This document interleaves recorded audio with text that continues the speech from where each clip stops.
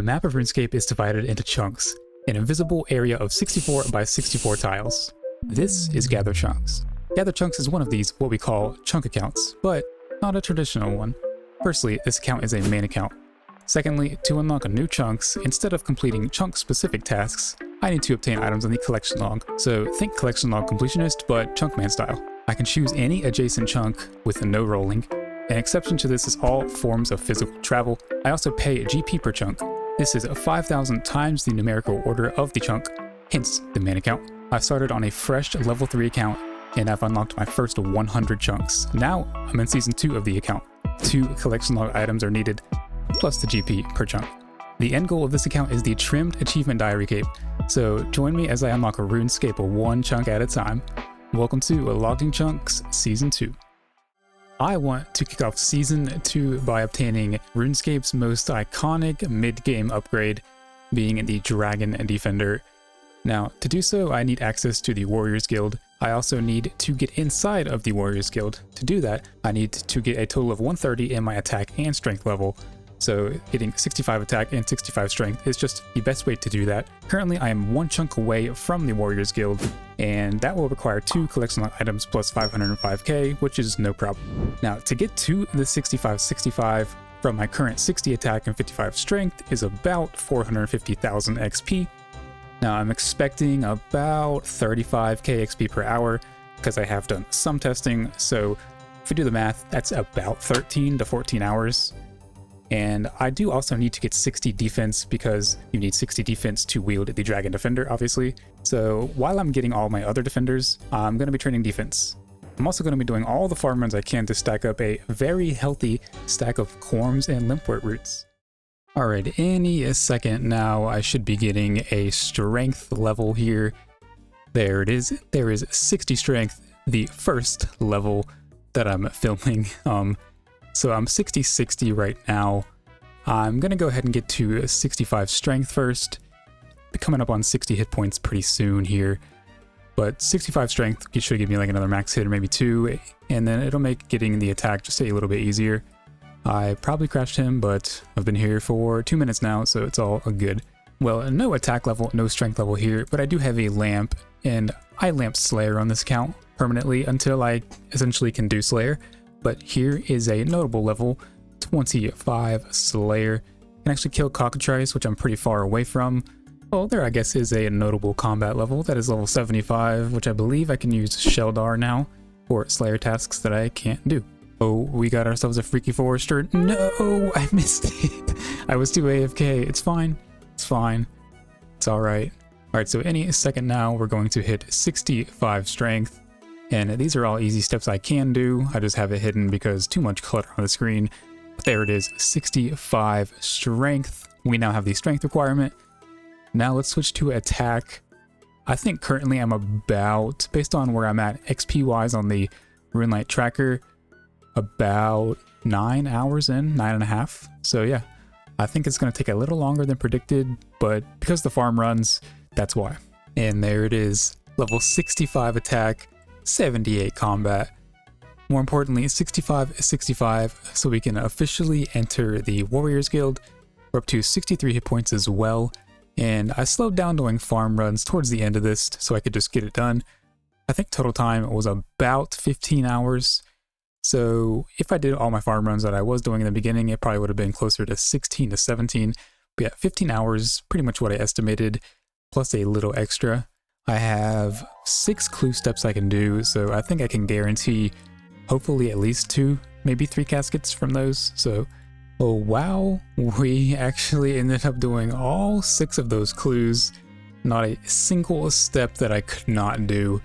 And if you are wondering, let me just pull it up on the chunk picker real quick. So this is every single chunk I have currently. It is 100. It should say 101 there. I don't know what I deselected. I have 101 chunks. The starting chunk of Lumbridge was free and did not count towards the order. Alright, I found the culprit. This fella right here, exactly where I'm standing, funny enough. I am about finished with my second farm run. I switched to doing Cadentines. I'm level 67 now for farming, which also I want to mention that I got level 65 at the end of season 1 into episode 8. Didn't actually show it, I did it on mobile. Yeah, but I'm 67 now. 65 is a big level for Hispori. Hispori itself has 4 collection log items locked behind it, which I'm definitely going to go for because I believe the minecart system takes you right over here. Yeah, the minecart system takes me right here, which is a physical form of travel I can use, and it's right within the farming guild at Chunky Boy, so that it perfectly works out for us. And we have 2 Hispori seeds, so we can actually do that whenever we please, just we need 2 collectional items for that, but I probably won't do that this episode. And to all you Varlamore chunkers out there, you're either rejoicing that you have new content to do, being part 2 and part 3, with so many new tasks in per chunk, I'm assuming, alongside a big area expansion, or you're in shambles because exactly what I just said. So here's all the farming spoils: 619 Quarms and 512 Limpworts, alongside the 2 farm runs that I did of Catentines. This is going to be a lot of money. So if I pull out what I have in the bank, that's an additional 135 and 95, I think that's it, to these stacks. So yeah, this is going to be like over 3 mil, I'm hoping. And with this, definitely over 3 mil, but also 6 easy clue caskets, which during episode 6, when I obtained the Goblin Champion Scroll, I did end up getting a lot of easy clues that I was able to complete. Yeah, 22 easy clue caskets from that grind, bringing me up to a total of 28. I'm going to be opening these over time, as I'm going to open a few this episode just to get me my next chunk goals, which just the Warriors Guild. So I need 2 collection log items, but I will use these easy clue caskets for that, and so on. So when I run out of chunks to unlock with the defenders that I'd get, I'm going to go back to easy clues and just keep using these until I have no more caskets. I think that's a pretty good way to use these. So, moment of truth, from all that farming, 15 hours of in-game time, I think IRL took maybe 5 days. We get 3.1 mil. That is amazing. Add that to the stack that we currently have 35,000 coins of, but now it's looking healthy, back over a 3.2 mil cash stack, which would afford 6 chunks for sure. So like I just said, I'm just going to go ahead and open these until I get 2 collection log items. So without further ado, let's go ahead and just open them until we get 2. Hey, and there they are. 2 separate teleport scrolls, which is pretty cool. Lunar Island, which you can't go to, and Mostly Harmless, also cannot go to that place, but hey, they're collection log items, so we're just going to be putting them in the tab. So we can actually use these when we get to those chunks, but we have to keep at least 1 in the bank. But there's item 101 and 102 respectively. All right, I'm actually just going to go ahead and sell all but 1 of those each because they're actually worth a little bit of money. I'm going to get some mithril armor and then head to the Warriors Guild to start the defender grind. So now we got to pay for that chunk. So that is chunk 101 or 505,000 coins. And then we are using, again, these 2 items right here for that 1 chunk. I gotta be very careful to not click these ever, because I don't want to accidentally go to more chunks that I have not unlocked.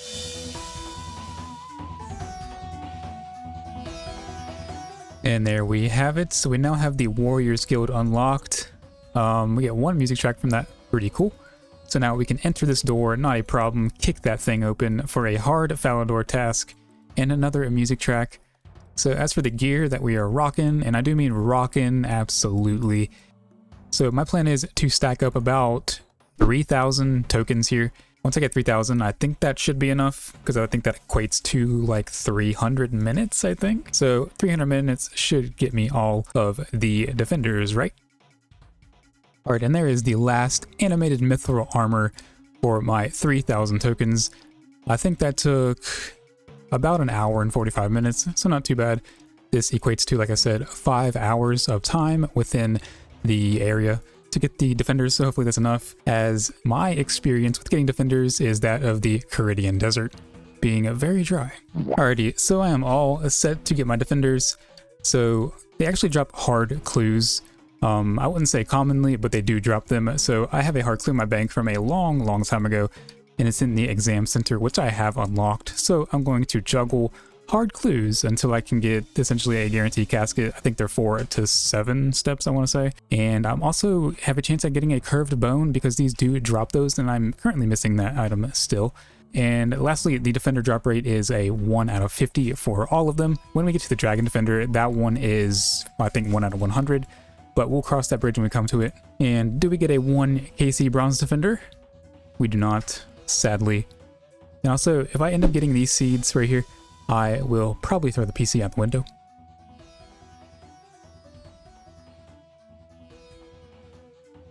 Hey, there it is. As usual with this account, over the drop rate, but got the first one. Now, I'm not going to be showing all of them. I'm just going to show this one, of course, and then I'll show the rune one, but the other ones I just don't see really why. It'll be kind of repetitive, and also my PC is a bit of a potato, and I can't actually edit while I'm having my recorder up at the same time, so yeah. Alright, no defender here, but just ignore what I said about not showing them. I have to show the collection log pop-up, so yeah, it's I'm gonna show them, but I may or may not talk over them. May just make a little tiny montage out of it. We'll see.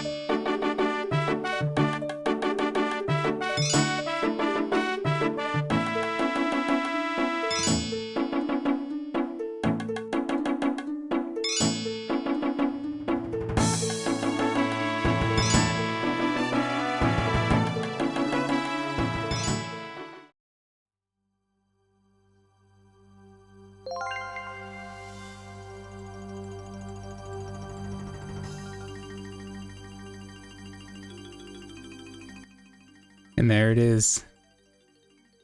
There's the dragon defender. Let's go ahead and get that. Get out of here. Now that is truly a massive upgrade. Oh, that looks so nice. Right on drop rate. That's what I like to see. Well, I gotta say, I have finally not gone dry on a dragon defender. I've actually gotten this one probably the earliest I've ever gotten them. So real quick, I do want to take a quick moment to shout out Buzz here. Buzz Coulson. He was there actually when I got the Rune Defender and actually offered to pay or help pay for the bonds that I'm giving away. Very generous offer, Buzz.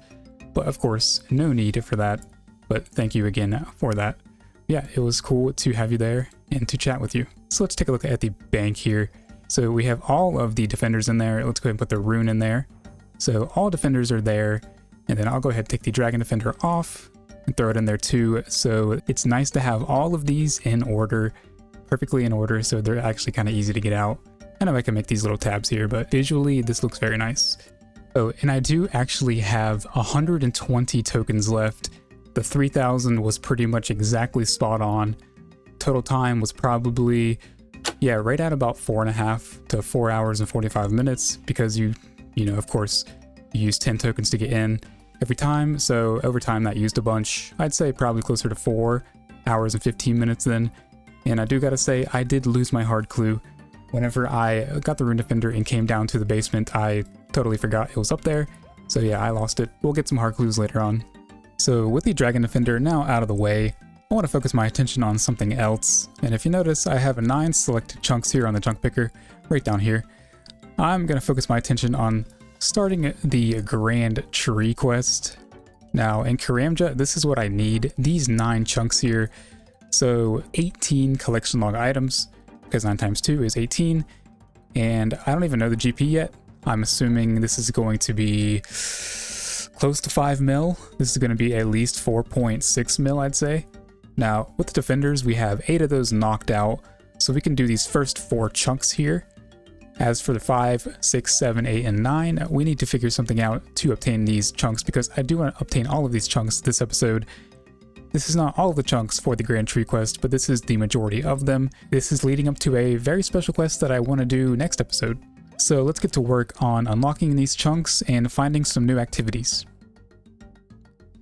So I'm actually going to go ahead and unlock those first 4 chunks, being the Brimhaven area and the northern bit of Karamja.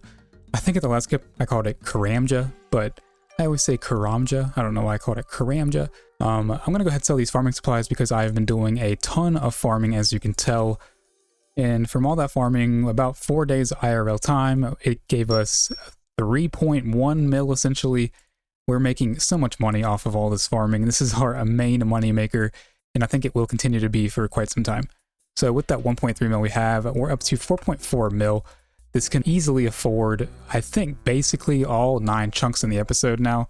So those are going to be at chunks 102 through 105. So I'll show you the first one and then speed through the rest. So chunk 102 is going to cost 510.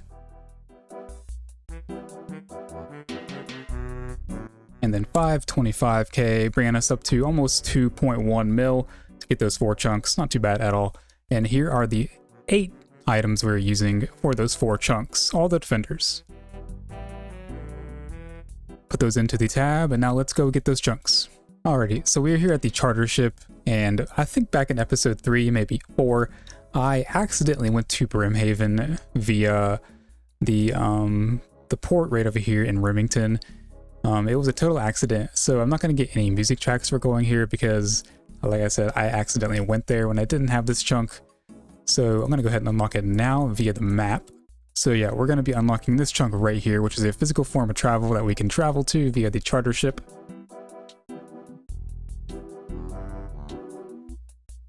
And here we are at our brand new chunk. So now let's go get the other 3.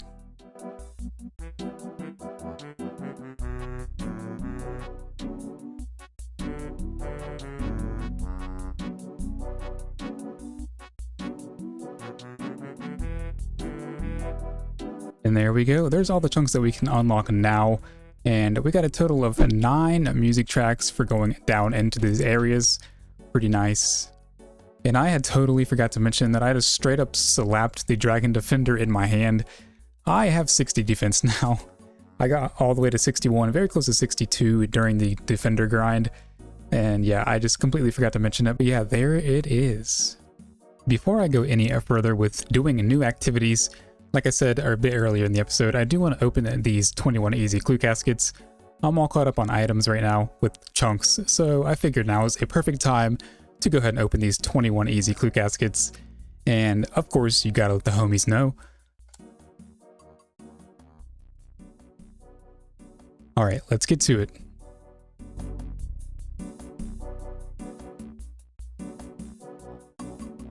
Hey, there's item number 1, Bob's black shirt.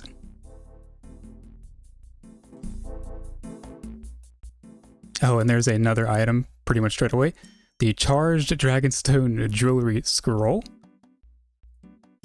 And another item, Gothic Page 4. Oh, the Amulet of Power Trim. That thing is worth so much money. Oh my goodness.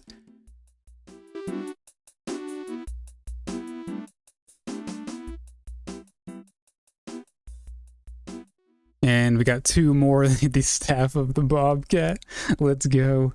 And we got the Piscator's Teleport, of course, that's perfect.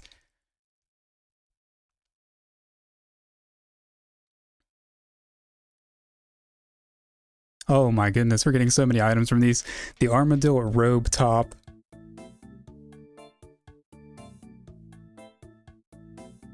Wow, and there's finally purple sweets on the account. The first purple sweets we got. And a Amulet of Magic Trimmed, so that's pretty cool too.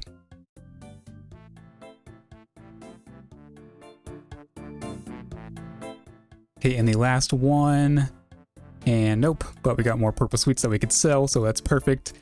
All right, let's see. There's all this spam. All right, let's see everything we got and count it up. So it's all tallied up, and in the inventory, it's in order, in the order I got them.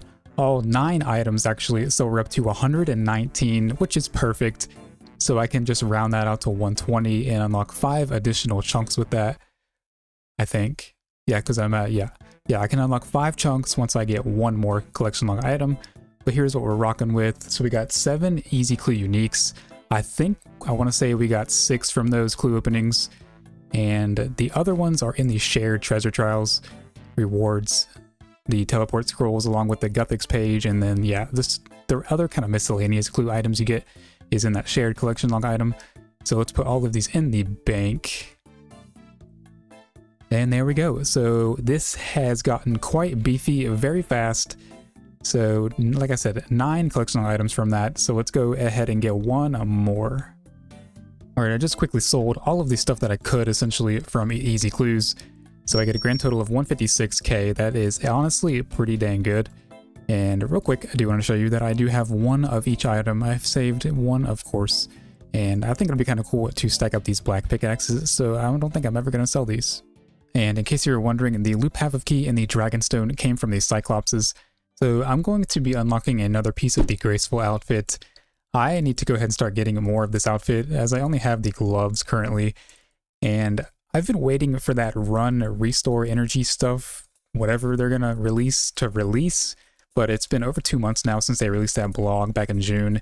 It's been closer to 3 by now, so I'm kind of tired of waiting. So I'm just going to go ahead and do some more agility.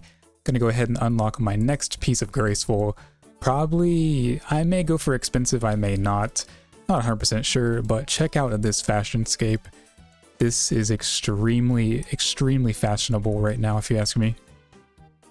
And here's going to be a notable agility level. That is level 50 agility. And we're back again with another level, 52 agility. That's going to be the last level for now. So we have plenty of marks of grace, so let's go head over to Grace and get some graceful. Alright, so we are at Grace now, so let's go ahead and trade her. We have 66 marks of grace. Went over, but I wanted to get level 52 before I left. We're going to get the most valuable piece, the graceful legs. They cost 60. Let's go ahead and buy those now. And there it is, the graceful legs now obtained. Also, pretty good fashionscape with what I'm wearing now. Not bad. So now that we have 10 additional items, we can unlock these 5 chunks here.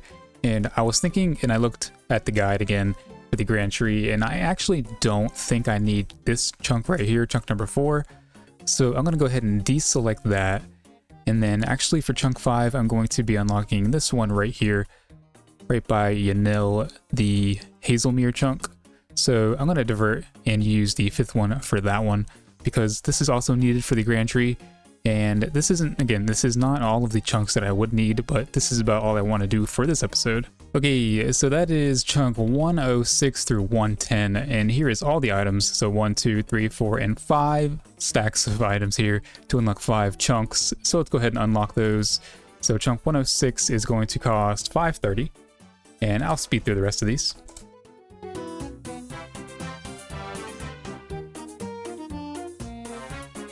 Okay, don't have enough.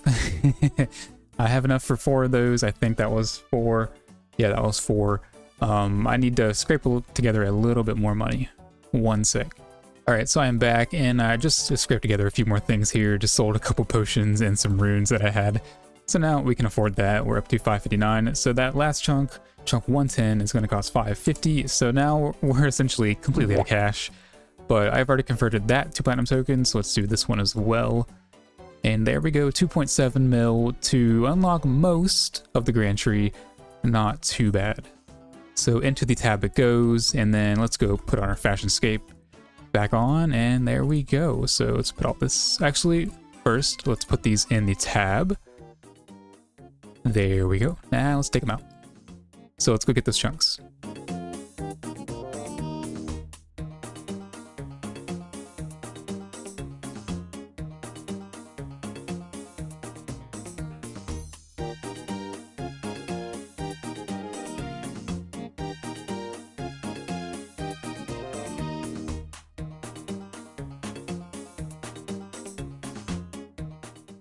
Alright, so there we go. So we got all of the ones over here on Karamja. I don't think we got any music tracks. This should be everything we need on this side of Karamja to do the Grand Tree. So let's go do the Hazelmere chunk and then move on to something else.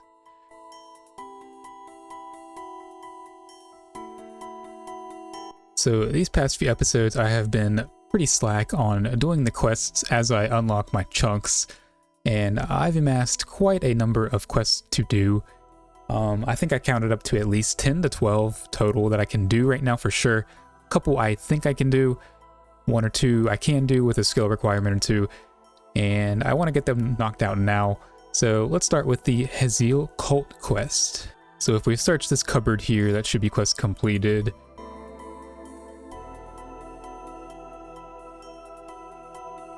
And there it is, quest completed. 2,000 big ones to the catch stack. It's honestly a big help right now. And 30 thieving, pretty nice. So let's move on to another quest.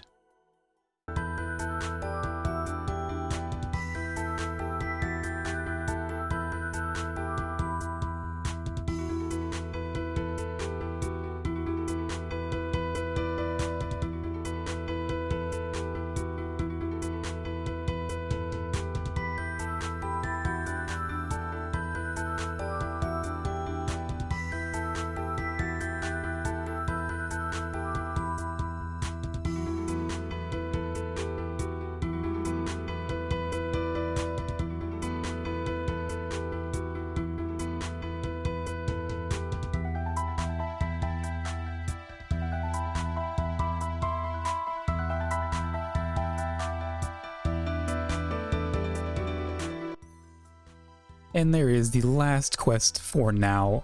There's 22 herb lore. I got a lot of stats, 35 cooking, all the way to 27 rune crafting, 9 smithing from one of the mini quests for RFD. Yeah, a ton of stuff here, a ton of quest points. I think I got at least 10 plus, probably close to 15 quest points. Just a lot of progress here. So this is very nice. This unlocks the Shades of Morton dungeon, I believe. I can do that now right up here, so that's pretty cool. A lot of collection logs there, and also Guardians of the Rift is now an option, so that's really exciting. I do enjoy me some Guardians of the Rift, so I'm looking forward to doing that, but not anytime soon.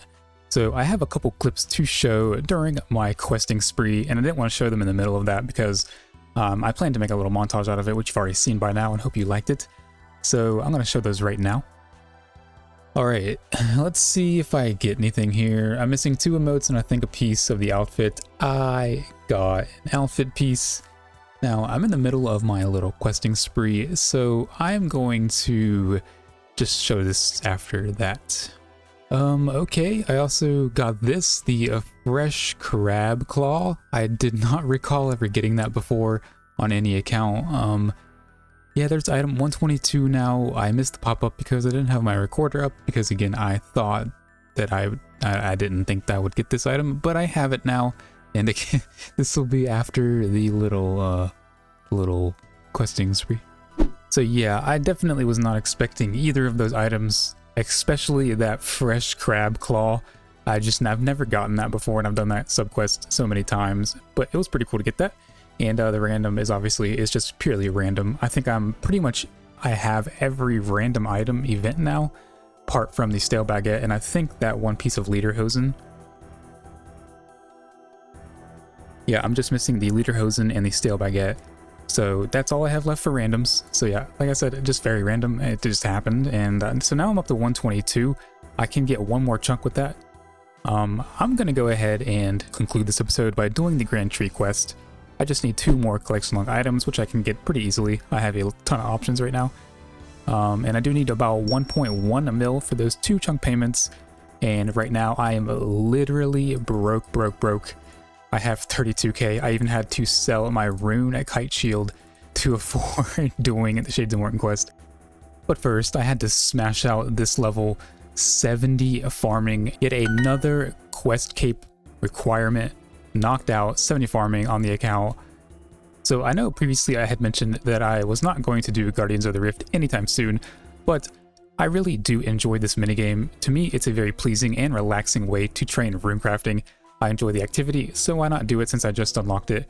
Now, it's not going to be very efficient, my method of doing this for now, but like I said, I'm just going to do a few runs of this, get 2 collection log items, which a couple of these collection log items with this activity are fairly common. I can expect them probably within an hour or 2. So let's go ahead and start doing some Guardians of the Rift. I want to say I'm not going to use any pouch. I have the small and medium right now. I'm just going to use the small because the other ones degrade, and the small one actually does not degrade from what I've seen. So let's knock out some runs. Alright, I'm going to do my best to talk while playing this minigame. So the main thing I was thinking about with Guardians of the Rift is it takes you to all the altars throughout Gielinor. And a lot of them I do not have access to in, like, let's say the overworld, we can call it, Gielinor itself. but I do have access to them through the Guardians of the Rift. Now, I'm not sure people's opinion on this, so let me know if you think I should have the corresponding chunk unlocked to go there. In my opinion, I don't think I need it because this is purely through the minigame, and since I have the minigame unlocked, I should be able to use all altars if I have the level and the quest requirements, because some do require certain quests to access. Like for example, the air one, and nothing really required of that. Just go to the air altar by Falador. I don't have the Falador chunk, so I'm still using it. Mind altar, I think I have that, I'm not sure. But yeah, the earth I do have, the fire I do have, chaos I don't, coming up on chaos. So yeah, just let me know what you think, if I should have the corresponding chunk, or if you agree that I just don't really need it since it's all through the minigame. Now, this only really applies to like the nature altar and the chaos altar. I have pretty much everything else here that I can access via non-questing altars. So if you guys agree in the comments, if anyone does decide to voice their opinion and there's a riot, I will no longer use those, but for now I am going to use them when I get the level. And there is 40 rune crafting. Alright, I got 13 chances here to get at least one collection log item. It's kind of hard to balance these because I don't have too many catalytic altars to use, but hey, it's all good. I have 13 rolls, so let's just go for it and see if we get anything. I'm expecting to get at the Abyssal Pearls. Hey, and there they are, the Abyssal Pearls. And I got all the pouches. I have every pouch now, which is pretty cool. And nothing else. That's kind of to be expected. I expected to get these and that was it. But there's one out of the two, so let's just do a little bit more. Alright, so once this game ends, that'll be a big runecrafting level, 44 runecrafting on the account. Now I'll make my own nature runes, very nice, but also 1,200 total from that. Now that looks pretty clean. Alrighty, so we have 16 rolls now, so let's just get to it. I believe there it is. Yep, there it is. Search number 1, the Catalytic Talisman. I'm just going to go ahead and I'm going to keep going. I'm going to risk it. Yep, I knew it would happen. There's another item, the intricate pouch. It's all good. I can't open it anyways. I'll just keep it in the bank. So here is items number 124 and 125. Very, very nice. This will be sitting in our back pocket for next episode. Alrighty, so those 3 items are now in the bank, so I'm going to be using these 4 items here to unlock those 2 other chunks that I need to complete the Grand Tree quest. But first, as usual, I need to make some money, so let's go do that. So I'm just going to go ahead and sell some Guardians of the Rift stuff I got alongside the farming supplies. So Guardians of the Rift give us a total of 142k, not too shabby. And the farming, we get a total of, I don't know how much that was, about 1.3 to about 2.3 mil actually. So now we have plenty of cash to afford those 2 chunks. So that is going to be chunk 111 for 555,000 coins. There we go. And then chunk number 112 for 560,000 coins. And here are the 4 items right here. And into the tab it goes for over 32 mil now. I think I spent close to 7 mil just in this one episode. If that doesn't deserve a like, I don't know what does. But let's go get those 2 chunks. So to actually get to the Grand Tree chunk, it's not walkable anywhere. I cannot walk through any of these chunks to get there. I'm actually going to be utilizing what I unlocked in episode 3, the balloon transportation system, and it drops me off right here. I have checked it on my main. It drops you off right there, 1 or maybe 2 tiles within this chunk, so I'm all good there, I hope. So now what we're going to do is go ahead and unlock it now.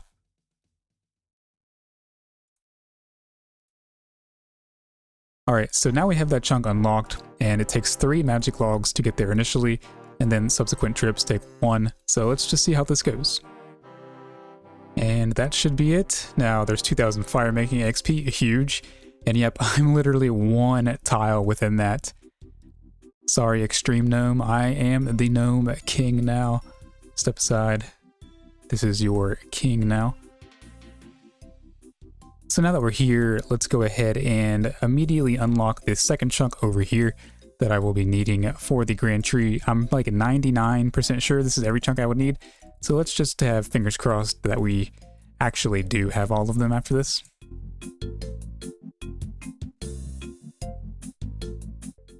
So right here is exactly why we needed Karamja. So he's going to fly us to Karamja, and yep, there is the area I already unlocked alongside the shipyard. And then I think we're going to go down here as well. So yeah. And I needed this gnome ball field chunk because of this one NPC right over here. But I think this person is also used in other quests, so it's all good. So I'm at the conclusion of the quest now. I just got to kill the level 172 Black Demon, and I'm definitely going to use Fire Strike because this is what everyone does, right? But I actually did not need this one chunk down here in Karamja. The glider that I got down here, I don't know what quest I'm thinking of, but I totally did not need that chunk. Sorry, no cope here. Not going to have copium, it's fine. It is what it is.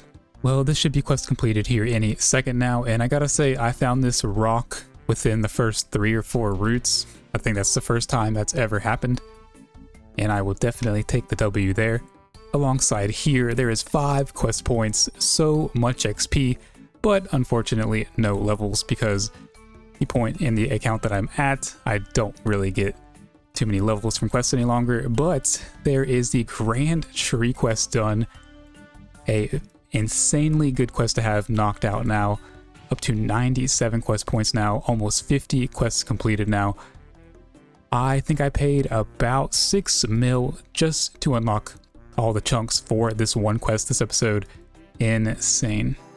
Oh, and I do get access to the gliders now, which is another form of physical travel now unlocked. So in typical me fashion, I obtained yet another item on the collection log actually earlier today while doing a bit of AFK forestry on mobile here at the Hosidius area. Actually, the magic trees right over there is where it happened. I've recently switched to those for some extra GP because I don't really care too much about XP right now. But I got the Leader Hosen shorts as item 126 on the account. And if you don't know, I do work a full-time job, and when I get a chance at work, I do some forestry. So that's just where these levels have been coming from over time. I'm getting up there, level 81 currently. I'm just trying to green log forestry over time. If we took a quick peek at the forestry collection log, this is what I'm working with. These two are purely RNG. If I get it, I get it. I don't, I don't. I'm saving up for the funky shaped log, which is 15,000 bark, and I'm about halfway there. And the lumberjack I will get through temple trekking. And once I get that, I will get the subsequent upgrade to the outfit. There is one quest in particular that is a turning point for most accounts. That quest is a Monkey Madness. Now, when we were all noobs, this quest was incredibly intimidating, but nowadays, most of us are absolute gamers, and it's a total breeze. Now, what stayed the same is that feeling of accomplishment when completing that quest. The XP reward is fantastic, and you gain access to the Dragon Scimitar, which is a great mid-game upgrade, beating out my current best-in-slot weapon being the Dragon Longsword.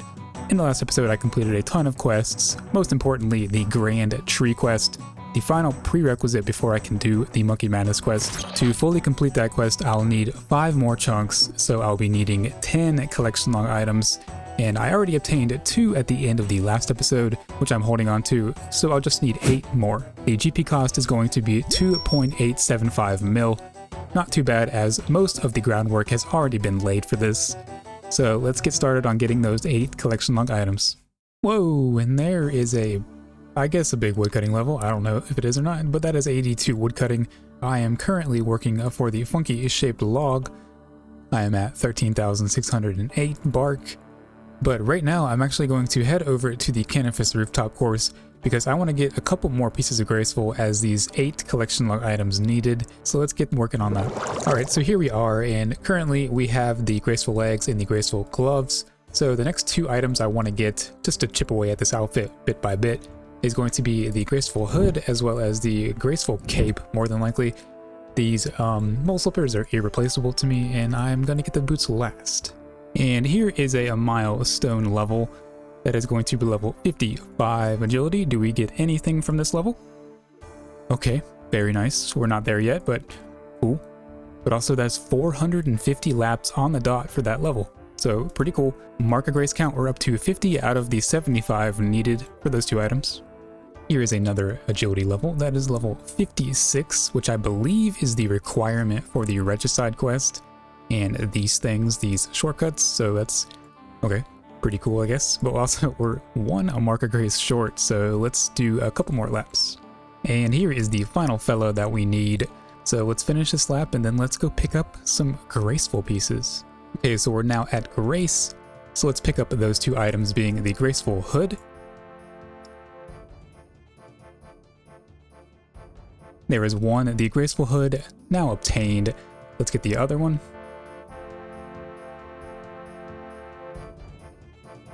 And there is the graceful cape, two more pieces of the graceful outfit now obtained. Let's go ahead and put those on. That looks pretty hideous. Let's immediately put these back on, and there we go. So let's go throw these in the tab over here. As the hood first, followed by the cape. And just to let you know, I still have one marker grace in here. This will permanently stay in the bank. Okay, since we're on the topic of agility, I am going to go ahead and start doing a very small amount of Brimhaven agility here. This place got reworked back in May of 2024, and they came out with essentially, I think, one more item for the collection log, being the Brimhaven voucher. Alongside, you can get the agility arena ticket now. So each tag of the pillar, you get 1 and 1. You can get about 60 of these tickets per hour. Excuse me, sir. And I'm just going to go get one of each because both of those items are on the collection log and they're super easy to get. I will be back to this place to get that pirate hook. I'm going to really enjoy having that item for Fashionscape purposes. But for now, I'm going to go get this 2 vouchers and an agility arena ticket. And I will be back, like I said, also for the graceful recolor. It's not my favorite recolor, but it's on the collection log and it'll be pretty easy to obtain. It's about 6 hours to do that. Alright, so stepping foot down here for the very first time got me one music track, and I failed the very first thing, of course. I know this is going to be painful at level 56, but I'm just here for a 1 tag pillar and that's it. Alright, and there they are. So the agility arena ticket, as well as the Brimhaven voucher. Like I said, 2 very easy items to obtain, and I beat you guys stink. May as well go ahead and get this one since it's 1 pillar away. Okay, so I have 2 of these tickets here, and it looks like I can go ahead and just exchange 1. Yeah, there it is. So you get 345 XP. I think if you do diaries, you get more XP. Don't quote me on that, but I'm pretty sure. And here is the pirate hook for 800, and then the graceful recolor for 250, as well as you need the entire graceful outfit. Total, that's like 1,050. So 1,050 minutes. That's a lot of hours doing Brimhaven agility, but I'm not going to think about it. Alright, so I've done a bit of testing. I've done this for 1 hour, just over actually. I missed, I think, 2 tags over that, I guess, 62 minutes. And I did do a random event in between that, so this was like 63 minutes, I guess. But honestly, not too bad at level 56.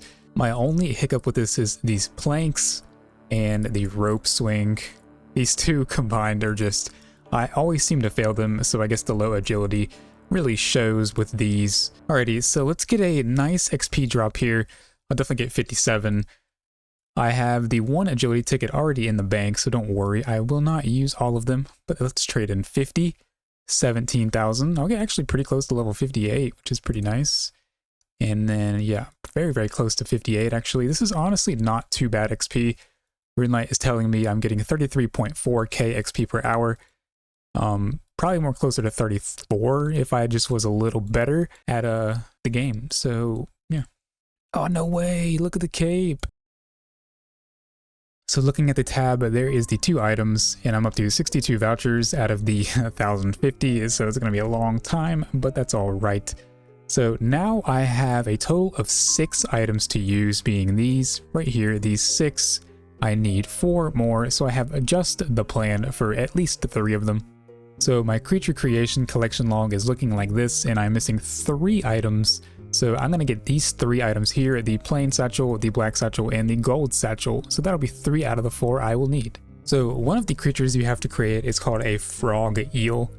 And it's pretty simple. It takes 1 raw cave eel, as well as 1 giant frog leg. Now I looked these up and they're super just expensive. I tried to buy a few for 6,000 coins each. They did not buy, but giant frogs level 99 drop them, very specifically level 99 ones. And the only place they are found that I can access is the Lumbridge swamp here, the caves. So if I go down here, I go right over here. I'm assuming there's an agility shortcut there I can access to get me to these giant frogs here. They drop them very commonly at a rate of 1 out of 2. So I should be able to stack up a few of these, and I'm honestly gonna just try to sell one and see what it buys for, and just see if this was gonna be like some kind of odd, obscure money making method. Alright, so there is an agility shortcut there. It's in green, so it looks like I can do that. I have no idea the level requirement for that, but I have it, whatever it is. So here is the level 99s. I think there's 3 over here. Yep, so I'll be killing these to stack up quite a few of these. Well, maybe not quite a few, but a couple. Yeah, the first kill, here they are, 5,000 coins it's saying. I don't know if it's going to be worth that much, but we'll see. Oh, and there's 62 defense. I got 12 of these things now. These things are pretty dang tough. If these things actually do sell for what they say, this will be an insane moneymaker. But the daily traffic on these things is anywhere from like 100 to 1,200. There's no telling. One day I saw there was a total of like 7 sold. Okay, so let's just try to sell one of these. Let's sell it for mid-price, whatever it says. There's no way. There's no way. 6,700 coins. Should I offer all of these? Okay, so like I said, there's not much of a market for these. I'm just going to take these out and use these, and then sell whatever I don't need. First up, we're going to make the sword chick here, which drops the black satchel. Hey, there it is. The black satchel is now obtained, so just 2 more to go.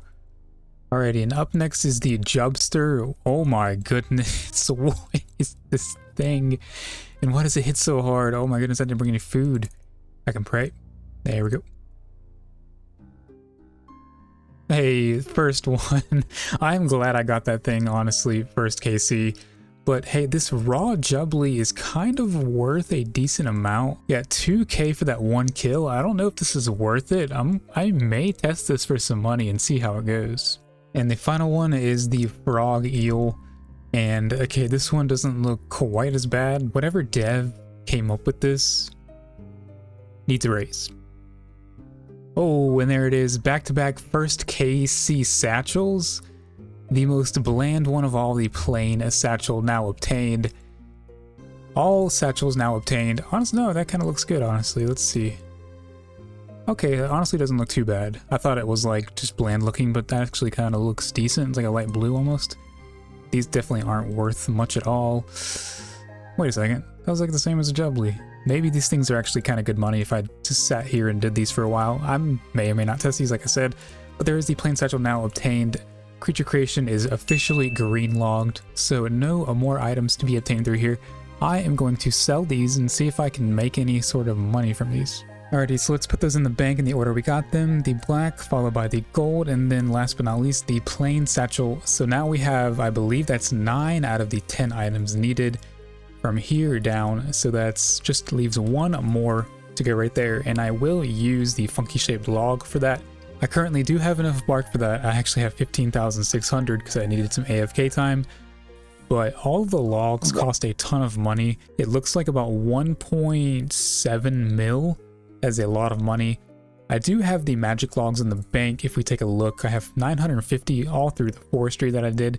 So that is like a good chunk of that. But I still need about 1 mil to get the rest of the logs. And I have 189k. So what I'm going to do, perfect segue, I am going to go kill Giant Frog to get their legs again, because these sold in like 2 or 3 minutes and they sold for this price. I think it's worth it to go test them out at least for 1 hour and see how many I get, and then see what kind of profit I could make. And I will subtract supplies. Alright, so the timer just went off right in time to kill this giant frog, so I'm going to go ahead and kill it, pick up whatever it drops, and hopefully it's some frog legs. But I'm getting very close to 63 defense. I guess I'll get that at a later date. But let's go count up and see how we did. So here's all of the supplies I used: 43 monkfish as well as 2 of each super potion. And I got 40 frog legs and a very nice number of nature runes. So let's sell these and see what we get. Okay, these frog legs insta sold. I have no idea what they sold for. Let's go ahead and collect this. So we got 221k. That's not very good. Let's see how much we spent on those supplies. So we spent 43k on that, making us about 180k in 1 hour. That is not very good. I'm gonna give that like a 4 out of 10. Not really worth it. Kind of nice because you can get curve bone, and also pretty decent XP. I mean, I got 65 HP and almost full defense level, so it's not horrible, but I wouldn't do it again. So I'm gonna go ahead and focus my attention back on getting that funky shaped log. Now I need about 1.2 mil to get the rest of the logs needed, and I'm at 287k. I'm broke right now, but I have a ton of farming supplies that I've been farming a lot, and I am very excited to sell this. So about 5 days of IRL farming, not literally IRL, but IRL days. I get a total of 4.5 mil from that. That's what I like to see, bringing us up to 2.8 mil on the dot pretty much. That is pretty awesome. So now we have plenty of money to afford all of the logs, so let's get those. All right, and there's all the logs purchased, and for, yep, exactly about 1.2 mil. That is very sad to see, but thankfully I do have the 500 magic logs that I cut myself, which is a fair amount of that total log cost for everything. But we do have all the bark, so let's go get that last item, the funky shaped log. All right, so here we are at the shop, and this is the last thing I can buy from the shop here that is on the collection log. It's bittersweet to have all of this done now. Let's go ahead and buy that funky shaped log. So much for all of this. There it is. The funky shaped log is now obtained. A very useless item for us for now, but hey, maybe one day we'll get the pet, so you never know. So if we take a quick peek here at the forestry collection log, I have every item here. I guess not technically every item from the shop, so I'll take that back, I'll redact that. I do need to get the upgrade, the cosmetic upgrade. But other than that, these 2 items are RNG based, so I'm basically done with the shop. But most importantly, we have all 10 items now to unlock those 5 needed chunks to complete the Monkey Madness 1 quest, as well as all of the GP now. I'm honestly kind of nervous about this. So these 5 chunks here are needed, as mentioned in the intro segment. I will definitely unlock them as I go. As for 4 and 5, it's going to have to be 4 first, because when I run up here to the gate, I will get captured and thrown into the jail right up here. And I'm just kind of stuck unlocking that one first. Nothing to it but to do it now. Alright, I'm feeling very intimidated right now, so let's go to the bank. Okay, just to show you that it is 2.875 mil, I'll go ahead and pull them out one by one. So chunk number 113 is going to cost 565, and I will speed through all of these. And the last one, chunk 117 for 585. And there it is for 2.875 mil, bringing us up to a total of nearly 35 mil in platinum tokens to complete this quest. Oh, and I don't actually think I've shown all of my chunks this episode so far, but as you can clearly tell here, every single chunk that I have is for sure associated with the Monkey Madness 1 quest, so, you know, the title is obviously very fitting. So real quick, I was selling some of my forestry stuff that I obtained during this 15,000 bark, and I already sold the logs and the bird's nest, so I got 605 from that, but all of these leaves are worth a ton right now. Don't know why. We get a total of, it's like 312k from that. That is crazy. Made a lot of money just from side stuff for forestry, so I pretty much paid for all those logs just by doing the forestry. Okay, now let's get to the quest. So here we are. Here is King and Arnode. Let's go ahead and start the quest. Officially start Monkey Madness 1 on the account. Alright, let's get to it. So this is the quest I was thinking about last episode. I unlocked this chunk for the glider for Monkey Madness 1, completely did not connect the dots there, but this chunk was needed for the Monkey Madness 1 quest. So I'm at the part of the quest now where I need to do this puzzle, and let's be honest, I'm sure most of you paid 200k back in the day, but we need to go to the Crash Island, so I'm going to go ahead and unlock that now, because I think once I complete the puzzle, it will take me to Crash Island. I think there's a dialogue in between, but I'm just going to cross all my T's, dot all my I's with that, so let's go ahead and unlock that chunk now. Alright, so now I have to talk to Lumdo here, and I need to go over here next, so I'm going to go ahead and unlock this chunk now.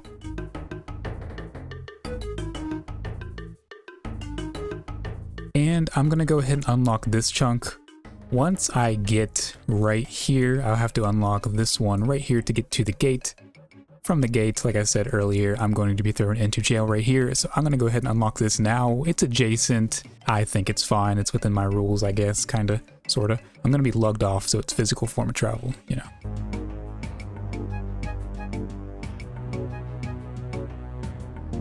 Alright, so there's those 2 chunk unlocks, so now let's go get to the 3rd one, and then let's go finish the majority of this quest.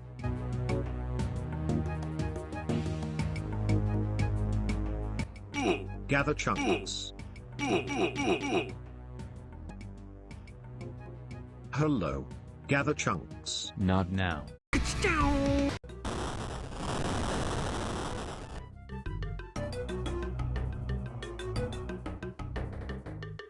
So I'm at the part of the quest now where I need to take this little monkey to the Grand Tree area and to a patrol itself.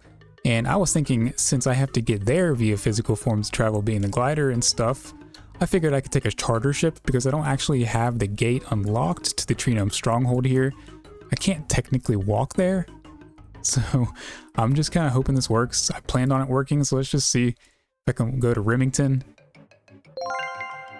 It looks like it works. I'll have to make that trip all the way to the glider in Al Kharid, but that's no worries. I'm glad it worked. So it's now time to do the final part of the quest, kill the jungle demon. Let's go ahead and wear it.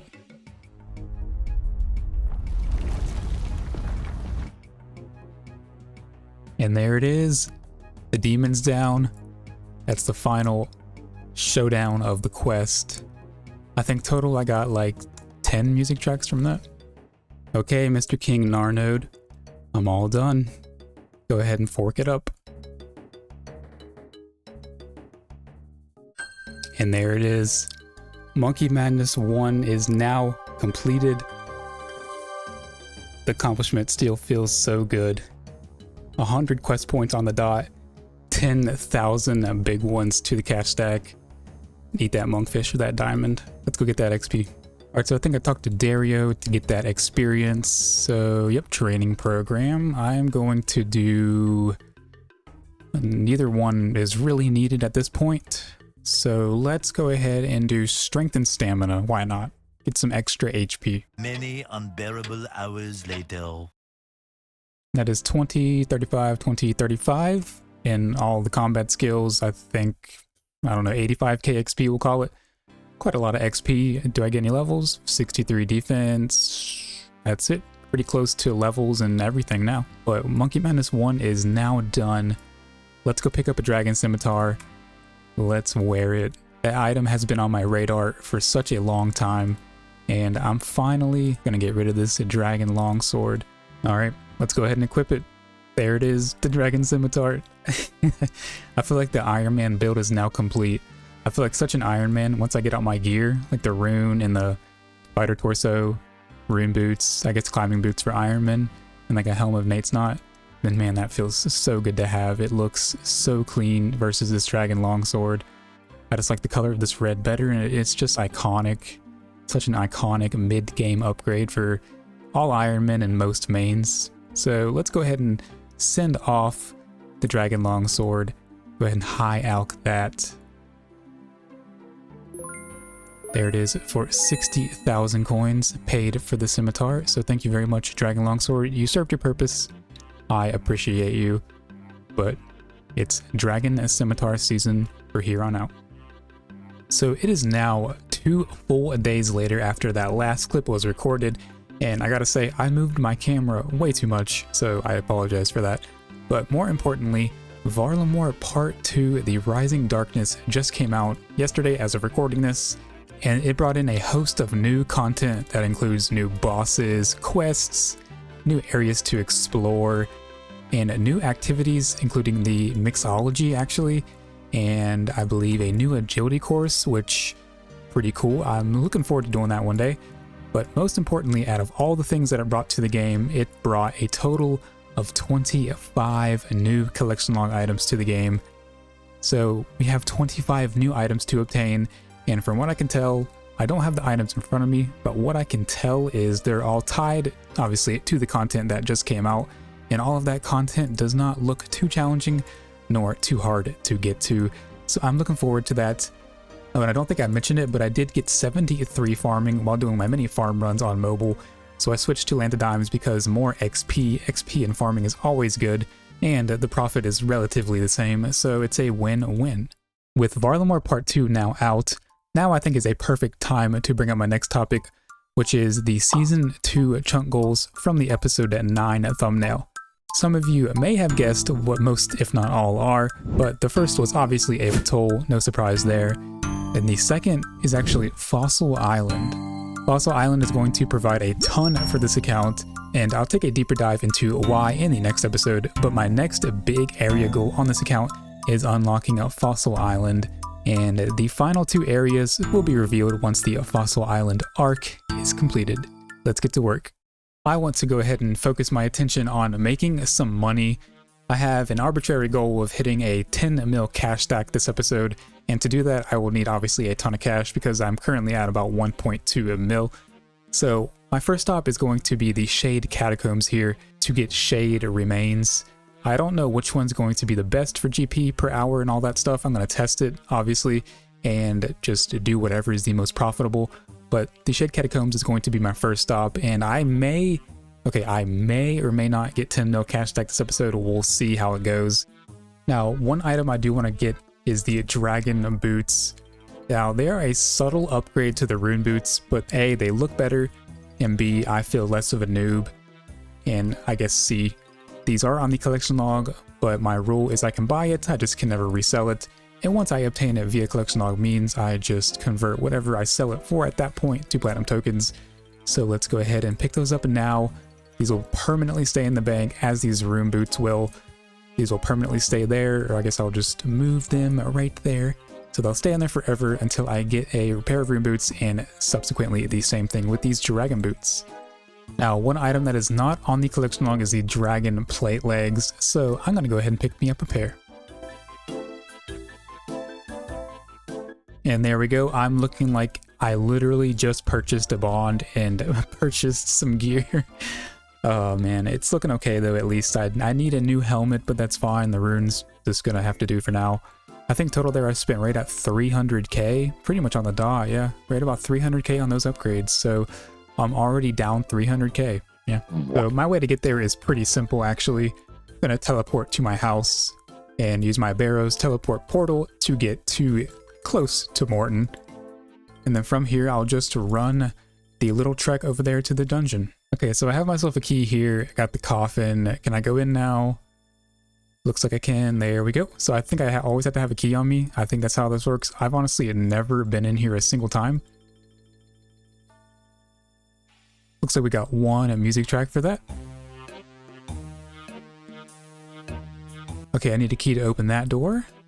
Yeah, like I said, I've never been in here a single time, so I need to figure this place out. All right, so the hour is now up, and I killed a grand total of 105 of these. I'm calling them Fren Shades, Fyren, however you pronounce it. I've killed 105 of them, and if I check here,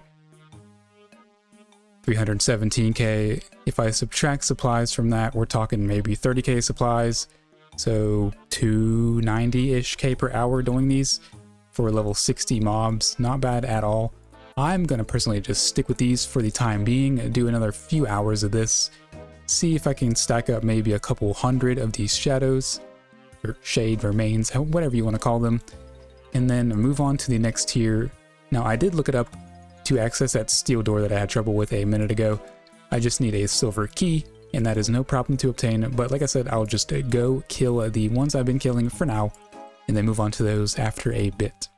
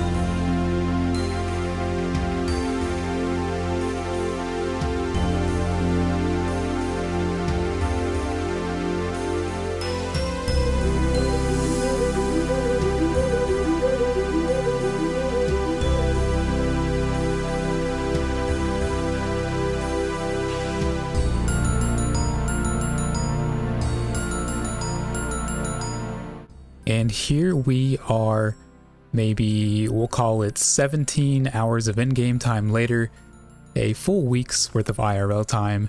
A bad storm blew through and I have been very busy with all of that stuff, but I'm finally able to sell everything.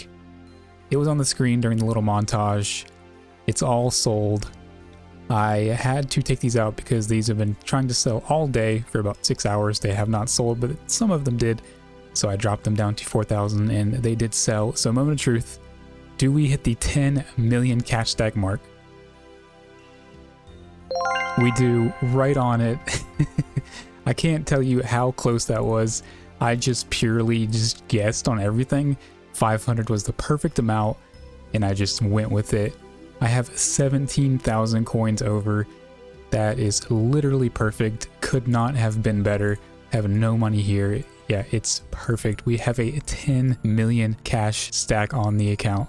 So as for the GP per hour for each method, I think I said the Fearin shades were about 290, maybe 300k per hour. If I had to guess, the next tier, the Ryle, I think, would be like maybe 350 to 400k. And then making those sacred oils would have been, I think, around 800k GP per hour for me, because I was doing it pretty slow, pretty AFK. And then the farm runs, obviously, technically 0 time, but over time, I did an absolute ton. I must have been at least 30 to 40 runs. So to finish out the episode, I'm going to be unlocking these 3 chunks here, the Farming Guild, the Woodcutting Guild entrance, and then 2 because I have to travel to chunk 2 here to get to chunk 3, the Woodcutting Guild entrance. These 2 are going to be used for the Bone Voyage quest, and then 1 is just another farming patch alongside his Spory. And I think I've already mentioned his Spory, but it has 4 collection items locked behind it, and I have, I think, 4 or 5 seeds by now. So I'm looking forward to starting the Spory grind to get a bottomless bucket alongside those 3 other seeds. So first, I'm going to get 2 collection items, unlock the Farming Guild, and plant my his Spory seed. So I'm hoping to get at least 1, maybe 2 collection items from these clues here. I don't know if I can finish the medium. I'm fairly certain I can finish the easy. I have most of those steps unlocked. And as for the medium, I have not actually checked, but I think I would have at least half, I'd say. I have no idea, honestly, but we're going to find out. So I'm first going to start out with this beginner clue and then move on. So as for the easy, I have to play a track for Cecilia. It's called Rugged Terrain, and that is unlocked. It says west of Kingstown over here in Corinne. And if I look, I would assume it's right in this chunk. I'm 1 chunk away, so maybe if I stand like right there on the border, I might unlock it. Let's go find out. All right, so let's go over here to the border of the chunk. Don't know if we'll get it. Nope, it's not looking like we'll get it. It's looking like we're gonna have to go into that chunk. So I guess I'll just hold on to that clue for now. But let's see if we can do the medium. I don't know if we actually can do that, can we? Nope, we can't do that either. I probably should have checked those, but okay. That is fine. Let's just go ahead and drop. No, we're not gonna drop it. We might need it one day. Let's keep it. So let's just go ahead and open this beginner. Why not, since we're here. And we got a second pair of demon feet. Already have those, but at least I can sell these for a whopping 49,000 coins. So for 4 of the 6 items needed, I'm going to be using the Shazian armors for 4 of them. I have 8 left total to get through here, and I'm going to use 4 more now. So this is going to essentially greenlog this probably very soon. And there is the first piece, the Shazian plate body 4. And the second piece, the Shazian boots 4. I think I have 1 more piece here, and then I'll be moving on to tier 5. And there we go. That should be all of tier 4 and now obtained. So let's kill tier 5 and get 1 of his pieces, or hers, and then move on to the final activity, which I do have planned. And there we go. Okay, that is the last 4 now. The Shazian boots 5 obtained. Now we can go ahead and move on to that final activity that I plan on doing. So I'm going to do a few solo Wintertodt runs to obtain those 2 more collection log items. Currently have 3 out of 10 in the Wintertodt collection log, and the Torch I probably will get. I think it's pretty common alongside the outfit. It's bound to happen eventually. So that's what I'm going with now. Just 2 more items. Solos are just better. I think it's more points per hour, but less XP per hour. I'm not really too concerned about XP at the moment. I'm just concerned about the points per hour.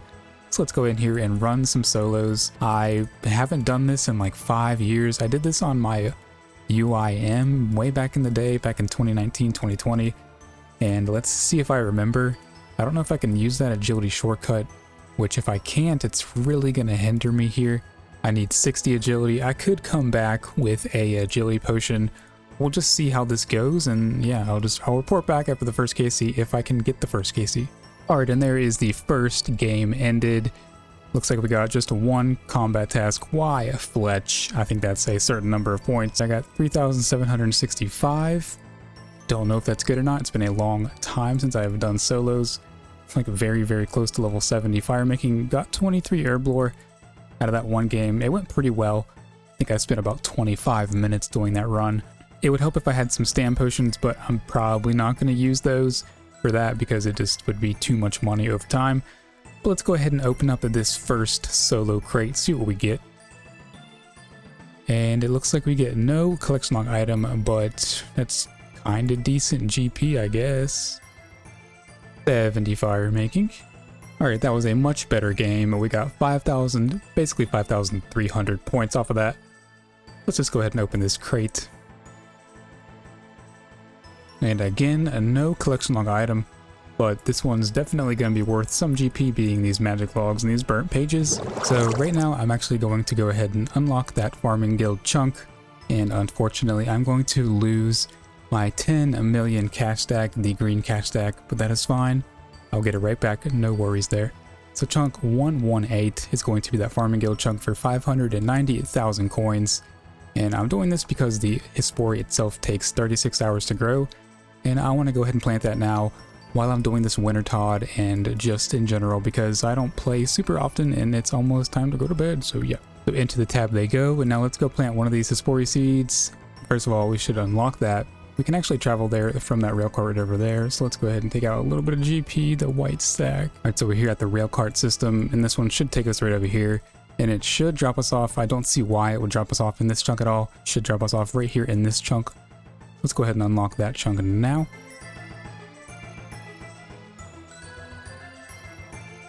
And there we have it, chunk 118, the farming guild is now unlocked. Now I'm assuming just this one. Doesn't seem like I'll get anything wrong here. Yep, and there we are. Getting down to business. And let's go do that to the cave right there. Okay, first time entering, yep, I figured a couple music tracks and I knew that was a Corinne task, as a medium Corinne task, and we can immediately go over here because we have 65 farming for this area. That is another herb patch unlocked, as well as right over there I can plant another limpwort root and a big compost bin. Not that I make my own anymore, but yeah, the farming guild is just a massive, massive place to have unlocked if you do a lot of farming, which I do. Let's go ahead and plant this Spori and then go back to the winter Todd. Okay, so I have two crates here, so let's just go ahead and open these. Both of these are about 7,800 points. I have gotten a little better at doing these solos. Let's go ahead and open them.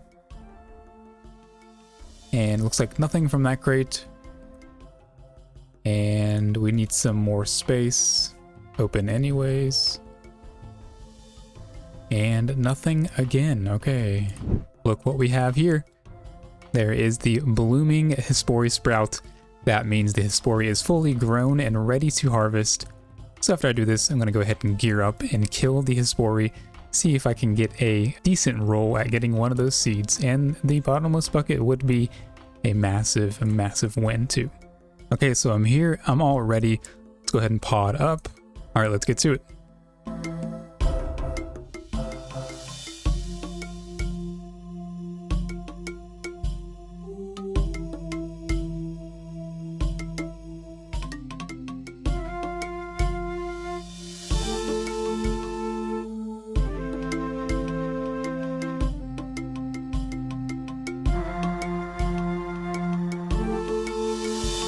Alright, it should be the final hit, and there it is.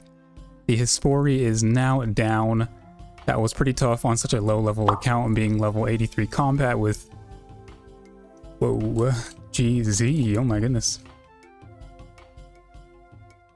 I caught that on live, that's pretty cool. GZ, I think that's Agile Tom, right? Yeah, that's Mr. Cox Locked. It's pretty cool that I caught that on live, so I'm just gonna wait a second, wait for the chat to calm down a little. Okay, and we're back, so let's go ahead and clear this Bory, see what we get. And we get, yep, there is one of the seeds, the Kronos seed, now obtained. I don't remember what these seeds do exactly, but I do know they all assist with farming. So into the tab they go alongside the Shazian that I obtained, and I'm just gonna go ahead and open, where's the crate? There's the crate. I'm gonna go ahead and open this. I have one now. I think this was about 6,000-ish points. So let's just see if I can get like a nice little back-to-back collection long slide here. Yes, there it is, the Pyromancer's Hood and the Bruma Torch. It always happens. I go one over my chunk or my collection log goal, but there is the Bruma Torch and the Pyromancer Hood. It's honestly a really good, wow, that's a really good crate too. U-Seed and 2 Snapdragons. Wow. Well, there's the 2 items, 140, 141, so I can go get those 2 chunks, and yeah, let's move on. So let's go ahead and put these 2 items in the bank now. The hood came in the chat first, so hood first, and then the Bruma Torch. So now let's go ahead and just straight away pay for those 2 more chunks that I want to get, all in one take. Let's see if we can do it. So that is chunk 119 for 595k, and then chunk 120, we're entering the 600k bracket. So 1.2 mil for those 2.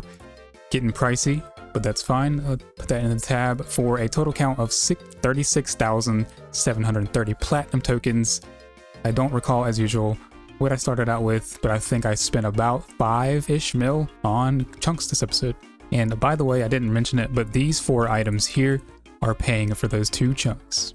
Well, since we now have this railway unlocked, might as well use him. So, oh no, I accidentally misclicked. I accidentally clicked. No! You see, now I accidentally just clicked. Just gonna go ahead and leave. Go back to the farming guild. I think that's 2nd, maybe 3rd time that's happened on this account now. Yeah, I guess I should just stop clicking so much. But let's actually, wait, there we go. Let's actually go to where we wanna go. But first, let's go ahead and unlock that chunk. Ah man, what an absolute shamble that was. Okay, so we're gonna go right over here to the Watson southwestern Hasidius area. So let's go ahead and unlock that chunk now. We've already paid for it.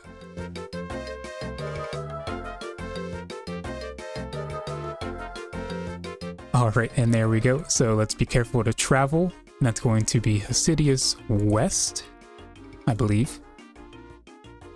That was Hasidius West. So now let's go unlock this one at the Woodcutting Guild at the eastern section, I guess. And there we have it. So do we get another music track? Looks like we got 2, 1 that we did not deserve, and then 1 from going to that Hasidius West chunk. Okay, can we actually walk over here?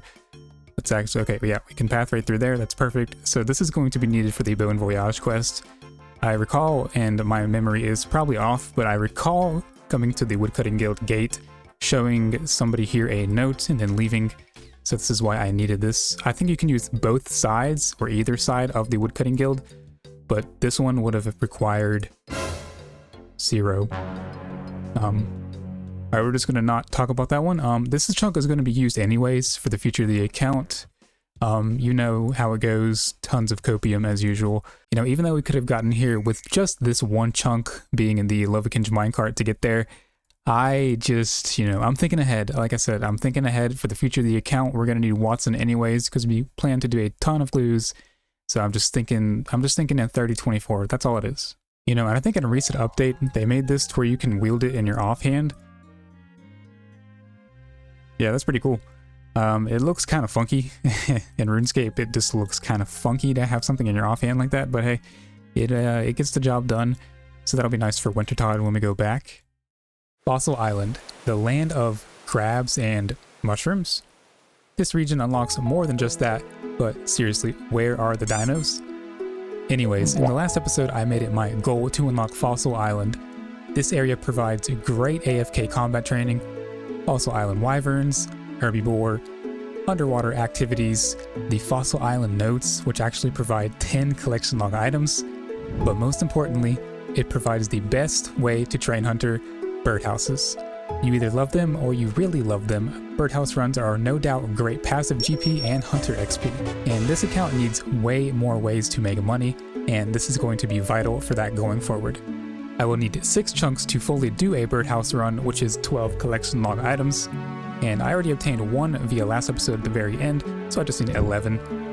The GP cost is going to be 3.7 mil, basically, which is currently no problem as I made over 10 mil in the last episode. I'll also need to do the Bon Voyage quest to access the island, so let's get to work.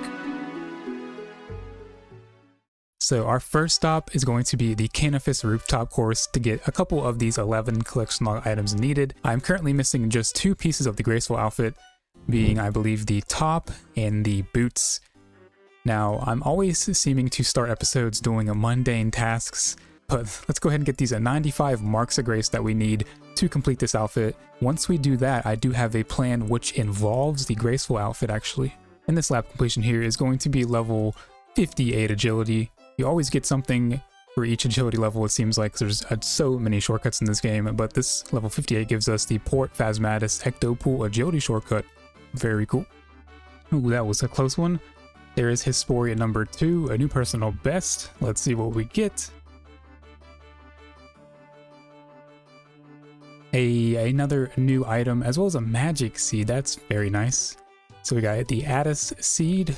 So we now have 2 out of the 3 seeds for the Hesperia. I'm willing to bet we'll get that 3rd one before we ever get that bottomless bucket. Alright, and this lap completion here is going to be level 60 agility on the account. We get a ton of stuff here, most notably the Sears Village rooftop course and the Wintertodd prison stuff, the pillars you can jump between, which will help with solos tremendously. Now, I do not have the Camelot chunk unlocked to do the Sears Village course. Right here, the Sears Village, I don't have that chunk. I know at level 60, you fail that course pretty often, so I don't find it worth it yet. The Canifis rooftop course, you can still get normal marks of grace 20 levels past the agility course requirement, so I'm just going to stick here.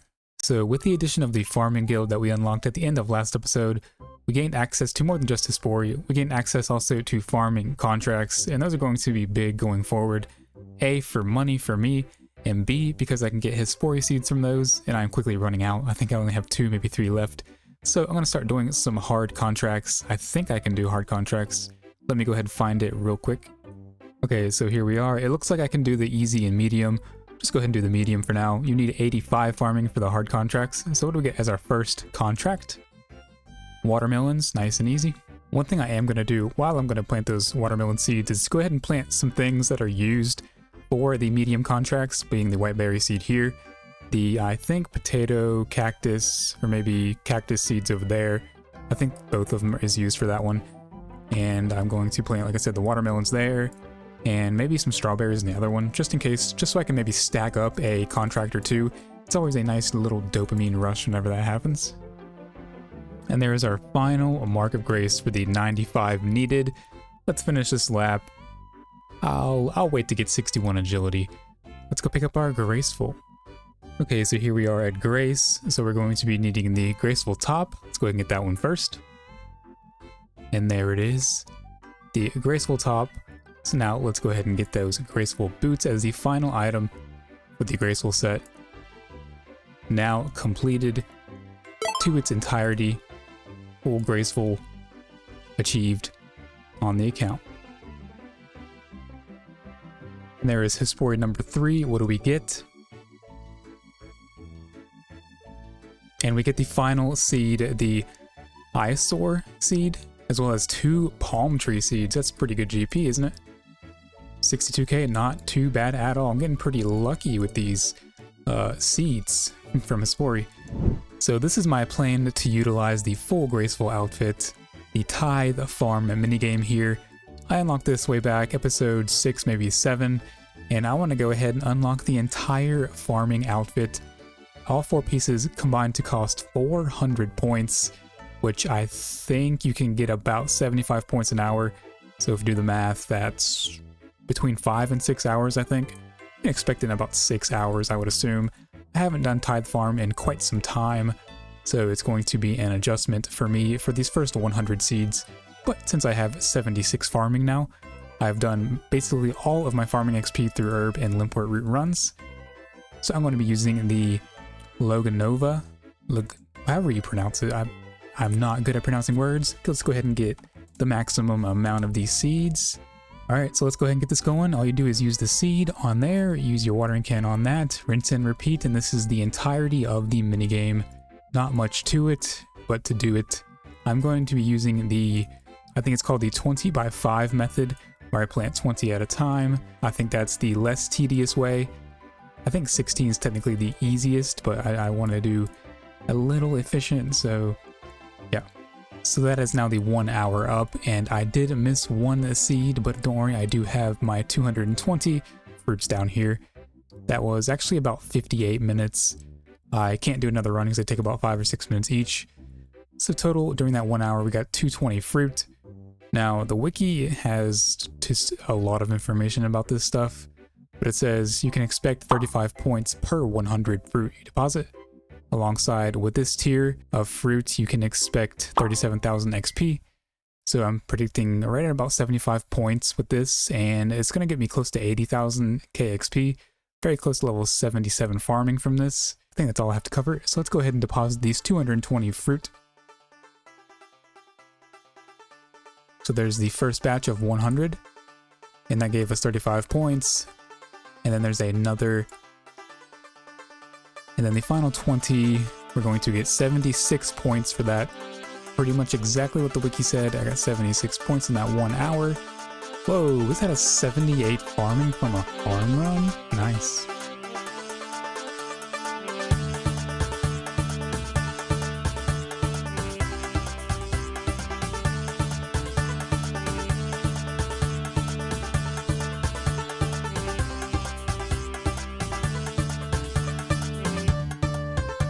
So I am still doing the tithe farm. I almost have enough to get the full outfit, but I'm going to go ahead and open these 9 seed packs that I have here.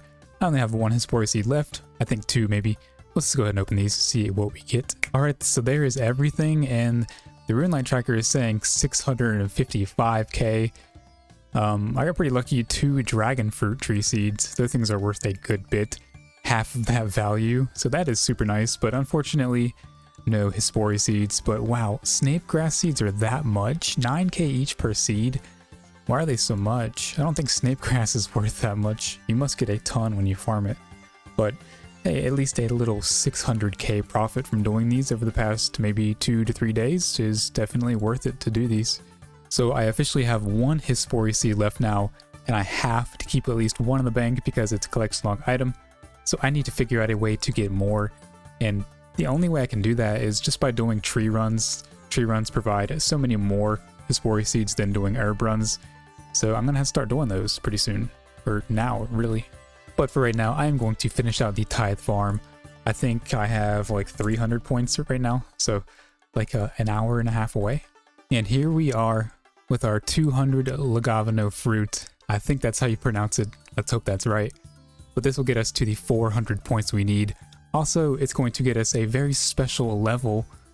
Let's go ahead and deposit the first 100. And then the last 100 for 405 points. But also 80 farming on the account. And 1250 total on the account. We can now enter 1250 total level worlds, which is pretty cool. Gets us access to a few more worlds. But most importantly, we can now talk to the farmer here and get the full outfit. Let's go ahead and prep the clan chat. All right, so let's get all of these in one fell swoop. So let's get the straw hat first, followed by the farmer's torso,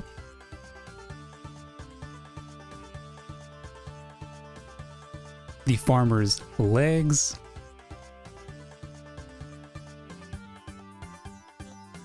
and last but not least, the farmer's boots. For the entire farming outfit now unlocked. Slap that on. Nice. I am looking like a true farmer indeed. So I will be back to this minigame in the probably somewhat near future to get these 3 items here. I think that's combined 700 points here, so that's not going to be too much fun. It's going to be like another 9 hours or so doing that. And I wish Autoweed is on the collection log, but it's not for whatever reason. If Bones to Peaches is, Autoweed should be too. Just my opinion. But I will get this just probably whenever I feel like it, really. Wow, and right after that clip, I get a genie, and that's going to go straight to Slayer as usual to hit 20 at 9. Slayer, very close to level 30 Slayer, so I can start almost using achievement diary lamps on those. The easy ones, that is. Well, now I think is a better time than ever to go ahead and trade in these extra frog tokens we have. If you didn't know, if you get excess of these, you can actually trade them in to Thecelia here, and she will give you a chance at the Royal Frog costume, or I guess you can pick between the frog costume and an XP lamp. For whatever reason, the entire frog mask and the Royal Frog outfit is not on the collection log. It is a big L again, Jagex. You should add that, seriously. But I'll just go ahead and take a lamp. I'm gonna go ahead and get, I'm gonna go ahead and get 5 of these. Hey, let's just do them all. All lamps, there we go. So now we have 6 XP lamps. These operate just like normal ones would. So I'm gonna go ahead and throw all of these on Slayer. This one should be the level. There's level 30 Slayer. I can now kill Pyrofiends, which I think actually do have a collection log, maybe 2 locked behind them. But more importantly, I can finally start doing some achievement diaries. I've never stated this a single time, but I've been waiting for 30 Slayer to start doing these because I can use my reward XP lamp on Slayer now, because you have to have level 30 or above to use the XP lamp on it. So now I have that, and that is going to be a game changer going forward. So where I stand now, I just need 3 more collection log items to get to the 12 total needed. And I already have the carpenter boots and the plank sack here at the Mahogany Homes. So I'm just going to go ahead and get another piece here of the outfit. Now I have 319 points from, I believe, episode 8 it was, the season 1 finale that I did. So I'm going to go ahead and get the carpenter's helmet as the next item. Shouldn't take too long. I bought mahogany planks because I can do I believe the expert contracts, and they actually added, okay, that's fine. And they actually added a last tier of contract option, which is huge. It'll save like 2 interface clicks, which over time will save a ton of time. Alrighty, and we are back with our 404 points now. That was super quick, only took like 15 to 20 minutes. Let's go ahead and get that carpenter's helmet now. And there we go, nice and easy. 2 out of the 4 builder's outfits, I guess the carpenter's outfit, completed. So as per usual with me, I have not shown my chunks at all this episode. About 15 minutes in, I have not showed them, so sorry about that. But here they all are, all 120 that I currently have unlocked. And I have these 6 for Fossil Islands selected way over here in the corner. Nice corner content. So I want to firstly mention I did not forget about the volcanic mine during my little intro. I just have no plans to do it because I don't personally like that content. But if I do need to do it, I will. So that'll just be a blacklist for now. So currently where I stand, I can get these 5 chunks here, 1 through 5. And unfortunately I need 6 just because I need to run right through this path. I'm gonna go ahead and pay for these 5 chunks here and do the Bon Voyage quest, obviously. And I have a plan to get the final 2 collection log items, which involve the house on the hill right over here. So let's go ahead and pay for those 5 chunks that we're gonna buy right now. So that is chunks 121 through 125. So 121 is 605k. And I'll speed through all of these. And the last one for 625,000 coins, bringing us up to 3.75 mil. And when we do the last chunk unlock, that will get us to the, whatever I said in the intro, the 3.5 mil, whatever it was. We're going to convert these to platinum tokens. And there we are. So now we have all of our platinum tokens paid, and here are all of the items in the inventory. These 10 items are paying for those 5 chunks. Alright, so we got our new Fashionscape out. Let's go ahead and start the Bon Voyage quest. I know it's pronounced voyage.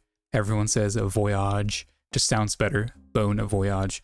So I'm going to go ahead and start that quest, and I'll tune you in whenever I need to unlock the chunk. So this is my first time actually clicking on the Bon Voyage quest log here. And it looks like they changed these, first of all, so that looks a little cleaner. But also, I forgot I needed 100 museum kudos. Let's go ahead and do some of that content, the cleaning content, to go ahead and get those last bit of kudos.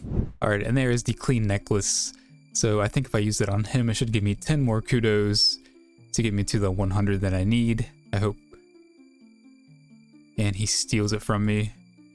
Am I gonna get the 90? Am I gonna get something from that? Let me figure out how to get 10 more of these. Oh, I see. I was dropping in this pottery here every time, but it actually is a display case. Take this to display case 22. There we go. So now we have the 100 kudos that we need. Click on the Bon Voyage quest. We now have everything. So let's get to it. So I'm at the part of the quest now where I need to go ahead and travel via the sailing skill. No, I'm just kidding. Not sailing skill, but hopefully sailing is nothing like what I'm about to experience. But we need to go ahead and unlock this chunk because we're going to be dropped off here at the museum camp. So let's go ahead and get that chunk now.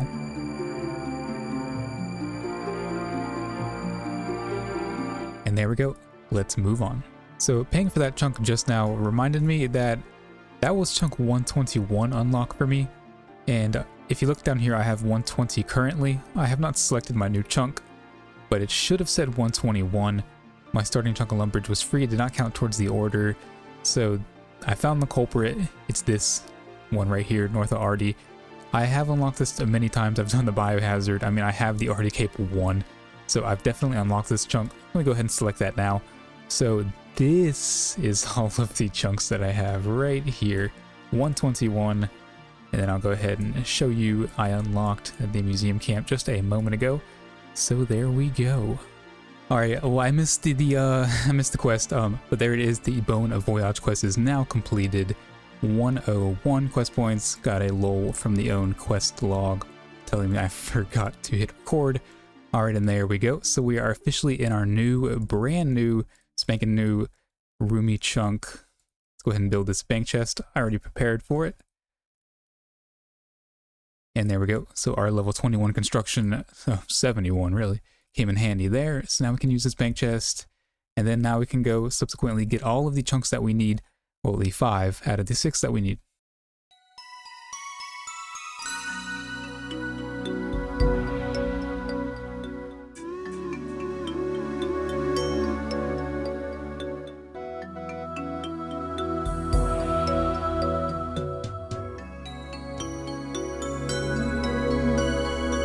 Alright, and there is all of the chunks we can unlock currently. Now, it looks like we got 2 total music tracks, one from getting here, and then one just somewhere, over here. Okay, so since I got that clean necklace a bit ago, I'm going to go ahead and see if I can go ahead and enchant a ruby necklace to see if I can get a Dixite pendant. Looks like it worked, so yeah, I can officially use these Dixite pendants to get to the Dixite, as well as the house on the hill, which is going to be very, very huge. And I think to teleport to the house on the hill, I have to go and use one of these Dixite pendants on something in the house on the hill. So let's go do that now. So here we are, and I'm going to try to do this live, so let's see what happens. I think if I use it on this strange machine, that's what does it. Let's go ahead and test it. Yep, I get the option to teleport to Fossil Island, which will teleport me right here. Yep, anywhere in this section. Very nice. So now I can use this magic mushroom here to teleport to currently nowhere, but I'll unlock those once I get that last chunk. So my plan to get these final 2 collection log items is to go ahead and use these Fossil Island notes, and it's pretty simple. All you have to do is insert 100 Numulite, which is Fossil Island currency, into one of these various stone chests here. I don't know if each stone chest is responsible for a certain node or 2. I'm just going to use this one and see what happens, and I'll look it up later. Only problem is I don't have any Numulite. Now you can buy it on the GE.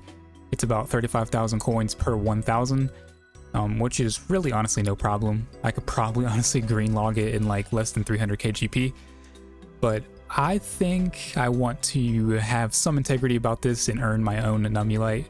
Now, there's various ways to earn Numulite. All has to do with doing random activities on Fossil Island, and I can't do most of these, but what I can do is doing the Ammonite crabs. So I'm just gonna go do that. Gonna go kill some Ammonite crabs. I need combat XP anyways, but they do drop easy clues, which is why I brought my easy clue. So I'm gonna go juggle those, see hopefully I can get a step or 2 that I can do, maybe get a casket or 2. And also I have my Ring of Wealth equipped so I can get that Numulite straight into my inventory. And there is a big strength level. Didn't pop up, but there's 70 strength. And my son is in the background, so you may hear him in a second. I brought defense potions. Not exactly sure why I did that. Don't need to, you know, defend against these. The hour is almost up. I've been running around the coast here doing these. Yeah, I hopped around for at least 30 minutes. Couldn't find a single spot in a single world. So I've just been running around, getting aggro, playing actively.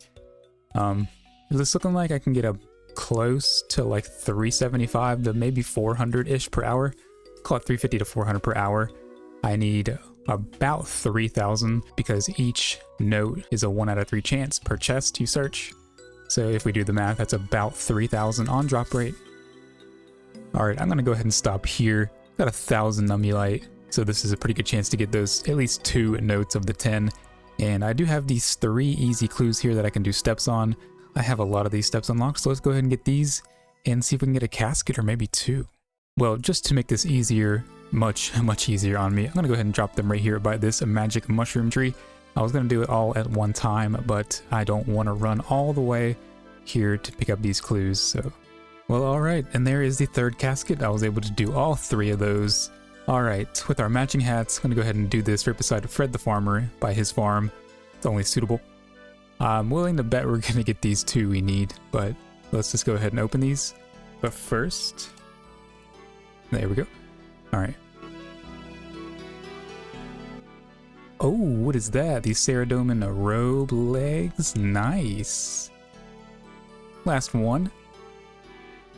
And nope, so we got 1 out of that. That's pretty sweet. Alrighty, so we got 10 chances here. Surely we can get a 1 out of 3. Pretty lucky, right? So the first time we get... Okay, it used 1. Oh, we have to use 1 as payment. Okay, so I should have brought 1001. And nothing again.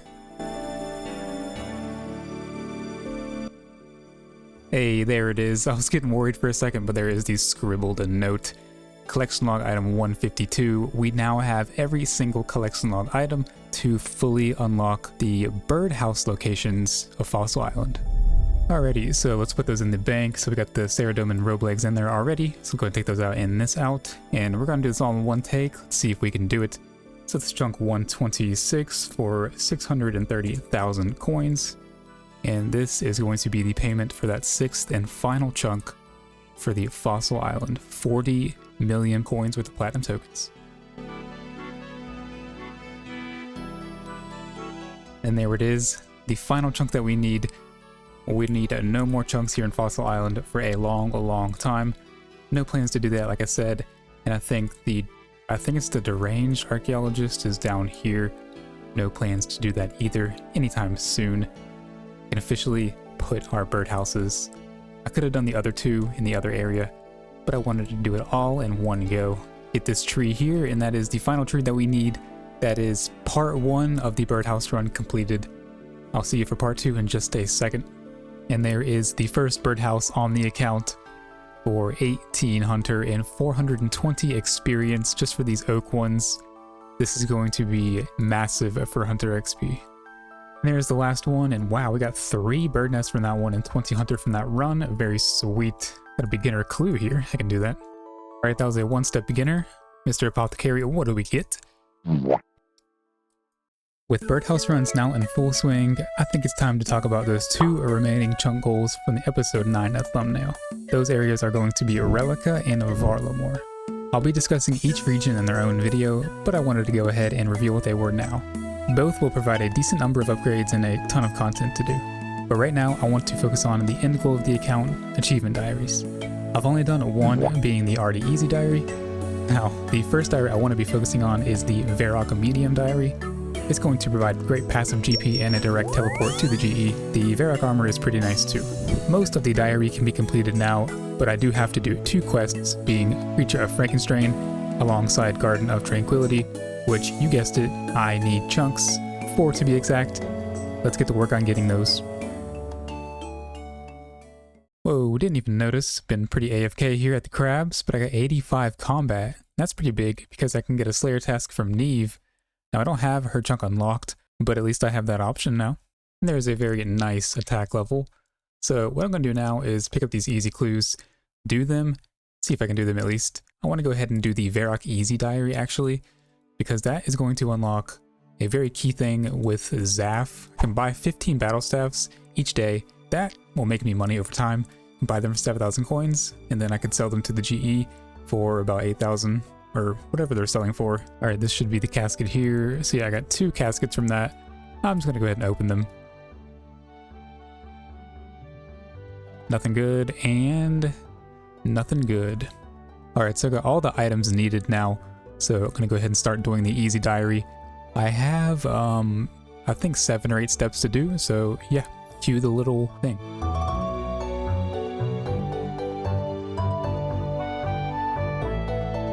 All right, and the last step, to buy a newspaper here. 50 coins, a little steep, but I'll take it. What does that say? Oh my.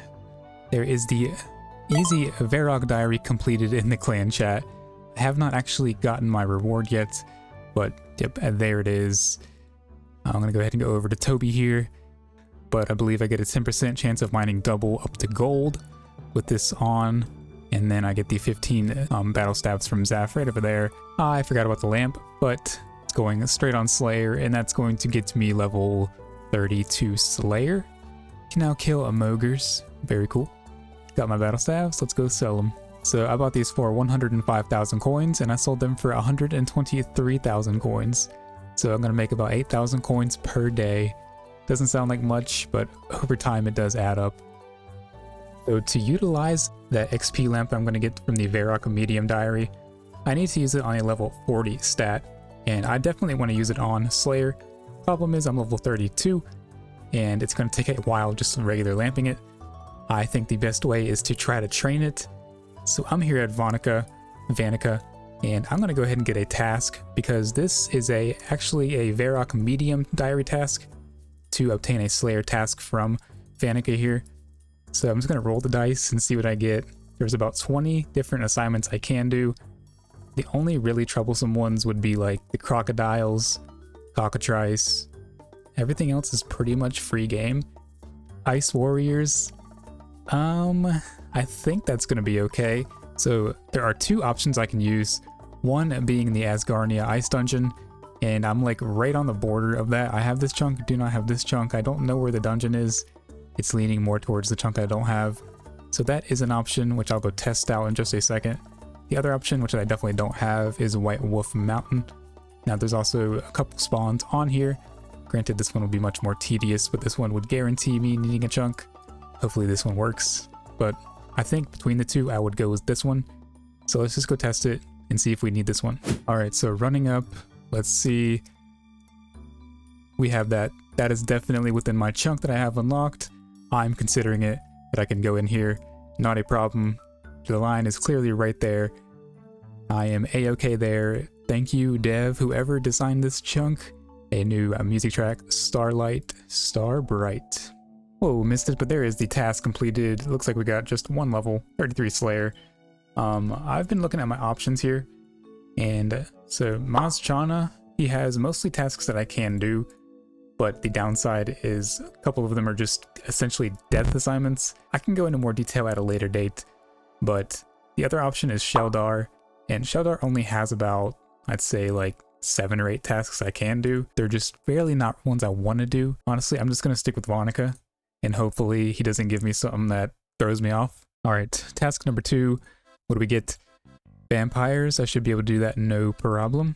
Well, I guess I shouldn't have said no problem. I'm maybe misremembering. I know these are ghouls. I think up here are vampires up here. Okay, no, those are ghouls too. Uh-oh. It may not be. What is... Okay. Let's go try to find these in a chunk we have. Alright, so here's what I'm thinking. Now, I don't have these vampires in any chunk. I may have spoke too soon about the should be no problem. But I am planned on unlocking these 4 chunks here. 1, 2, 3, and 4, and you can find some vampires down here in this Haunted Woods section for 100% certainty. I need this chunk anyways for the Creature and Frankenstein, so I'm just going to go ahead and work on getting these 8 collection log items to go ahead and go fully to these chunks that I do need, and then continue my Slayer journey, and hopefully I don't need any more. So it's time to officially retire the Shazian armors. I have 4 left to obtain. I'm going to go ahead and obtain them now. And I'll go ahead and just speed through all of these. And there is the last piece of Shazian I will ever obtain on this account. The Shazian armors are officially green logged. Sad to see this one go. This was my backbone when I first started the account. This is what I made the account for to get here. It's all done now. So let's go ahead and work on these 4 additional items we need.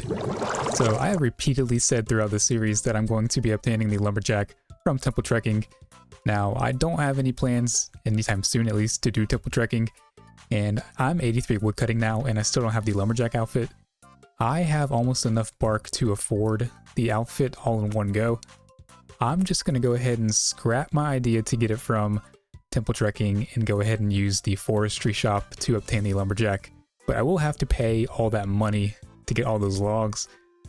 Alright, that should be the last event that I need for the 5,000 bark. Yep. So I didn't mention it, but the outfit, the lumberjack outfit, cost 5,000 bark. So that's all the bark achieved. Alrighty, so I got all my logs now, and thankfully I didn't have to purchase these magic logs because I cut all of these myself. I paid about 250-ish K for the logs I needed, so this saved me about 400K. Now let's go ahead and shop. So we're gonna get the lumberjack, I guess we'll get the lumberjack boots first. Followed by the lumberjack hat. The lumberjack legs. And finally, last but not least, the lumberjack top. And the clan chat is going to get spammed inevitably. Go ahead and buy that. For the final piece, we have now obtained the entire lumberjack outfit through the forestry shop, which I didn't want to do for the longest time, but it is now achieved. That is now 2 full skilling outfits in this episode completed to its entirety.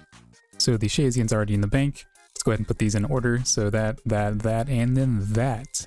I wish it was all on one line, but that's good. At least it's all organized together. So we're going to be using these 8 items here to unlock those 4 chunks. So let's go ahead and pay for those chunks. Now, I totally didn't plan this, but I have exactly enough plus 17K extra.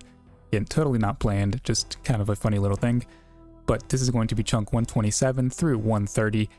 So chunk 127 is going to cost 635,000 coins, and you know the drill. Last but not least, 650K for 2.570 mil. Got 17K left, so convert that to platinum tokens. And there we go. This is all the chunks I'm going to get this episode. I've spent a ton. There is exactly almost 43 mil worth of platinum tokens in the tab.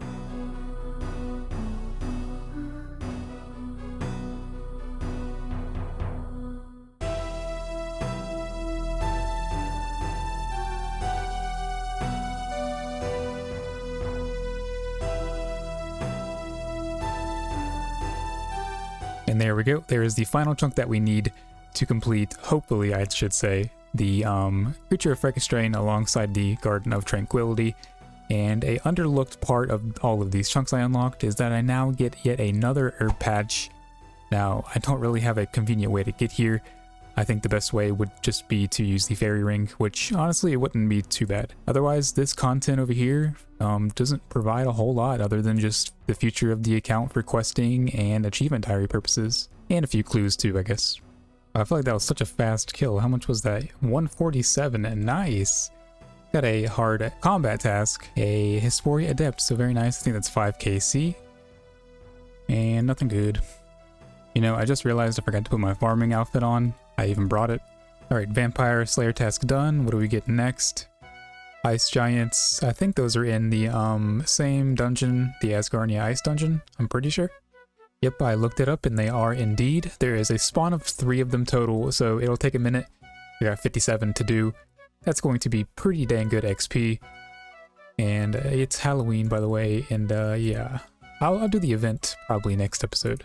Alright, that was a great task. I got almost 4,000 XP, another long bone, and a Raynar seed. Vanica, what do we get next? Hobgoblins. I think they're pretty dang easy for me. There's some over there. There's some pretty much everywhere that I can access. Task number 5, what do we get? Ogres. That shouldn't be an issue. So one of the areas I do have for these ogres, and I think it's the only one, is this combat training camp actually. It's kind of funny that I'm going to utilize this location. Usually people use AFK range here to train up or for some defense levels. But I think I can just squeeze through here and attack. Combat, ranged combat only, okay. Well, that's going to be quite slow, but at least I have 50 range. I didn't know that you could not melee these. I've never actually noticed that there's a shop here, but this shop sells bows, arrows, some fletching supplies, maybe in the future, woodcutting axes, and then just some random battle axes and two-handers. It's kind of quirky and did not know that it ever existed. And there is the final KC. That one was a pretty chill task, and I would really love that again. We got another longbone, funny enough, but also we got our first Slayer points. Well, aside from that quest, the Porcine of Interest quest, this is our first official earned from Slayer, I guess you could say. Oh no, I don't think we can do this one. I think this is going to require a chunk unlock. There's On the Death Plateau, but I don't have access to that because I got to walk around here. Now I have two options. I can either go ahead and cancel the task. I have 34 points, it costs 30, or I can go to Birth Rope and get a Slayer assignment from Turiel. That'll reset the streak. Don't really care about the streak. Alright, I decided to come to Turiel. I think that there's realistically only like 2, maybe that I cannot do here. The rest should be okay. I'm looking at the task on the side right now, and I think I'm okay as long as I don't get lizards.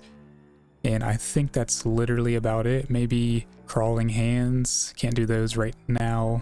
Other than that, everything seems okay. Scorpions, that shouldn't be any issue. Oh boy, Pyropenes also do not have those. Whoa, there's 70 attack on the account, 86 combat, very nice. Time to train defense to 70, and then we'll be base 70s. So I am 39 Slayer now, just one task away, 2,000 experience away. So Vanica, what do we get as our last assignment goals? That is perfect. Well, I'm sure I zoomed in on what just happened, but I guess I accidentally just moved my mouse up just a tiny bit before I clicked OK, thanks, and it canceled the task. What a good task to accidentally cancel. Now I have no more points. Oh goodness. Let's just hope that we don't get something that we cannot do. Oh my goodness, this is the worst task I could possibly get. Goblins, okay. That's easy. Come on, Vanica, what do we get? Hobgoblins. Nice and easy. And there it is, the final kill for 40 Slayer. We can now kill Basilisks and Terror Dogs. That is, most importantly, the level we can now officially use medium diary lamps on. So now I think it's time for the Creature of Frankenstein quest. Alright, there it is, the Creature of Frankenstein quest now completed. Oh, a double GZ in the chat, but there it is, and now we just need to do one more quest, the Garden of Tranquility, and then we can complete that medium diary. Important hunter level here, that is 42 hunter. I can now catch Essence Implings, which that is the requirement for the Lumberage medium diary. Alright, let's go ahead and start this quest. I really hope I have all of the chunks I need. This takes you to a lot of farming patches around Gillinor. Looks like everything is grown. Let's go ahead and talk, and then let's complete this quest. Uh-oh. Bad King needs to be punished. There it is. The Garden of Tranquility quest is now completed, and the last thing we need to do before we can finally complete this Varrock medium diary. We have everything here now checked off. Okay, this is not the last task that I have to do, but I think if you eat one of these fruits, yeah, you get some run energy back. You get like maybe 8 to 10, it looks like. I think you have to wait for this tree to grow more, but yeah, it looks like it only had 4 on it. That's just something a little quirky, I guess, about this tree. Alright, and this should be the landing here. So there we go, another 2k fire making XP. We now have this balloon unlocked as well. So this is the last task, to travel with the balloon to another location.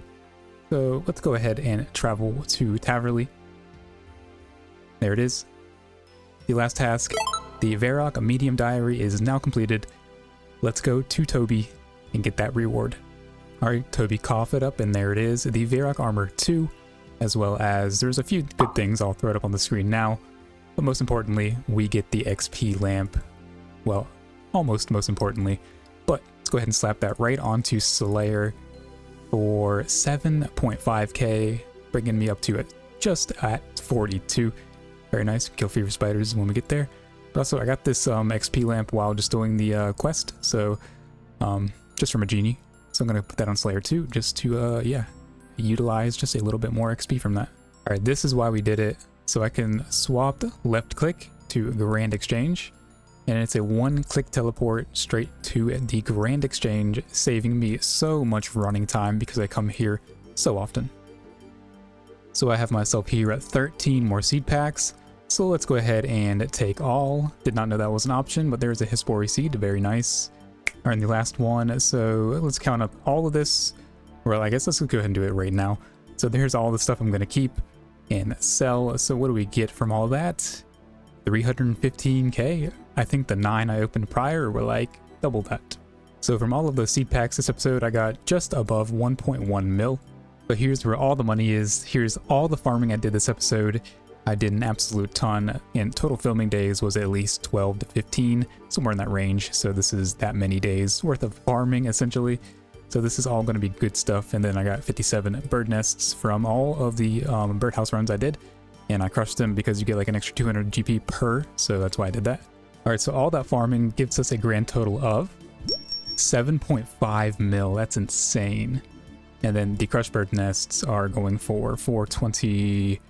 So we're going to sell those for, let's see, 750. Should sell that.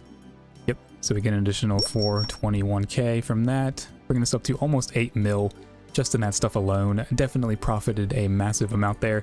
Back up to a 9.3 mil catch stack. There's a few more things to sell, but I'm just going to hold on to that kind of stuff for now. So here's every chunk I currently have at the end of this episode, and all of the new chunks are in the order I got them, and in green. Got a total of 10 chunks, and they're all over here, the nice cozy corner over here, Fossil Island, and then some more Canifis area, making our way towards Port Phasmatis, so be looking forward to that probably the next episode. And here's just the remainder of what I have, all 131 chunks that I currently have. Being nearly 500 hours into the account now, my achievement diaries look, well, sad. The last episode I unlocked Fossil Island and completed the Varrock Medium diary, inching my way towards that account end goal. And if you're wondering why the trimmed version, it doesn't require anything more than the untrimmed version. Both require a quest cape. You just have to maintain your quest cape, and it just sounds more prestigious. This episode I plan to do 2 more diaries, the Ardy and Lumbridge Medium diaries, both for one crucial reason, the rewards. When we get there, I'll explain. I've counted up and found that I only need 4 chunks for those diaries, but I'm adding a 5th to that, meaning I'll need 10 items in a total of 3.325 mil GP. I'll also have a few quest requirements to complete, most notably the Underground Pass and Animal Magnetism, and 38 Thieving. So let's get to work. So I have an easy clue here that I totally did not forget to open in the last episode. Let's just go ahead and see what we get. See if we can get lucky and get an item. Nope. There is Hispori number 6. Let's go ahead and put this farming outfit on. There we go. Didn't do that last episode when I harvested. And we get 3 mahogany seeds, 2 addis. Okay. So I'm going to turn my attention towards Castle Wars here. Now I need chunk 1 here for the Ardy medium diary. Do not need chunk 2 for anything for diary purposes, but I do need it to unlock Castle Wars and start doing it. There's a ton of items locked behind Castle Wars, and when I get to it here in just a bit, I will go over the method I'll be using to get these tickets, but I want to go ahead and start doing this now. And I can travel here to the hot air balloon. That's a physical form of travel. Since I don't have any adjacent chunks technically, I do need this chunk here, the other side of Yanil, but I'm just going to go ahead and utilize my, my rule. So my plan to get those 4 items is going to be using the Fossil Island notes. Now I have 9 left to obtain, and I do earn my own Numulite, so that's why I'm here at the crabs. Gonna go here till at least 2,000, I'd say, and then after that, I'm gonna go hopefully get at least 4. I got a big HP level coming up here. That is 70 hit points on the account. I forget which God Wars dungeon that is, but I can now access it. But there is 70 HP on the account, 87 combat as well. Now, I have my 2000 that I wanted, but I'm pretty close, I'd say, to getting 70 defense. It'll take like maybe 3 more hours. So I'm just going to do that. So next clip, I'll see you at 70 defense. So I ended up switching it to Hill Giants for this remaining about 20k XP. I had to get off and I just didn't want to go world hopping for the next 30 minutes to get 20k XP. Also, I do want to work on getting this curved bone as well as the giant champion scroll eventually. So I'm going to go do a couple hundred of these per episode, but there it is. Level 70 defense now on the account. And this is crazy. I have killed 960 hill giants now, and I have 2 giant keys. That's all I have. That is crazy. I'm not going for them right now, but 2, come on. Okay, got the beginner clue casket, and I also have an easy clue casket here that I got from the crabs. So I'm gonna go ahead and open the beginner first. And typical loot. So what do we get from the easy? A steel plate skirt tee. One of the 4 items I need for the Castle Wars chunks. So here I am at the stone chests, and I have 9 items to obtain here from these Fossil Island notes. I have 3000 Numulite here. This is a pretty good chance to get realistically all 9 I need. And from what I could tell, each chest is not responsible for a certain note, so I can just use any chest. I got 1 from that one, so I'm just gonna go ahead and go to this one. So let's just go ahead and get these 3 more items. There is 1, the partial note.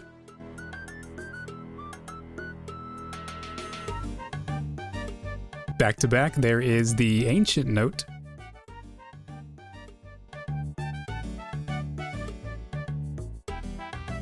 And there is the final one we need, the ancient writings. So there's all 3 that we need. We now should have 4 out of the 10 Fossil Island notes. There they are. So we have 6 left to obtain. Alright, so let's go ahead and pay for those 2 chunks. So that is going to be chunk 131 and 132. So 655 for the first, followed by 660 for a total of 1.315 mil. And in the inventory is the 4 items I'm going to be using for those chunks. Got myself here another beginner clue that I got from a birdhouse run. So if you're seeing this clip, I definitely got an item here. What did we get? Fight! Alright, so here we are on Entrana. So let's go ahead and open the map. Let's head down here to Castle Wars, utilize my physical form of travel rule to go right there. So let's go ahead and unlock this chunk now.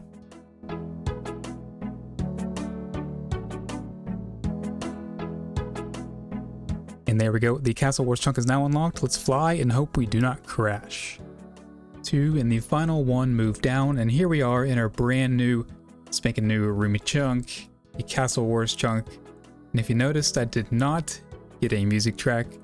There is a reason for this. I accidentally teleported here with the dueling ring during the, I believe, the season 1 finale video when I was charging air orbs.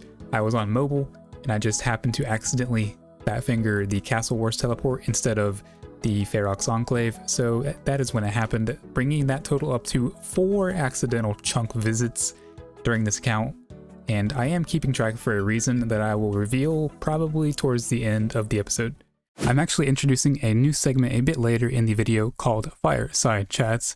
I plan to use this a little bit for any questions I get and any account related goal or just a new idea I have. So if you have any questions for me, leave them down in the comments below, and I will odds are feature them during these little fireside chats. And this very first one is actually going to be about the penalty idea that I have, so be looking out for that. Well, since we're over here, we might as well use this cozy lookout. See our new balloon over there, but we can also look out upon our new chunk, so let's just go ahead and get that now. Alrighty, and there we go. So now we have the Castle Wars lobby, as well as the Castle Wars arena. Alright, so here we are. And I believe I'm all set now. So here's my alt, my main. For this purpose, it's going to be my alt. So what I'm going to do is send that account over to the Saradomin. And I'm going to be using the Zamorak. So there he goes. I will be over here in Zamorak, and I plan to high alch. Can't actually do that. What am I missing here? We go in now. Okay, we can go in now, so I guess I can't take high alch in here. Well, oh well. I wanted to do some high alching or at least something while I'm waiting so much, but I guess I'll just be idle simulator. Alrighty, and there is the game over. So I got 3 tickets on this account, and if I show you real quick, on my main account, alt account, I got 1 ticket. So this account will end up with a lot of tickets too, but let's just go ahead and rinse and repeat. So I think I've figured this game out pretty well now. So what you're going to do is after you go in the lobby and wait your 2 full minutes, and yep, you have to wait these 2 full minutes each time. So go ahead immediately to your alt account, go down the stairs and open the door. From there, you're going to go to your primary account and then sprint as fast as you can all the way to the other side. Capture the flag, and the trash talk is optional. So once you capture that flag, you're going to wait for the music to drop, and then you sprint as fast as you can to the other side. Capture the flag. Once you do that, you will have 1 point, the other team will have 0, and then from there, you're just going to stand there, and you're going to wait, and wait, and wait, and wait. Now this takes about 22 minutes total, so I've calculated you can get about 8.1 tickets per hour, and after that you get a whopping 3 tickets, and then you get to do it all again, and yeah, that's it. So here is my last game for now. I got 42 tickets so far, and I'm going to go ahead and trade here, and I'm going to be going up for these 4 items here, the Castle Wars hoods for both sides, alongside the Castle Wars cape for both sides, or the cloak. So I'm going to go ahead and get those now, and I don't have my plan for Castle Wars fully ironed out yet, so I think in the next episode when I come back here I will let you guys know what I'm thinking about Castle Wars, but for now I'm going to go ahead and get these 4 items right here. Alright, and the final one, the Zamarok Castle Wars cloak. Let's go ahead and get that for all 4 items. There we go. So now I got 2 tickets left, and again, I'm not 100% sure on how I want to approach doing Castle Wars, but I'm pretty sure I know how, but those details will come in next episode. So with the addition of those 4 items now, I'm going to go ahead and go for these 2 chunks, the West Yanil section, along with Gutenoth. This one's going to be needed for the Hand in the Sand quest, and also I need it to get to this one, the Gutenoth chunk. This one's going to be used for that diary step where I have to get a cave nightshade, and I'm pretty sure I can do it. I have to start the watchtower, which shouldn't be an issue. It's in this chunk anyways, so let's get to working on those. So let's go ahead and pay for those 4 chunks, and we're actually going to get the items out. So these 4 items here are used for those 4 chunk payments alongside the cash I'm about to get out. 1 take, let's see if we can do it. So these are chunks 133 and 134. So that is 665,000 coins, followed by 670,000 coins for almost a cool number. Into platinum tokens, and there we go.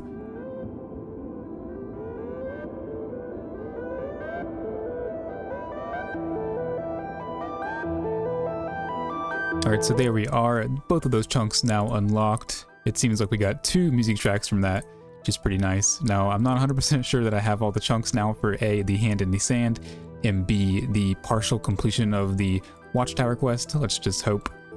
Now, the wiki says I can get it from this cave, but of course I need that scavenged map. Oh, there it is, the Hand in the Sand quest now completed. 1000 thieving XP, that gets us to 37 thieving. Alongside that is one of the requirements now done for the already medium diary. Now, we do need 2 more items to get that final chunk for the underground pass, and it's chunk 4 as you can see there. Not 100% sure if I actually do need it, but I'm going to go ahead and get the 2 collectional items needed now and pay for it, and if I don't need it, then I have another chunk to get somewhere else. Well, I've still been keeping up with my farm runs, my tree runs, to get Hespori seeds, but here is a big level. That is 83 farming, which I can now grow my own spirit trees, and double magic roots might be able to utilize that a little bit, but the only really spirit tree I would ever really want to use is the one right over there.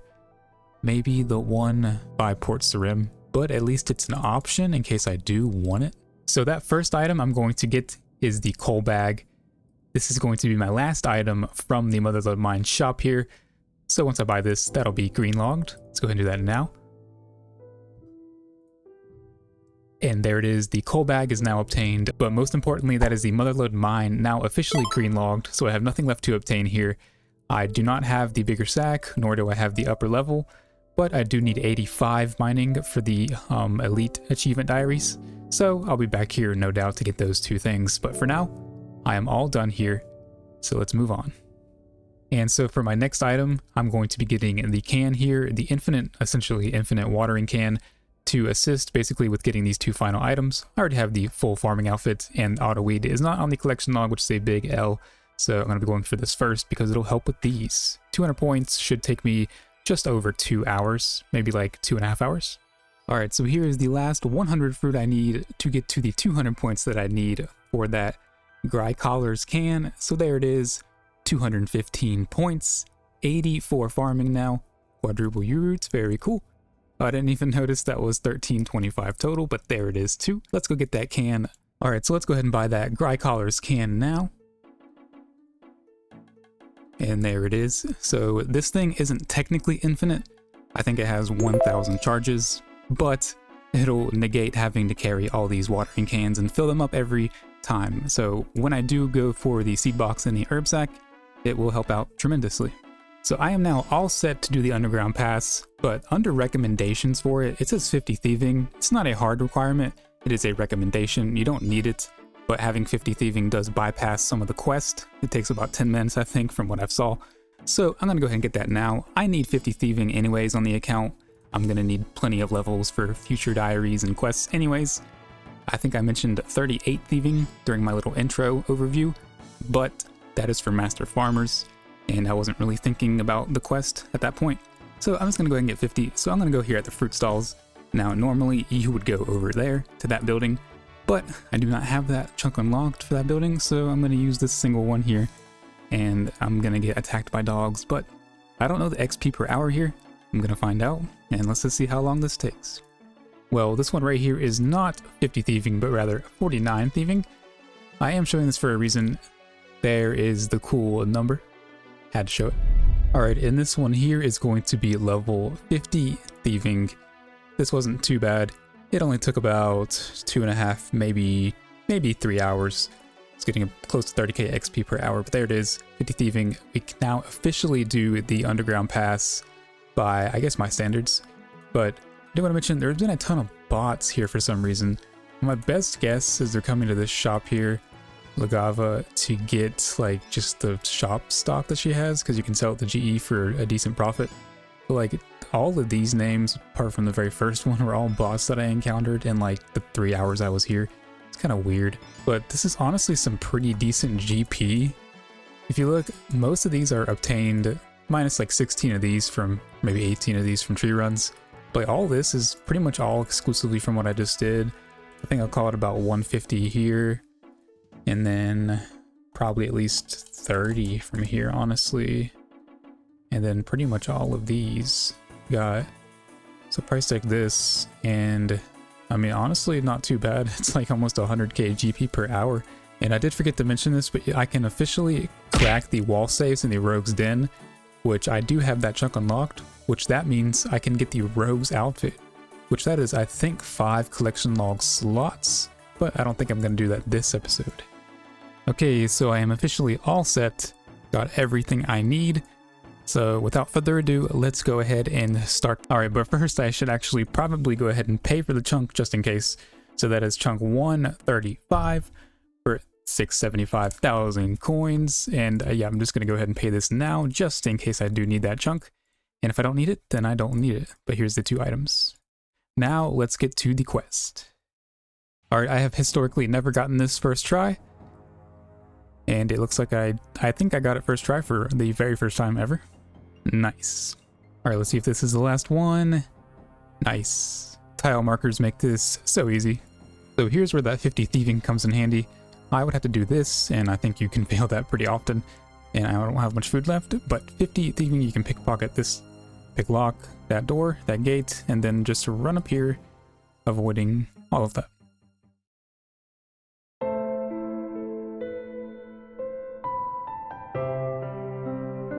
Alright, so it looks like I may not need that chunk. Let's see what happens here. Alright, well perfect. I didn't actually need that chunk then, but at least we now have a chunk to get somewhere else. Alright, King Lethis, and you may hear some background noise, I apologize for that. I have officially defeated Ivan. Give me that quest reward. 3k agility XP, get me a level 5 quest points, and 3k attack XP. Most importantly, that is basically the final step I need for the Arty medium diary. So there it is, 61 agility, and underground pass officially completed. Well, I should really start to do my research a little more, because I've been looking through the Watchtower guide, and it turns out I do need this one as well as this one before I can even get that scavenged map to get the Cave Nightshade up there. So I am going to have to go and get both of these chunks. Now thankfully I've already paid for one, so I can get I can just go ahead and get this one now. As for this one, I'll need 2 more items. Alrighty, so I got myself 2 beginner clue caskets here from doing birdhouse runs. Let's go ahead and open these, see if we can get super lucky. Alright, so I'm back at the stone chest, and I'm just going to go ahead and get 2 more of these notes. So this should be 5 and 6 here. And there is one immediately, the experimental note. Hey, nice, very nice. Back to back, and I get the paragraph of text. Super cool. I'm pretty cool that I got those back to back. Alright, now let's go pay for that last chunk. Alrighty, so that is going to be chunk 136 for 680,000 smackaroos. The cash stack's looking pretty low, pretty quick. Alright, there we go.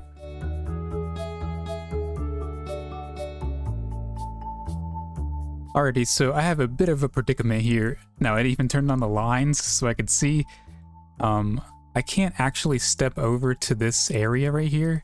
I can't step over there. If I try, I can't, and if I just unlock it, I can't actually walk there without walking through this chunk first. So I'm gonna have to see if I can use that gnome glider right there. Now I'm pretty sure this is locked behind the one small favor quest, but I'm gonna go check it real quick. Alright, it's definitely not there. It should be right about here somewhere. It's not there. So I'm gonna have to go and get another 2 items and unlock another chunk just for that one quest. Alrighty, so I'm back at the stone chest. Just gonna go ahead and get 2 more. I like to save the easy ones to spread out over time, but I'm just gonna go ahead and do it now. There is one more, the musty smelling note. And there is back to back again. So what is this one? This one is the hastily scrawled note. Yep, that's totally good reading skills there. Also me trying to make my notes for this episode. Yeah, I already made my intro for this episode too, but I'm not going back. I think I stated I needed 5 total chunks, but it's turning into like 8 or 9. Alright, so that is going to be chunk 137 for 685,000 coins. And yep, good research by me as typical. But there we go, and here's the 2 more notes. Yeah, there's a lot of notes here now. Not what I wanted. There's 8 total already out of the 10, but it's all good.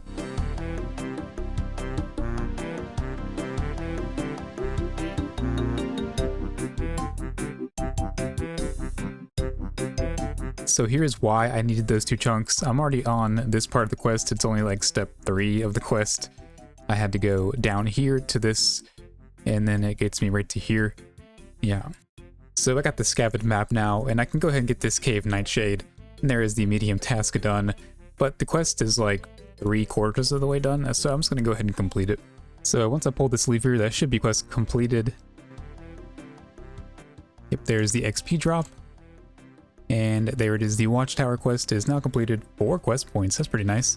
15k magic XP and 5 big ones to the cash stack. Watchtower quest completed. Oh, a side note, we do get this scroll here, which we can now teleport to the Watchtower area. Pretty nice unlock for quality of life. And a hard Arty achievement diary task too. Alrighty, so everything is now checked off, so we can complete this diary. So first step, I already did the unicorn pen one.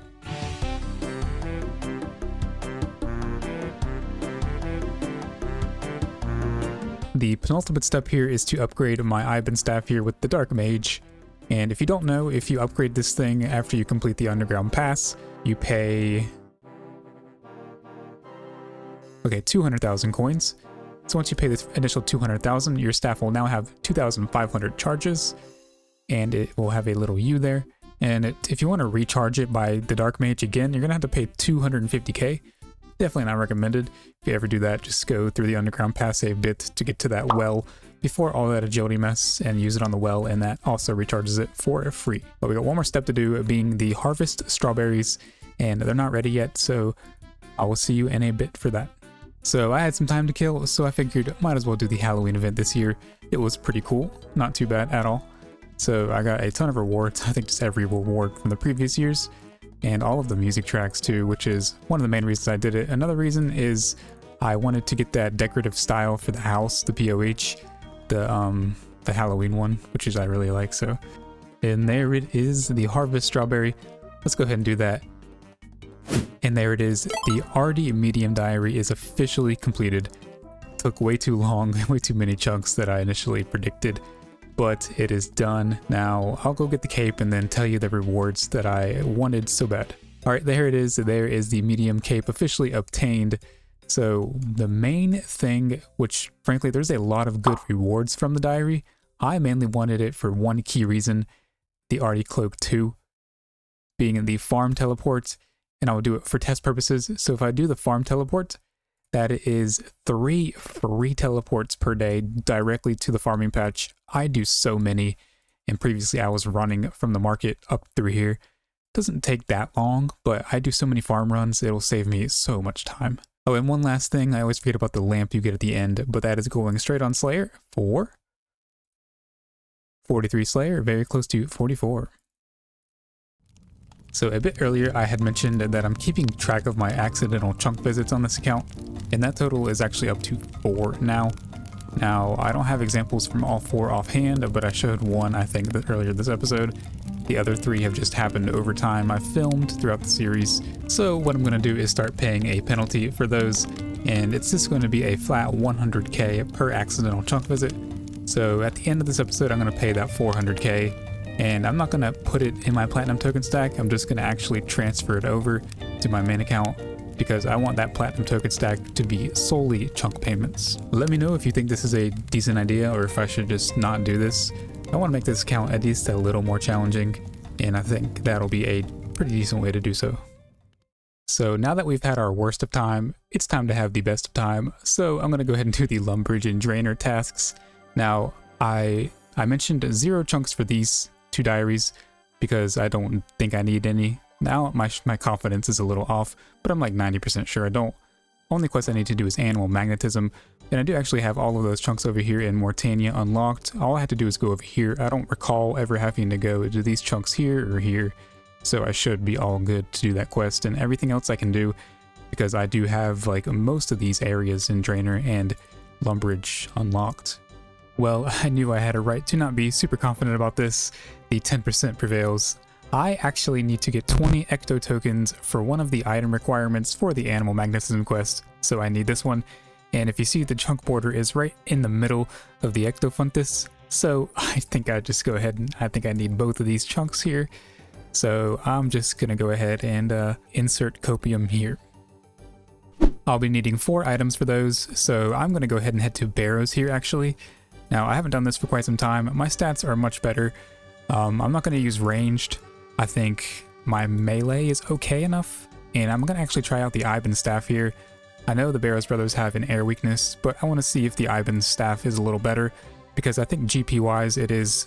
Alright, chest number 1 back. What do we get? No back-to-back, unfortunately. Oh, well, there is 2 combat tasks. I guess Pray for Success. I don't know what that one is. And also Barrows Champion. I am the champion now. I think that's just 25 KC. So that one is kill all 6 Barrows brothers and loot the Barrows chest without taking any damage from any of the brothers. Didn't know I did that, but very nice. Well, this is going to be a big mage level. That is 80 magic. Didn't pop up, but there it is. This is not too bad with the Ivan staff. I think it's relatively the same as using like Airwave. So yeah, I'm just going to stick with it. Well, I got an elite clue on KC 47. Chances of doing this, slim to basically 0. I don't even think I can do that first step. I actually can do that first step. That's interesting. Well, I'm going to hold on to that. I'm actually profiting a lot of death runes now, which is very nice. I'm actually making some decent GP, and I've only gone through basically exactly half of my charges. So the Ivan staff, definitely very, very nice. I did get way up here, chest 39. I got the Just Like This combat achievement task where I spec out Carol, spec'd it all out. So that was, I guess, other thing notable. All right, this is going to be chest number 50, and don't worry, this is my first and only item here. I obtained at 21 KC. So what do we get for chest 50? A whole lot of nothing. So what I'm gonna do now is, since I'm on a 29 dry streak, I'm just gonna go ahead and put a pause on this for now and go do some different content and then come back. And of course, I knew I couldn't do this. I'd completed the first step, and then step 2 is in Mostly Harmless. Definitely not going there anytime soon. So that is going to be a drop. I'm going to be going for the steel boots here from the Harpy Bug Swarms. Now, these drop them at a rate of 1 out of 128, and I have them accessible through the Karamja area right here that I have right up here. It's 33 Slayer requirement, and I have that from all the lamping, so shouldn't take too long. They only have 25 HP. They do drop medium clues actually, which I have one that I can't do, but it's one chunk away, so I'm still keeping it. So let's just see how long this one takes. Alright, well I missed the pop-up, but there it is, steel boots. I think that was 7, maybe 8 KC. I definitely got spooned for this. I wish this could have been Barrows, but oh well, we move on. I am currently working on a couple items in the background, so what I'm going to do now is do the Lumbridge Easy Diary. So I'm here at the Drainer course, and I'm about to complete the lap, which surprisingly I've never done a lap before on the Drainer course, but there is lap 1, easy task completed. So we got like 6 more tasks to do, and then we can complete it.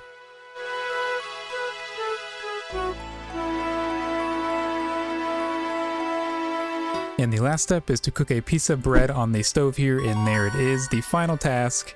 The Lumbridge and Drainer Easy Diary is now completed. Let's go talk to Hades, cause Hades, and get that reward. Alright Hades, now this reward is very, very underwhelming. All you get is a Explorer's Ring 1, which does provide a 1 prayer bonus, which is actually kinda nice. Other than that, I think it gives you run energy twice a day or something like that. And literally nothing else besides this XP lamp, so straight onto Slayer, and that should be a level. Yep, 44 Slayer, nice. Ooh, those are pretty good tasks if I get over to that area. Since I'm doing some diary tasks now, I may as well just do what I can in the medium section here. The only thing I cannot do currently is the Animal Magnetism one, but I'll do the rest.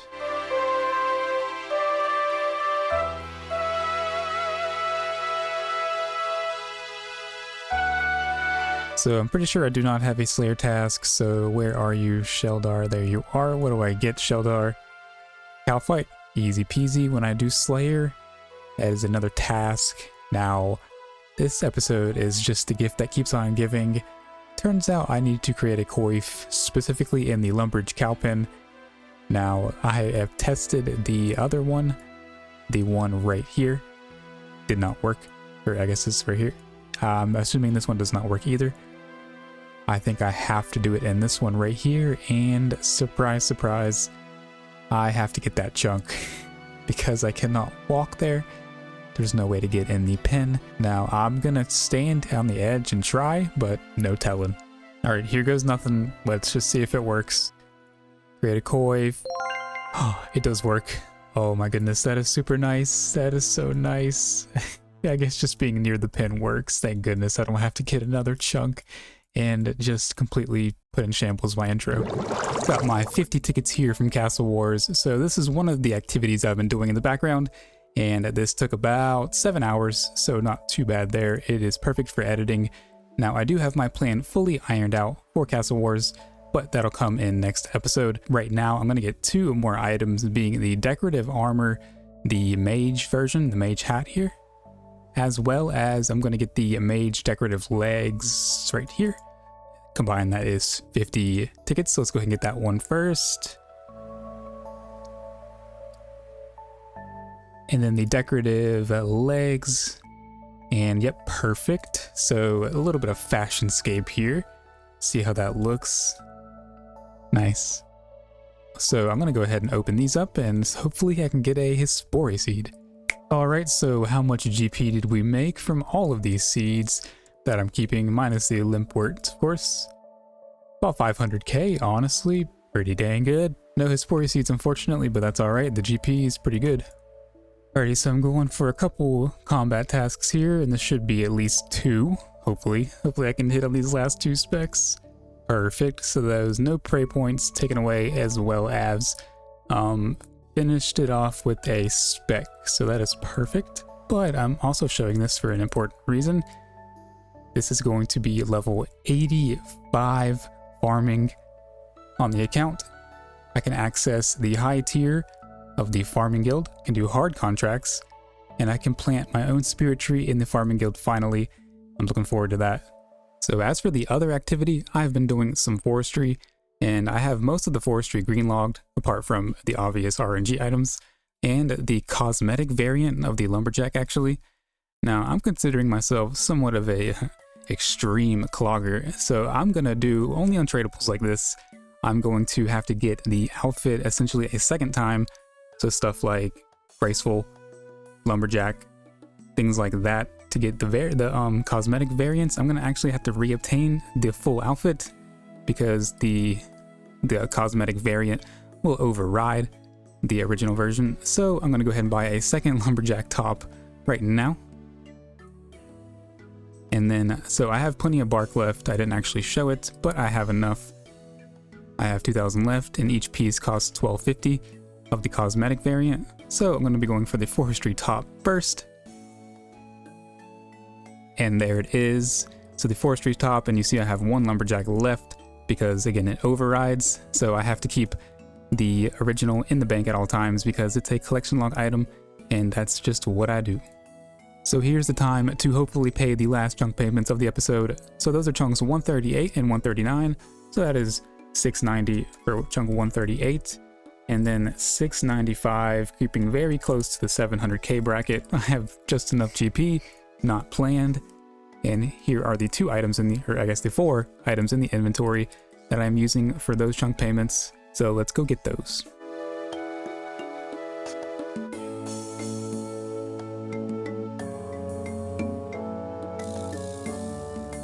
Alrighty, and there we go. Now if you saw, the line was like in the middle of the staircase, and you have to go up here to grind some bones to get some ecto tokens. So that's why we needed that. Looks like we got just 1 music track. I did forget to mention, I think the Lumberj Diaries gave me like 4 music tracks or so. Up to 303 there, so that's pretty nice. And I can actually do Ghost Ahoy now. I think I have all the chunks for that, but that'll come in a future episode. Let's go ahead and get those ecto tokens and do the animal magnetism quest. Alright, and there we go. So that was actually an easy task in the Mauritania area. Let's go ahead and get those ecto tickets. Perfect. So once I use this to this, there is a container. And if I give this to Ava here, that is animal magnetism now completed. Can finally complete that quest. Most importantly, we get the accumulator, which we can trade devices actually. I guess this one? This is an upgrade, even though I have 50 range. I think normally you would get this one, but let's go ahead and buy that and officially complete the Lumberj Medium Diary. Very nice. Let's go get that reward. All right, Mr. Hacius, give me that reward. Now this is definitely not an underwhelming reward. I get the Explorer's Ring 2, same prayer bonus, I believe just 1. Yep, just 1, but this one provides, and I will do it for test purposes, I think it's 3 or 5 free teleports. So let's see, 3 free teleports to the Cabbage Patch, so I can do more farm runs. Yeah, that's right. I did the Artie and Lumberj Diaries purely for farming purposes, and you know the rewards. The other rewards are nice too, like this lamp here. So let's use that on Slayer. That should be a level and 45 Slayer or Fertile Mages. Blech. But there it is. Now, I have not forgotten about Barrows, so let's go ahead and knock out another item there. I kind of overlooked it, but the accumulator here is the best in slot range permanently until I can essentially do Dragon Slayer 2. So that is a massive thing. Do not want to forget about that. First chest back, and nothing figures. Alright, chest number 60. What do we get? Of course, nothing. Alright, so I'm currently on a 39 chest dry streak now. And we're still going. Oh my goodness, I got another elite clue. Are you serious? Alright, what is it? Can I do it? No, you know what? I think this is the volcanic mine. Yep, that's the volcanic mine. The 1 chunk I don't have on Fossil Island. I guess the 2. Yep, that's just gonna be a drop. Alright, this clip is going to stay in regardless. It's going to be chest 75. What do we get? Absolutely nothing. 54 dry now. I love barrows. Alright, and this chest marks 60 dry. I'm not even going to predict an item here. Of course, no item there. Officially 60 dry, and I did switch back to Windwave. My Ivan staff ran out of charges. Attempted to run through the underground pass, failed for about 20-25 minutes, so I gave up and I switched. Well, here is not a barrows update. Here is actually 60 hunter, 4 traps, and Crycat bats. I think that's a raids thing. So I wanted to let you know that I'm still keeping up with all of these birdhouses up to you now. So this one marks chest 91, aka 70 dry. Let's go ahead and rip the band-aid off. Nothing. Can't believe I'm 70 dry now. Chest 95, I think. Another elite clue. Are you kidding me? Do I just need to keep these in the bank or something so I don't get these? Oh, can we do it? It looks like we actually can do that one step. You see, I know I would probably juggle these if I knew I was gonna get 3 before my next item. I'm just gonna go try it. Might as well. Oh, kill a blood velvet. I do not think I have any blood velves in any chunk, but I am 1 chunk away. I know that for a fact. You know what? The one over here is actually Slayer only. When I get here, that'll be more realistic because I can get to that cave, which you don't have to be on a Slayer task to kill blood velves. I think in Neve's Slayer cave you do. So I'm just going to keep it in the bank. Done 2 steps, so might as well keep it. And also so I don't get any more of them. I completely forgot you can also kill those in the Slayer Tower here in Mortania. Now I am 1 chunk away from that area. So if I wanted to do the clue, which I'm not going to do this episode obviously, but if I did want to do it, that would be definitely my option because it's just 1 chunk away and I do need that chunk for many things on this account.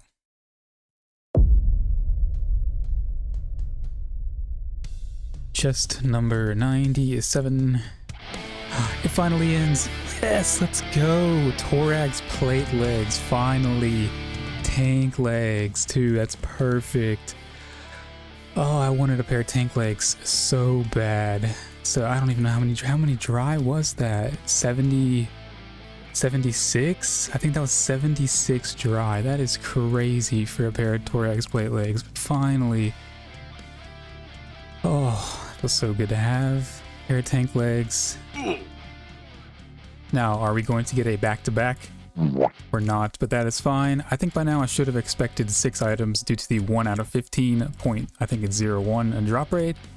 But hey, I got arguably the most useful item I could have gotten. I mean, just look at these defense differences. 213, 233, 201 to 230, 249, 221, and some good range defense too. This is going to be so useful for just everything.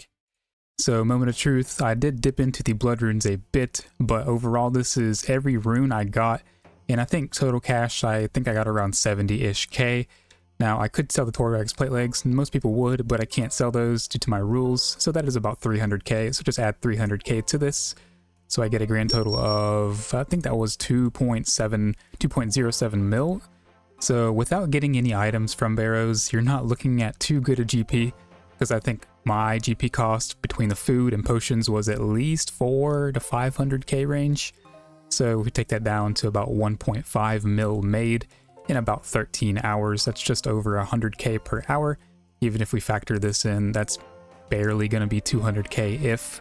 So you definitely want to bank on your items and doing the Mortania Hard Diary so you can get 50% more runes.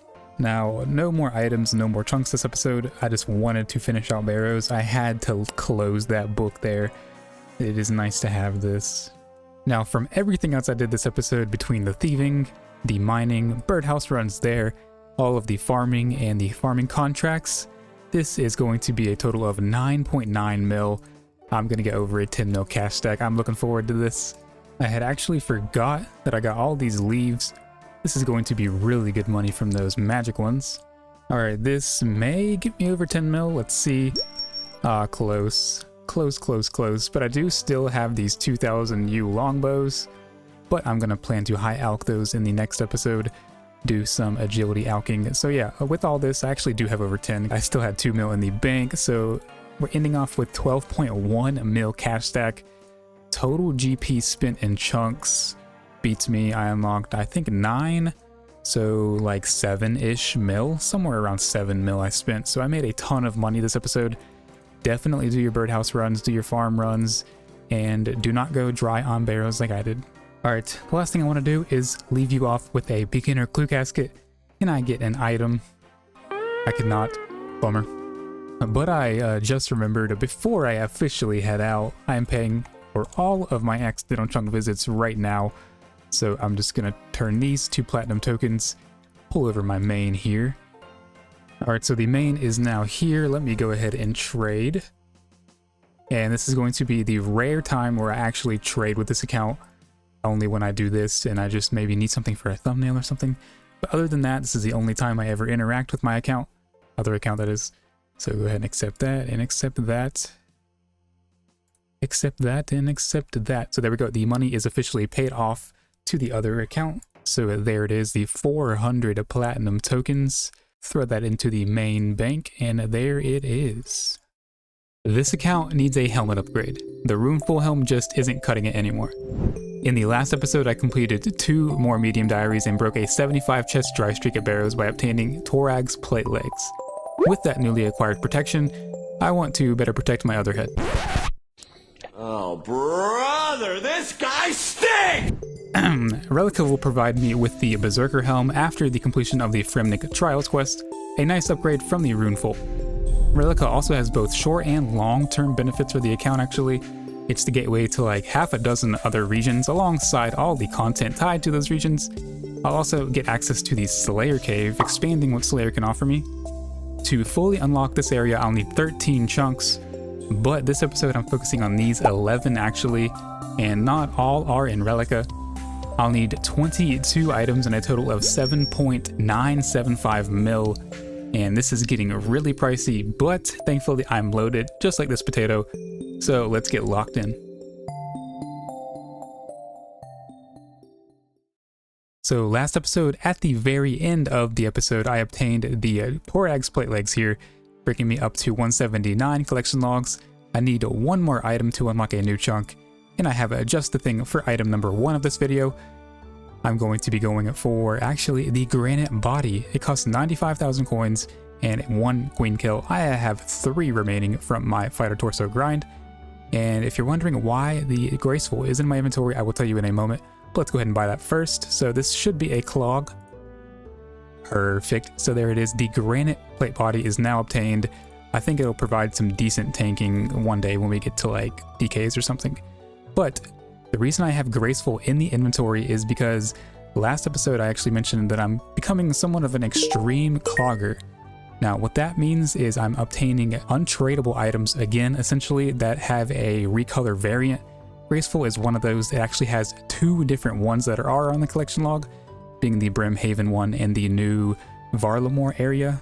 And I'm going to obtain the Graceful set for each one. So I'm going to get another full set of Graceful this episode. And I actually needed this to unlock the Sears Village chunk. I need that to start doing the Sears Village course right over yonder. Right here, so I need that chunk. So I already have the 2 items obtained to unlock said chunk, and I have plenty of money. Alright, so let's go ahead and buy that chunk, or pay for it I should say. So that is chunk number 140 for 700,000 coins. Each chunk now is costing over 700k. It's pretty crazy to think about, but there it is, the platinum tokens, and then here are the 2 items needed for that chunk payment. Almost 50 mil worth of platinum tokens. And here is what the current tab is looking like if you are new to the series. All items are in order, in the order I obtained them. Very proud of that defender line personally.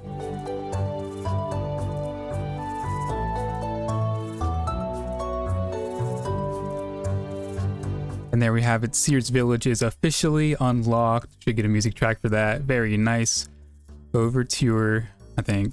My reading skills are not good. So now we finally have this chunk. It is so nice to have this Sears Village chunk.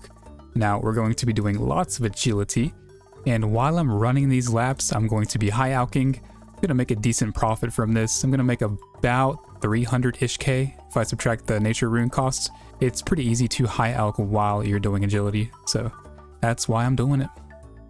Alright, so I've been running this course for 1 hour now. I'm using this little counter up here for my laps to keep track of that.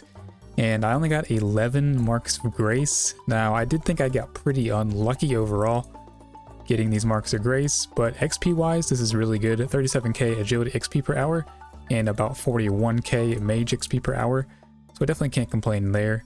It's definitely really good XP and 64 labs, but I did 63 in 1 hour. Did get a dunce here. So to get a full outfit of Graceful, I need 260 marks, which I think at this rate, it would take me about 23 hours. Now, the Kandarin Easy Diary does give you a 5% chance to receive more marks of grace, a 5% increase in the marks of grace on the course.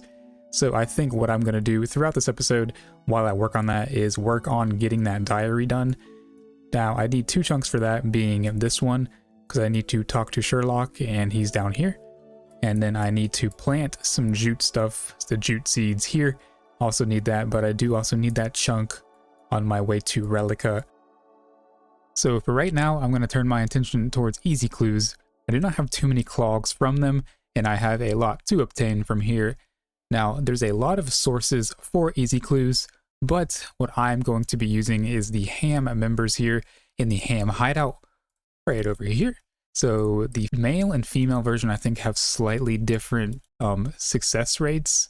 I don't know which one's greater or which one's worse. I'm just going to stick with the male and see how it goes. Now, I do actually already have one. I forgot about that. I tested it for like 10 seconds and I got one in like 4 pickpockets.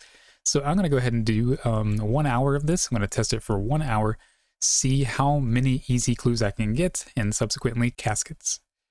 So after I fail here, okay, so there is the 1 hour officially completed, and I got a total of 12.4k XP, so the XP is not very good, and I did switch to the females because their base level to start them is level 15, the males are 20, so just math tells me that that is a slightly better rate to succeed.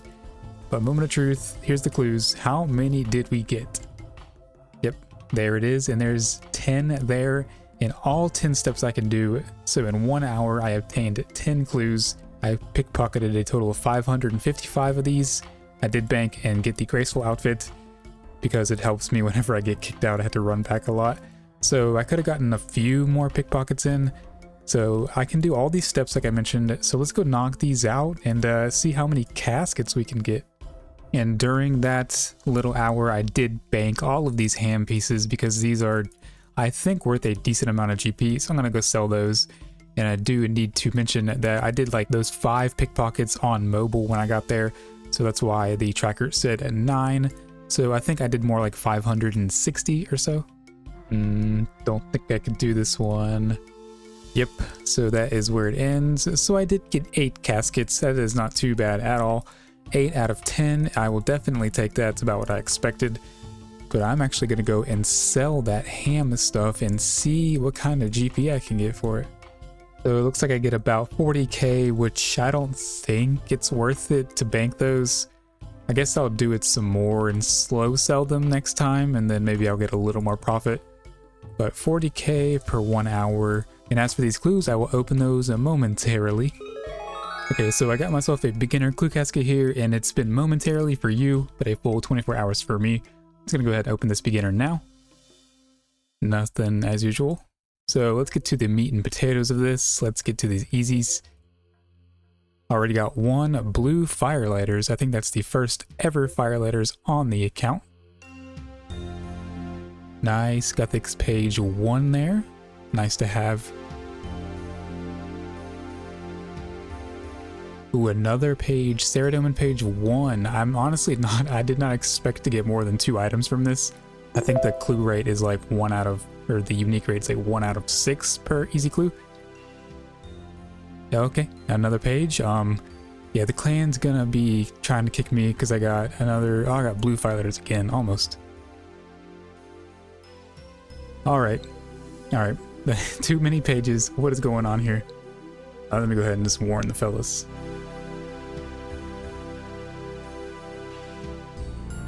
Okay, and last one. Okay, we got a duplicate Gothics page 4. Oh my goodness, I got 5 pages there. What in the world? Can't believe I got, how many items was that? That was 5 clogs and 8 clues. Wow, I was not expecting more than 2. Okay, so here is all the items in order. So the blue firelighters, all the pages that I got that are uniques right there, and then this is a duplicate. This is the only other page I ever had on the account. So now that we have a literal library obtained, I'm going to go ahead and get these 2 chunks now for the Candor and Easy Diary. This step here to talk to Sherlock, and this one to plant some jute seeds. But first, I actually do have to pay for those, of course, so that is chunks 141 and 142 for 705k, followed by 7 at 10. Oh my goodness, too much. Let me go ahead and redo that. There we go. So 1.4 mil, not bad at all. This is going to put me over 50 mil. There it is, over 50 mil worth of platinum tokens on the account, paid for chunks. Still got 1 item left for an additional chunk a bit later.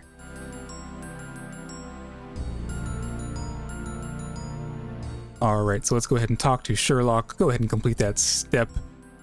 That should be all. Yep, and we did get 1 music track, The Magical Journey. Alright, and there we go. So there is that chunk also unlocked. Do we get anything for this one? Looks like no music tracks. That is alright. Let's go ahead and plant these jute seeds. And there they are, and there is the easy task completed. So before I go any further, the other day was the Wednesday game update, and it added 1 additional collection log item, which I haven't looked up yet. I believe it's the zombie helmet though. I'm just going to assume it's the zombie helmet right here, since that's the new addition to the game. I'll double check that, but I'm pretty sure that's what it is. So now I have 1 additional item to obtain.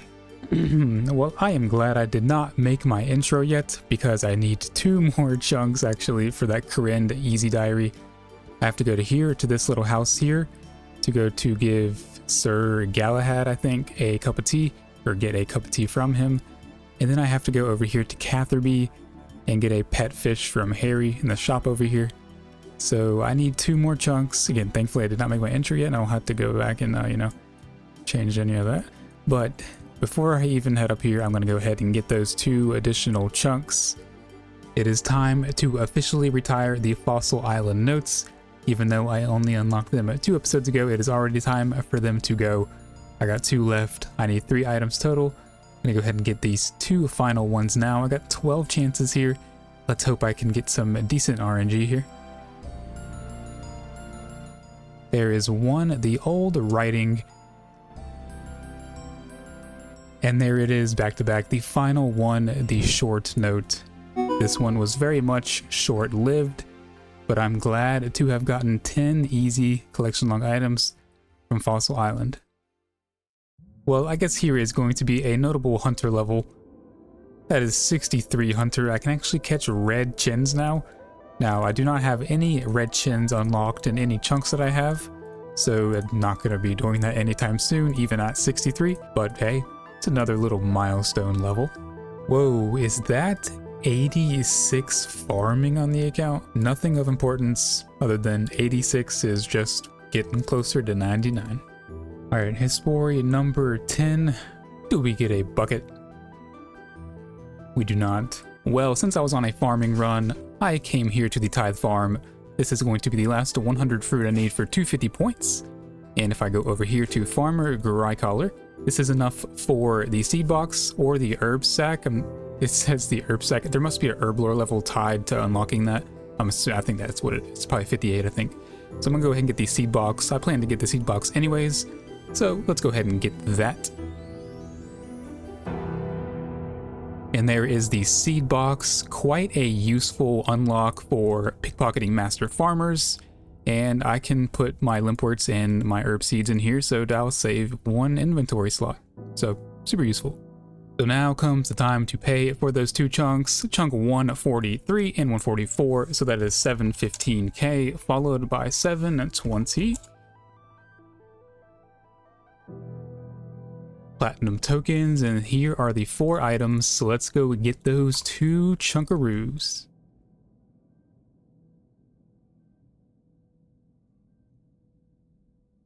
So since I'm over here, I'm going to go ahead and talk to Sir Galahad here and get that cup of tea. I think that was the task. Yep, there it is. So now let's go ahead to Catherby.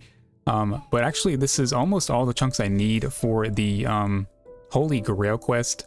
I think there's just 2 additional ones, being the 2 in Karamja that I need. Once I get to that, that'll be a pretty big unlock.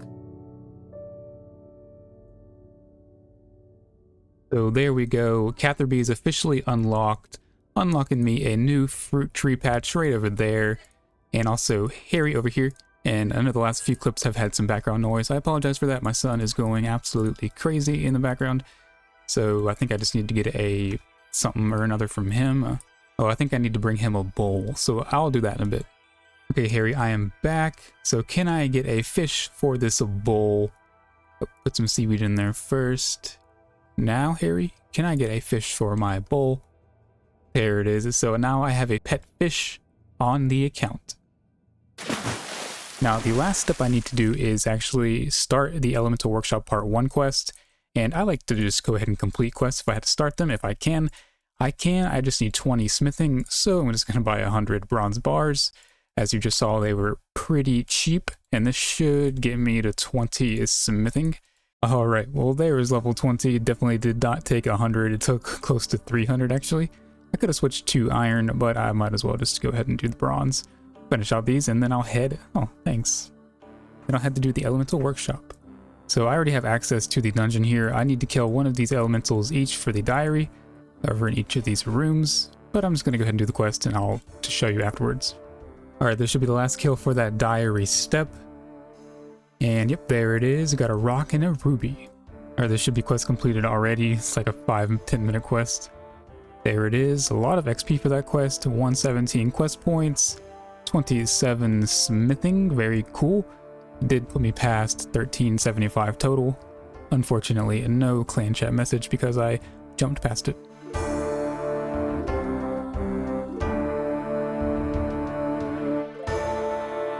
So the final step is to buy a candle here from the candle maker. And there it is. The Kandarin Easy Diary is now completed. Let's go speak to the Wedge. Get that reward.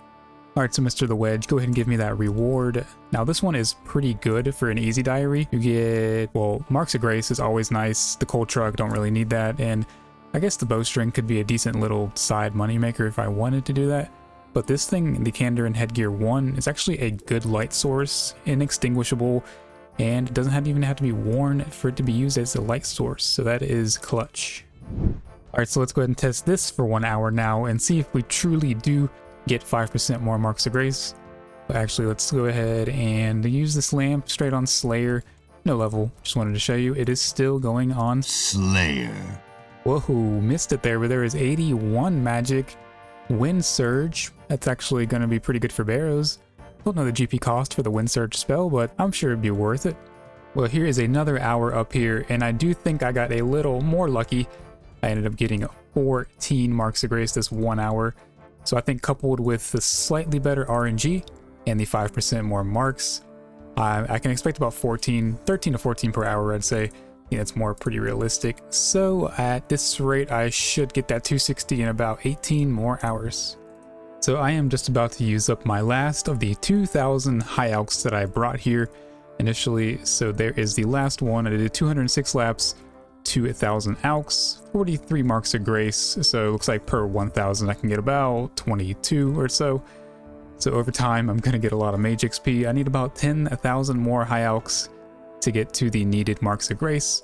So I'll get at least 83 mage. And my agility is currently 64 now. I'm going to get probably to about 72, I'd say. Somewhere around 72. So I've recently been killing a couple hundred hill giants per episode, and I got 6 beginner clues from this batch, and I'm at 11 of 50 hill giants now with still 2 giant keys. I don't know what's going on there, but I have 6 beginner clues to open. Let's go ahead and open these. I think I can expect 1 item at least. Oh, nice. There is the item, the bare feet.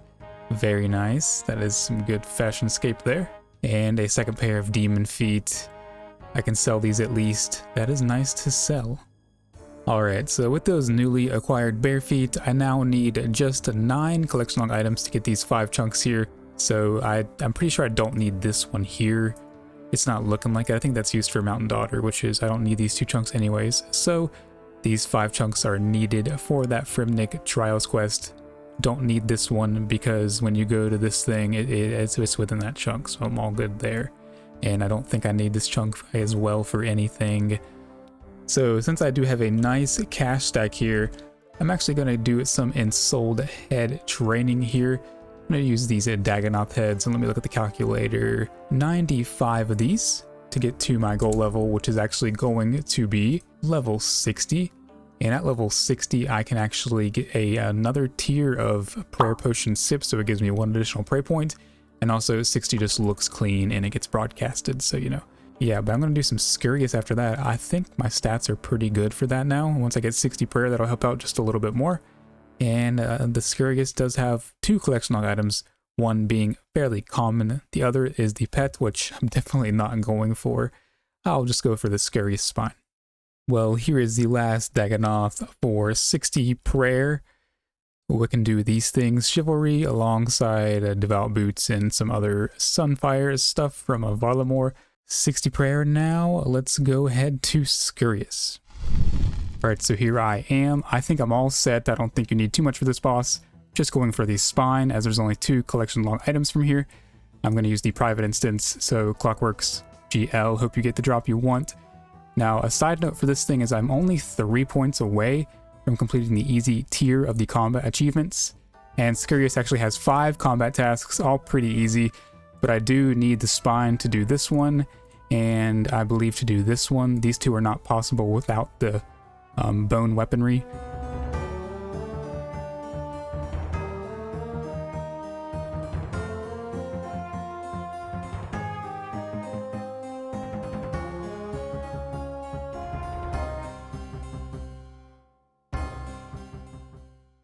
Alright, there it is. That took a good bit of time. Don't know my time there, but there is the first KC. No Spine, unlucky. But this is pretty good combat XP. I do recall whenever they released this boss, they said that they wanted it to be a good form of combat training, and I can definitely see that despite how much XP you can get, especially if you kill all the rats each time. Alright, this should be kill number 10, and that should be 2 combat tasks. Wow, I got a lot. Oh, I got a medium clue. I should have brought my medium clue, dang it. But also the easy combat achievement diaries, or just the easy combat tasks are done. I can go collect that, which I'll do now. Okay, Mr. Gommel, I go ahead and get that reward for my easy CA. Alright, so there we go. I get the Gommel's Hilt 1, which I think provides 3 free teleports to Trollheim per day. And also at this lamp, which is actually 5,000 XP in any skill above 20, so pretty good there. That is going on Slayer for a level 47 Slayer now, Brine Rats. That is pretty cool. But also the rewards for this thing also are honestly pretty good. A 5% increased chance to get easy clues from all sources, excluding Implings. And also the Void Knight commendation points get 1 extra per run now, which I do plan to do that pretty soon, so that'll help out a ton with that. Hey, there is the Scurious Spine. Let's go. Came in a little early, got it at 22 KC plus a rune full. I'll definitely take the W there. Very nice. Do we get it back to back? Nope. Oh. Now I can't actually use this to create a bone mace or the bone bow or the bone staff, since it consumes, and to keep in line, of course, with my extreme Kalogger mindset, it'll consume the item, turn it into that. So it's just going to sit here in the tab until I get a 2nd, 3rd, and 4th, so on. Alright, so to get 2 more items, I'm actually here in Falador. I'm going to be killing the giant mole for just a 1 singular kill. It's an always drop, the mole skin and the mole claw. So 1 KC, you can get 2 collection log items. I think I can go down here. Perfect. The mad mole music track. Now I could easily use my main to track the giant mole, but I'm just going to do it the old-fashioned way for the first KC.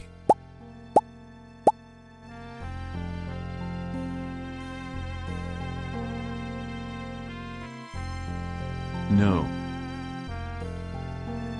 Fine, fine. Well, okay. So here it is. This fun. guy crashed me, but he finished it off. That took about 10 minutes. Well, I'm not sure what happened. I might have accidentally hit my hotkey for recording. But yep, that guy, Turkey, whatever his name was, accidentally crashed me. He did finish it, and I was able to get the credit anyways. But there it is. So here I have 66 Castle War tickets. I've been doing this in the background whilst editing.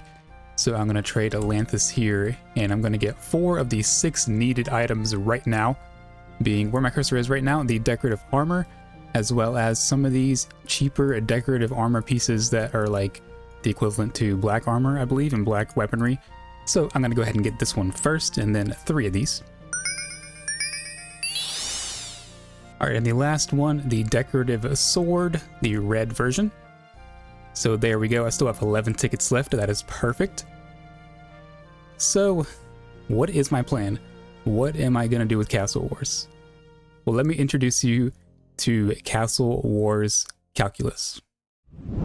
So before we get into the Castle Wars Calculus, I actually want to go over what I kind of mean by an extreme clogger. Now, Extreme Log is a series done by a few people now at this point, most notably Tedious and ZZ. They're doing it to where they obtain 1 collection log item at a time. They essentially complete 1 page of the collection log and then move on to the next activity. For my account, I'm doing not that. I'm essentially just having 1 of each collection log item in the bank. Now, for most things, that doesn't matter, but for Castle Wars and stuff like the Graceful, like I've mentioned, and the Lumberjack, it does. So let's get into some Castle Wars calculus. To totally green log Castle Wars, you need 5,549 tickets, and since you can get about 8.1 tickets per hour, due to the 3 tickets per 22 minutes, this means to green log using my method would take approximately 685 hours, and that is a very large commitment. Now what most people do is they get their 800 tickets for that most expensive piece, I believe the gold decorative armor plate body, and they start exchanging tickets for items, and they sell the items back to the shop because you actually get a 100% return on tickets. That is the logical way to handle Castle Wars, and it would take approximately 100 hours. But me, on the other hand, I plan to do something different, meaning I'll need to collect all 5,549 tickets. If I exclude the outrageously overpriced gold decorative armor set, I would only need 1,149 tickets. That would knock that 685 hours down to 142 hours, which makes it much more realistic for me. I would only be missing out on 8 collection log items, and I do not find it worth it to spend the additional 540 hours hunting down 8 items. So that's my plan. Let me know if you think it's a good compromise. So let's throw all of these in the tab in the order. And this is a side note, I do have the full decorative mage armor set. It looks absolutely fashionable and I love it. So as for these 2 additional items that I'm going to be going for, they are going to be the forestry hat and the legs, maybe the boots, I'm not sure, but 2 of these 3 items here, the petal garland and the pheasant, golden pheasant egg, are RNG items. Oh, I missed the roots. Shouldn't have been talking. But this is what I'm going for, and I do have to reobtain the lumberjack outfit because due to the, extreme clogger rule. So I'm going to be doing some forestry for a bit.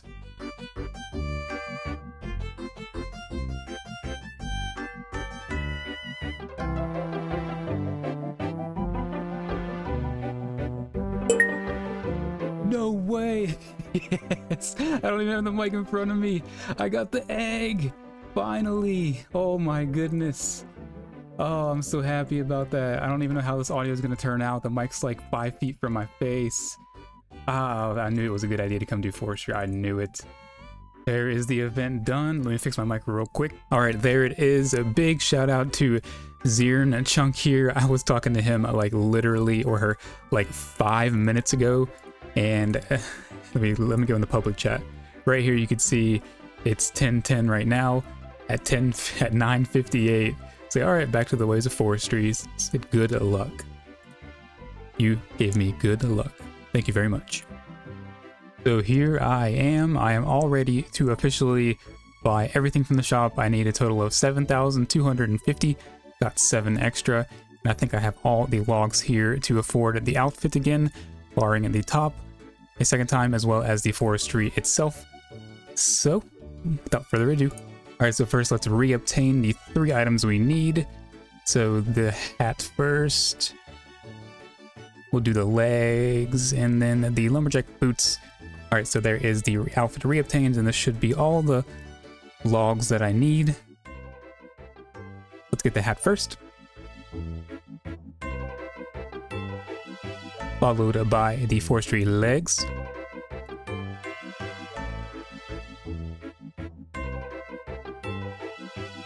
And last but not least, the forestry boots. For the entirety of the forestry outfit now obtained.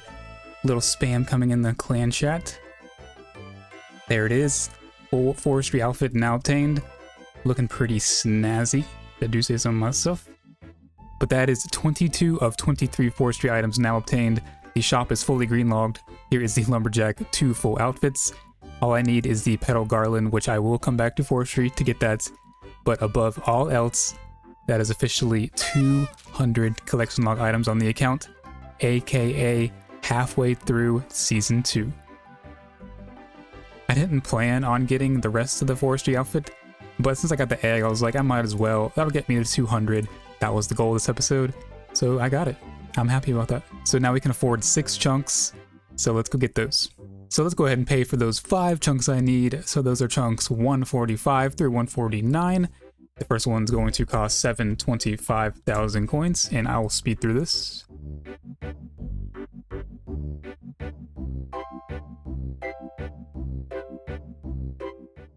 And the final one for 745,000 coins. It's for a total of 3.6 mil. That was half the cash stack to essentially do the entirety of the Fremnik Trials quest and all the items. Still got 2 left for an additional chunk later.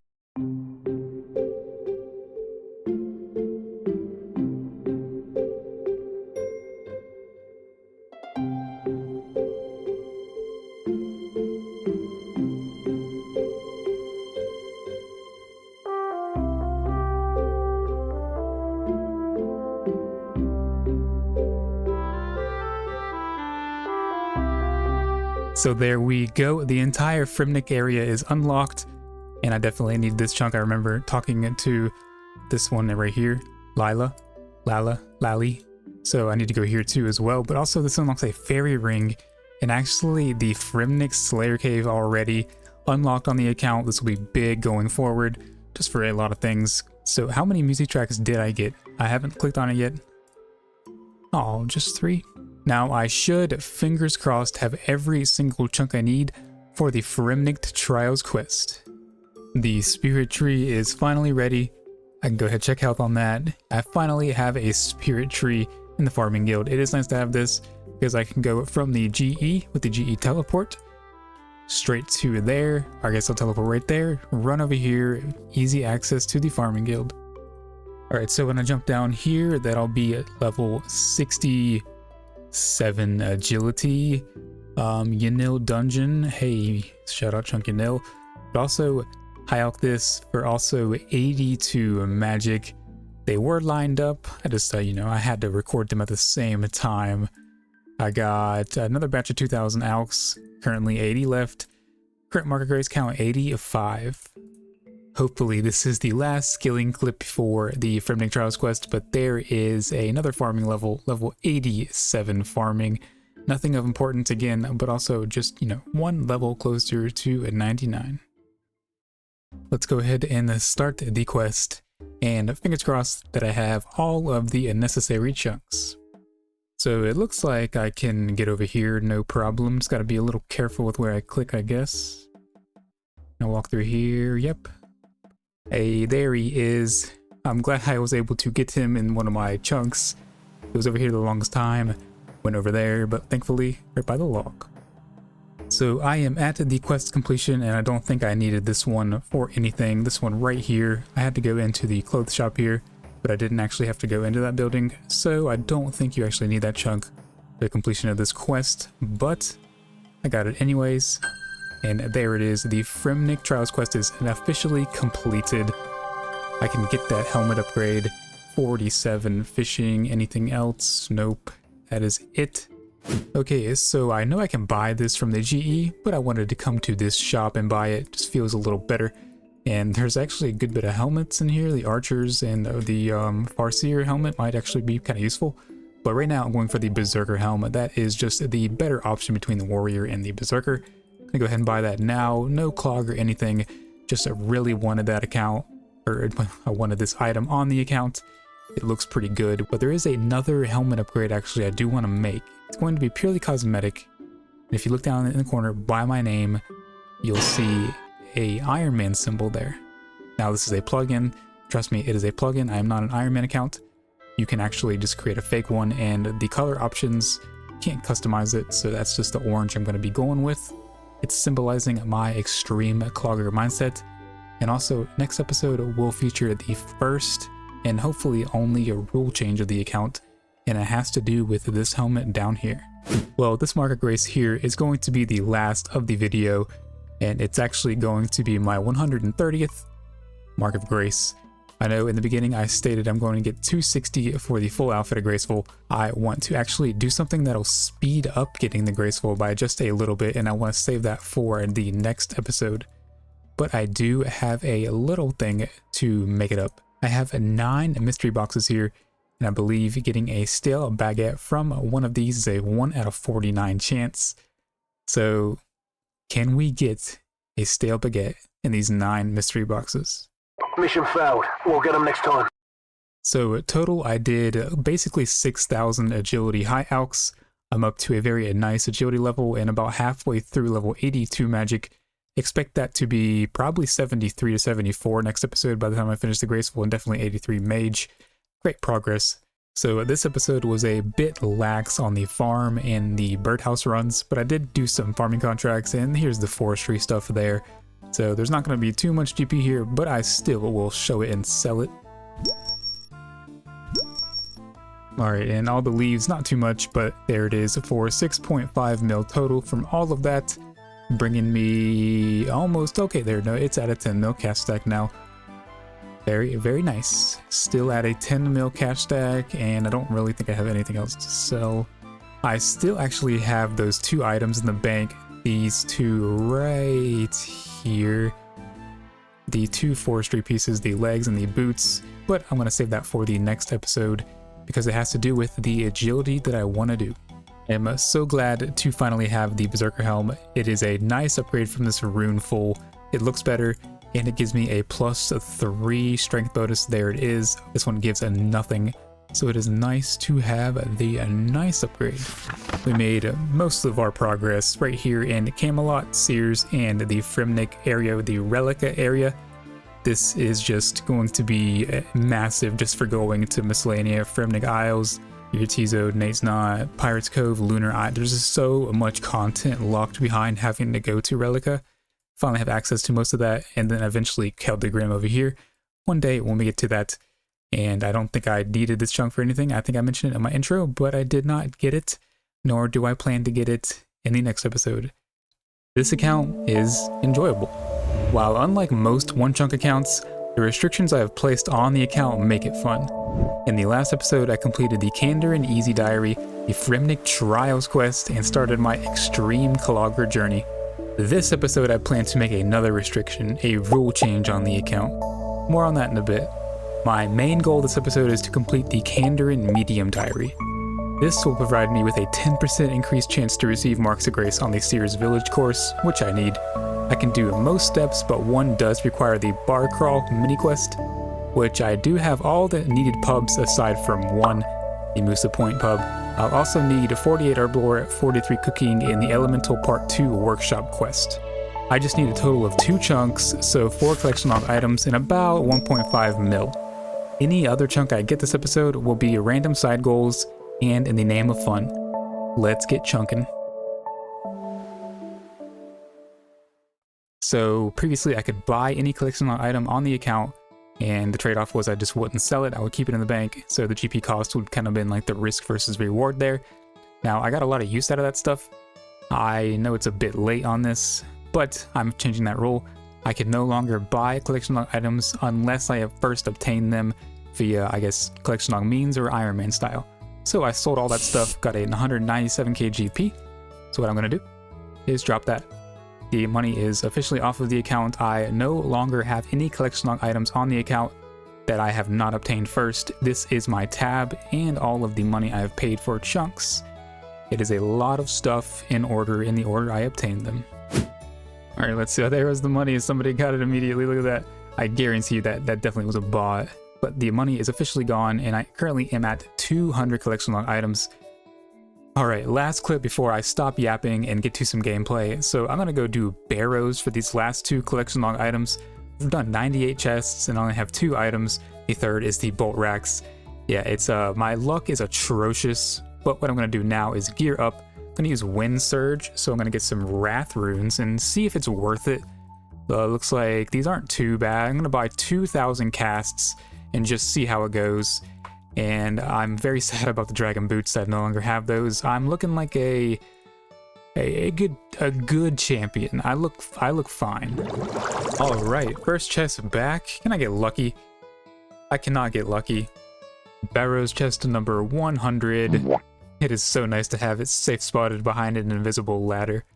Well, that is officially 106 chests, aka I should have expected 7 items by now, but I have 2.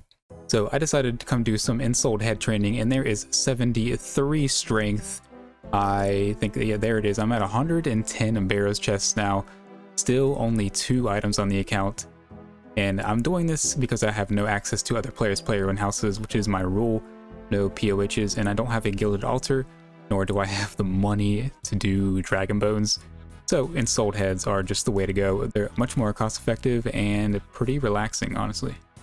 I guess I should have said why I'm here. I'm getting level 64 prayer, currently level 61, 3 more levels to go. 64 is just another point per prayer potion sip, and it's a few levels closer to 70. Oh, didn't even notice that last prayer level 62 was 1400 total. Very nice. Here is the last reanimated Dagonoth for 64 prayer. Let's head back to Barrows. And looking at these steel boots make me really want to get at least climbing boots, so maybe I'll work on that this episode. Oh, I wasn't expecting anything. I just always open these things. I got a monk's robe top trimmed. Now that is some serious fashionscape. This might be my new BIS fashionscape right here. Well, it's no Bob's black shirt, but it's a close 15th. So this will be chest number 120, and of course nothing. So yet again, I'm on a dry streak. Currently a, believe, 23 dry streak, and it is absolutely insane. This account is just, must be cursed or something. My main account has roughly the same KC with, I believe, 8 or 9 items. So right now I'm actually going to put a pause on Barrows. I'll get to like 150 KC this video, but I'm actually only 1 chunk away from the Revenant caves.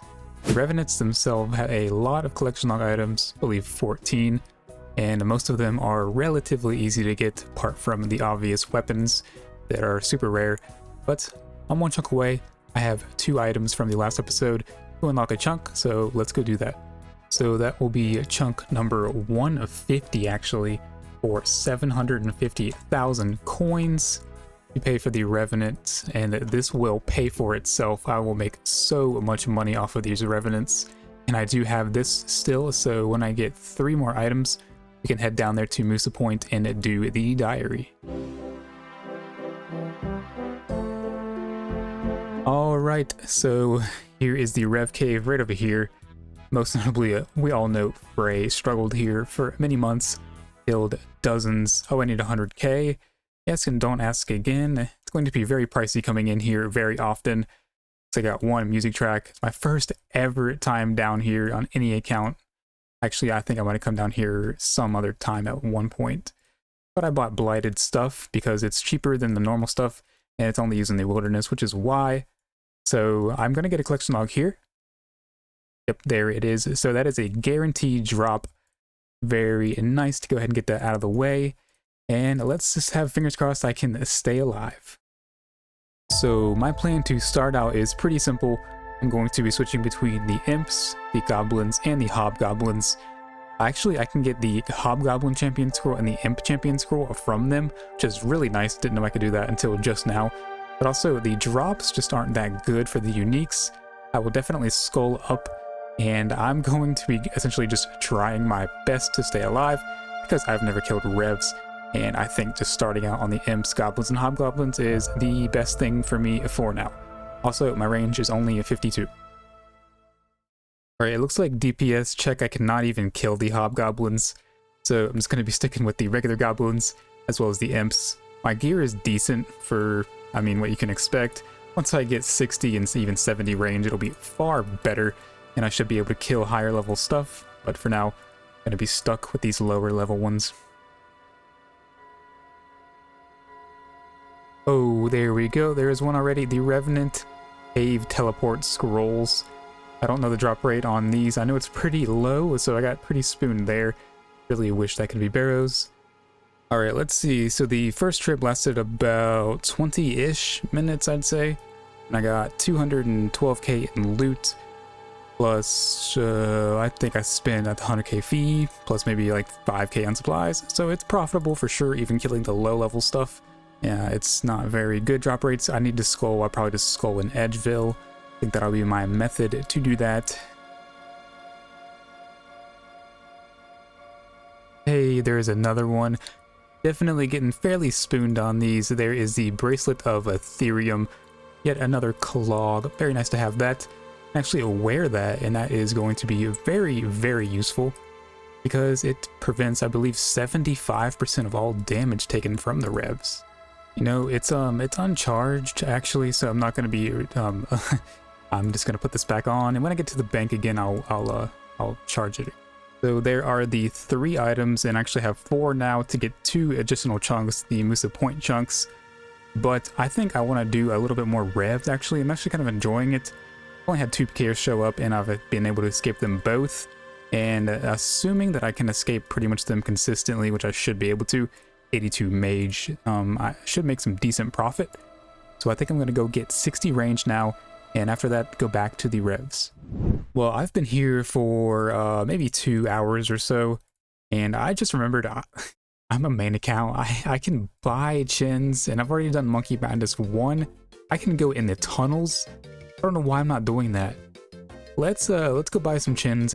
So I got myself 1,000 gray chin champas here. I'm gonna test it, I guess, and see how it goes. Don't have the greatest gear for this, but I think it'll go okay. It'll be better than the 30k XP I was getting. 30k per hour, that is. Well, there is level 60 ranged. It briefly popped up. There it is. I'm getting about 130k XP per hour currently, but I only have 327 chins left. This is costing a lot. I spent about 800k on these, plus all the prayer potions is close to 900k. Not even covering 1 hour. This would cost me like over probably 2 mil per hour. Oh, I died. I didn't even pay attention. I lost the chins. That means I lose the chins. Ah, man, what a... Well, but I'm gonna blame that on recording there. I wasn't paying attention to my health. Let's move on. All right, so I think I lost a round of 350k during that death. Just not gonna talk about it. I'm gonna sell these battle salves. Okay, so I was able to kill one. I guess it's worth it. I don't know. I'll keep doing it, see what happens. Whoa, there was 73 hit points, but also level 90 combat. That is a pretty big level, and honestly not too good for the Rev Caves, because that means another person can attack me. But I should be alright, I think. Alright, see what we can do here.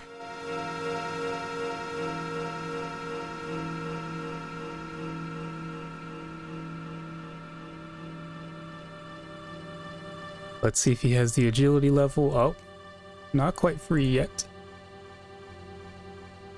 Slapping me up. I'll probably die here, honestly.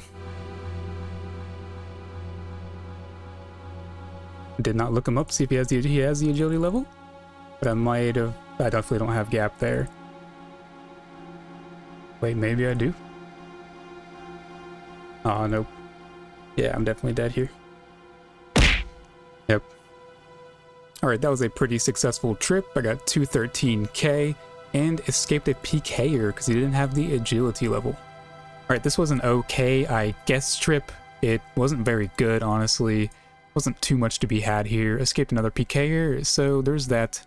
At least I got that. And about a little profit.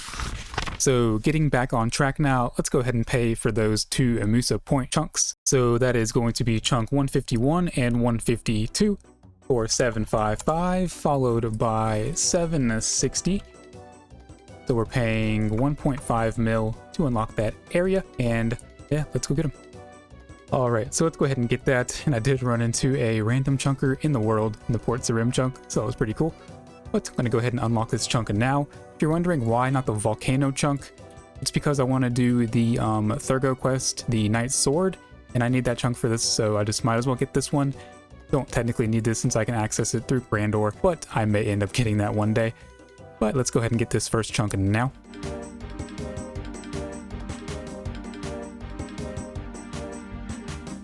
Alright, there we go. Now let's carefully charter to Musa Point. Whoa, where is all of my things? What in the world? Oh yeah, I need to go up here, actually. Yeah, that's right. Alright, pay fare here. This should take me to Musa Point. Yep, there we go. Very nice. 2 music tracks.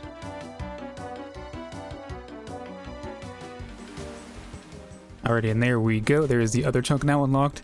Did find a little snazzy plugin to hide the minimap there. So that is, you know, just a little cooler. But I got the bar crawl card in my inventory, so I got all these to visit. So let's go knock them out and get wasted. A few moments later. Alright, so I had no issues at all. So it is, I'm officially too drunk to be able to read the card. So let's go turn it in.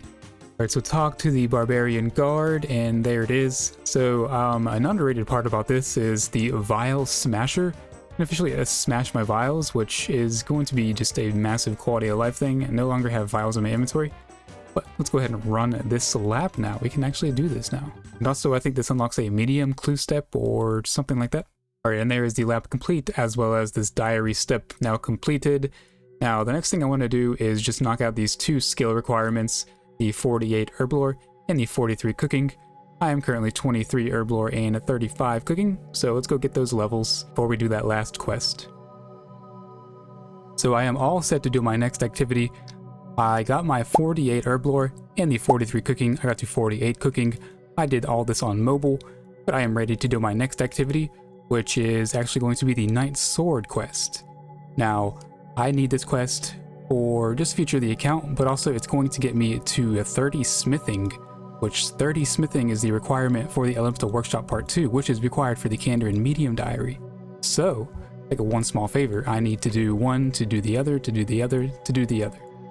Alright, Mr. Squire, got myself a nice blue-right sword here for ya. And there it is, the Knight's Sword quest is completed, 121 quest points, 12k smithing XP for 35 smithing. Crazy how much XP that quest gives. Gets me all the way to 35. Now we can officially do the Elemental Workshop Part 2. So I use this primed mind bar on here, like a mind helmet. There is quest completed. Ooh, and the medium task already completed. Another 7.5k smithing for 37 smithing now. No crafting level. But now I should have every single thing needed for the Karind Medium Diary officially knocked out. Let's just hope I have all the chunks.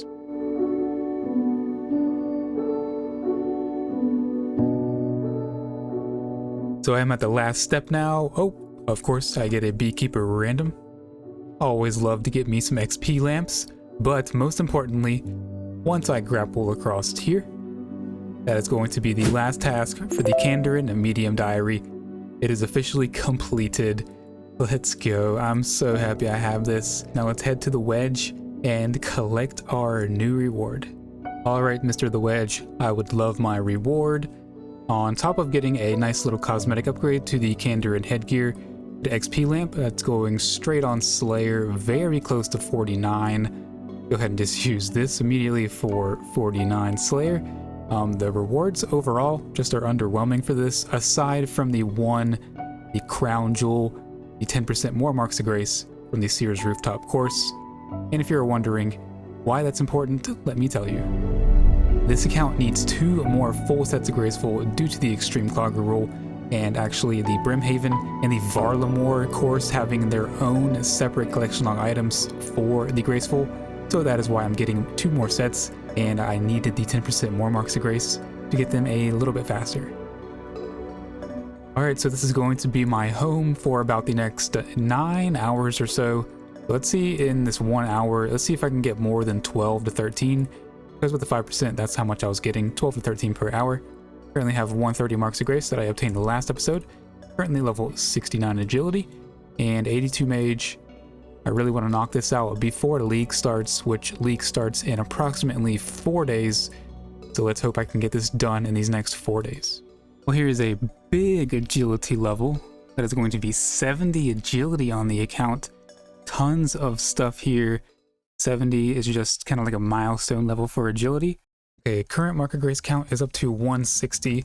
Right now, I actually want to do this medium clue. It's been in my bank forever, since like episode 5 maybe. And I do not have the chunk unlocked for the clue, but it's 1 chunk away. I want to go ahead and do this.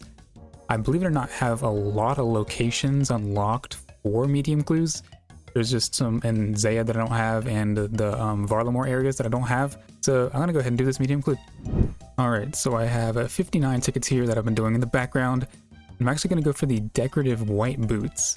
Now these boots are gonna be BIS for me actually. They're gonna be BIS tank boots, and when I get climbing boots, they'll still be BIS tank. But right now they're overall, I guess, BIS. So I'm gonna go ahead and buy those now. So 40 tickets for those, but there is 1 collection log item. And I'm gonna go for another cheap item up here. I don't know, I don't recall which one I have. I'm just gonna go, I know I don't have the med helm. Pretty sure, I'm just gonna go ahead and buy that. Okay, perfect, I didn't have that. So now I have 15 tickets still left and plenty of clogs, or I guess the 2 I need to get that chunk. Go do that and do the clue. I don't have any steps completed on it, but I should be able to do it like I mentioned. That is going to be chunk 153 for 765,000 coins. And I don't think I mentioned why they're BIS. They're equivalent to mithril boots. My best boot right now is the steel boots.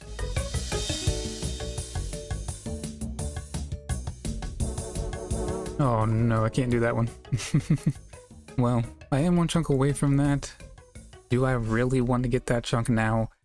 I actually came to the ham members to do some easy clue hunting, and I have 8 easy clues that I can do right here. Did not get these 2 in my chunks, unfortunately. I was here for about 1 hour, so I'm definitely impressed by how many clues I got here. Now let's go ahead and knock these out, and hopefully, fingers crossed, I think we should be able to get at least 5 or just 6 of these caskets here. And when I was looking at the wiki, I noticed that wearing the ham outfit gives you an increased chance to not get kicked out. So when I pickpocketed, I put the whole outfit on, didn't get kicked out a single time. So if you ever come and do this, definitely wear the ham outfit once you get it. All right, let's see. And there it is. So I got 7 of 8 caskets, not bad at all. All right, let's go ahead to the spot and open these. All right, let's go ahead and open these. I'll just show the ones where I get collection log items, if I get any. Oh, there is a red elegant blouse. 1 item so far. And ooh, there's 2 items. We had a big woodcutting level in the chat. Is that 3? I guess I already have this one, so there is 2. So that is a total of 3 collection log from those 7 clues. Not too bad at all. Alright, so in the order I received them, red elegant blouse, plate body, followed by the kite shield. Very nice, and this is a duplicate somewhere up there. It is. So I got 2 of those now. Alright, so I'm gonna get that Arceus library chunk with that. These 2 items here. So that is chunk 154, I believe, for 770. I think. I'm pretty sure that's right. Platinum tokens. Very nice. Now, medium clues can be 3 to 5. I could get a casket here. I could, unfortunately, not. So we'll just see. And hopefully we don't need another one. Alright, there we go. The Arceus library is now unlocked. I did get 1 music track for running down here a little bit. Now, I do know for a fact this is used for like a lot of these Zaya quests. as well as this medium clue, actually. Let's turn that map back on, and there we go. Oh, come on, give me a casket. Oh, no. Can we do it? That is not looking good. Let me see. Oh, we can do it. I have the exam center. I just saw so much text I didn't know. Can I get the casket? No. This is a 5-step medium. All right, can I do it? Oh, you're kidding me. I cannot do that. I need at least 2 chunks for that. Oh, man. Yep, I need 2 chunks. I can't use the fairy ring because that's a magical form of travel. So I have to get there with the dock first. Did I do it? I need to go to Miscellanea anyways. It wasn't on my radar anytime soon, but like, this is a guaranteed casket. I could very well get 2 collectible items. I don't know. Right, I'm in too deep now at this point. I'm gonna go ahead and get 3 more collectible items from Castle Wars. I'm gonna get the helm, the plate body, and the plate legs here. I was doing some more Castle Wars. I actually have the arrow still above my head for some reason. But go ahead and get this. Followed by this. And lastly, the legs for nearly the entire red decorative armor set purchased. A little more spam coming in the clan chat. I better get at least 1 collection log item from this, or I will be very upset. So now for the GP cost, it's going to cost $775 for that first chunk, chunk 155. Then chunk 156 is going to cost $780. I am very low on cash now. I cannot afford another chunk, but that is fine. I'm just gonna, yeah, let's go get him. I am at the sailor now, so I can sail there, I sure hope at least. So I'm gonna be dropped off right here, so I'm gonna go ahead and get that chunk first.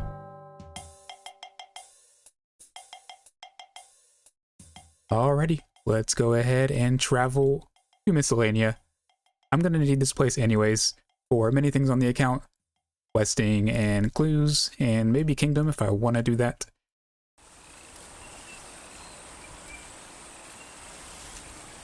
There we go. Now, I am really hoping... Oh, let's go ahead and go to the spot. I'm definitely going to get a casket here. Question is, what's in the casket? Ah, come on. Give me 1 item. I'll be happy with any collection log item. They ask you how you are, you just have to say that you're fine when you're not really fine, but you just can't get into it. Well, I may have lost the battle there, but the war is not over. So I typically hang out in world 477, one of my best ping worlds. And for the past like 5 days, there's just been these bots every single day, all day, every day, with eggs in their hand, just doing some smithing. I'm assuming cannonballs. It's been like 5 days. Come on, Jagex. Got a Hispori here. It's going to be a big farming level. I just wanted to point out this outfit is looking pretty snazzy. Clear this. This is Hispori number 13 on the account. And no bucket, but 88 farming. Very nice. So it's been a bit since my last recording. I know it's been a few seconds for you, but for me it's been about 5 or 6 days. Leagues is currently in full swing, and I likewise am in full swing of playing it. But I'm having a good time with Leagues. I don't know when I'm gonna stop playing. I guess the next clip you'll find out. Well, here I am. The time is now. It is no longer Leagues time for me. So while I was doing that, I tried my best to AFK this account. Didn't work out too much, but I did AFK a lot of ranged. What I like to do, I'm up to 69, very close to 70 range. I'm gonna get 70, and I'll finally play the game. I'm currently at 238 marks of grace. All right, here it is, the big range level that is 70 range. I can officially use Black D'hide, big level. I can go to revs now with Black D'hide, and it will help out tremendously. I should be able to kill a few more things. Playing Leagues, actually, I think it made me a little better at PVM. And what I want to focus on is Song of the Elves. And I know that's a big quest, tons of both quest and skill requirements, but I think it's worth it to go ahead and deviate from my Varlamore final area, at least for now. I think I still can unlock that after this, but I do want to do Song of the Elves, to do the Gauntlet, to do Volcano. So I'm going to focus on doing these skills first. Just a couple more 70 stats I need. And then after that, I'm going to focus on the quests. So for now, Bit of an odd quest to do. I'm gonna go towards Sleeping Giants, wherever that is. Here it is. This will unlock the Giants Foundry, and which will help out tremendously getting the 70 smithing. Oh, and I did get 5 easy clues here.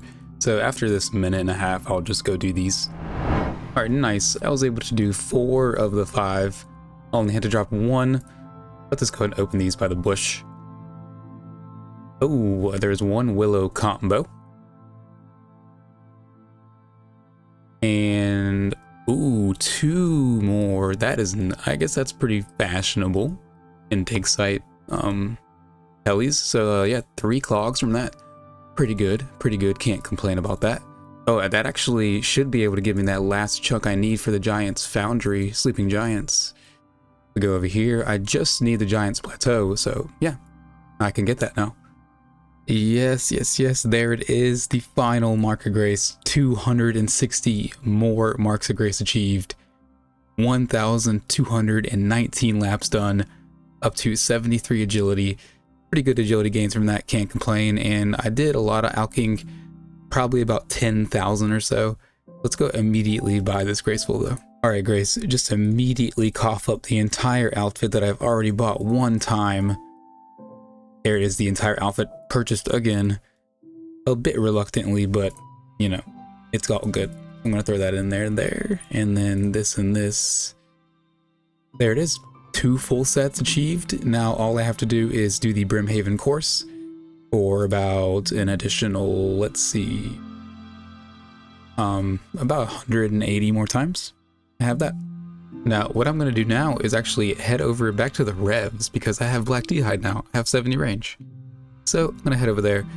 Hopefully, maybe get lucky and snag an emblem or something. That would be pretty nice. And let's hope I don't get PK'd. Although I do actually, now that I'm thinking about it, I need some agility potions. I don't have any. I'm going to go buy some because I can use an agility potion to get over 75 and use that agility shortcut. All right, I'm sure there's at least 6 PKers playing leagues now, so that's 6 more PKers I don't have to run into. So let's just hope works out just fine. I'm probably gonna come up here and kill the Pyrofiends. I think I'm strong enough overall to kill them, and I don't want to kill the orcs. Don't think I'm strong enough. Probably should have brought a stam potion. I'll just walk. All right, well that was a pretty good trip. About 15 to 16 minutes and 290k. Oh, there's an item, Ancient Crystal.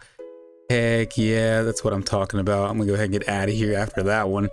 I do not want to lose that. I don't even know the drop rate on that. I'm assuming it's fairly rare. From the Pyrofiends, I've killed 39 so far, so that's pretty big. All right, made it out nice and safe. So let's check this out. This is about 150k, so I still made about 200k. In like 10 minutes. Revenants are so good for the account. So much money can be made. I really feel like I leveled up this account just throughout this episode with all this ranged and just, you know, just in general. This account is leveled up. All right, that's going to be all for now. 145k. That was a bit of a slow trip. I think I was there for literally just 1 hour total. And I made about 800k. The only thing I can't really sell is these this Ancient Crystal, but other than that, my profit would have been about 650k. So really good money, even from the Pyrofiends. Let's go ahead and move on to the Giants Foundry quest. So I need that Giants Plateau chunk. That is chunk 157 for 785,000 coins. Out of cash, but I got plenty of things to sell a bit later. The Revs and just all the other stuff, the farming and the birdhouse runs. And there is the 2 items. Let's go do that and get the quest done.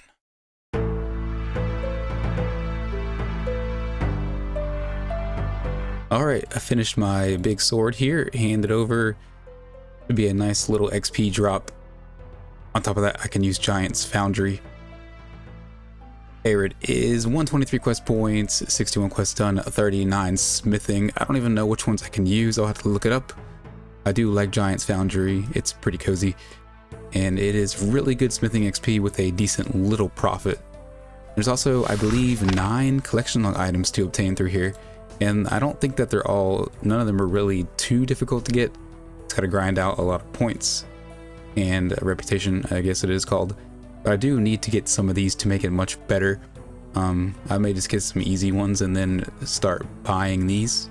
We'll see. Alright, here's my last sword. I'm going to hand in for now.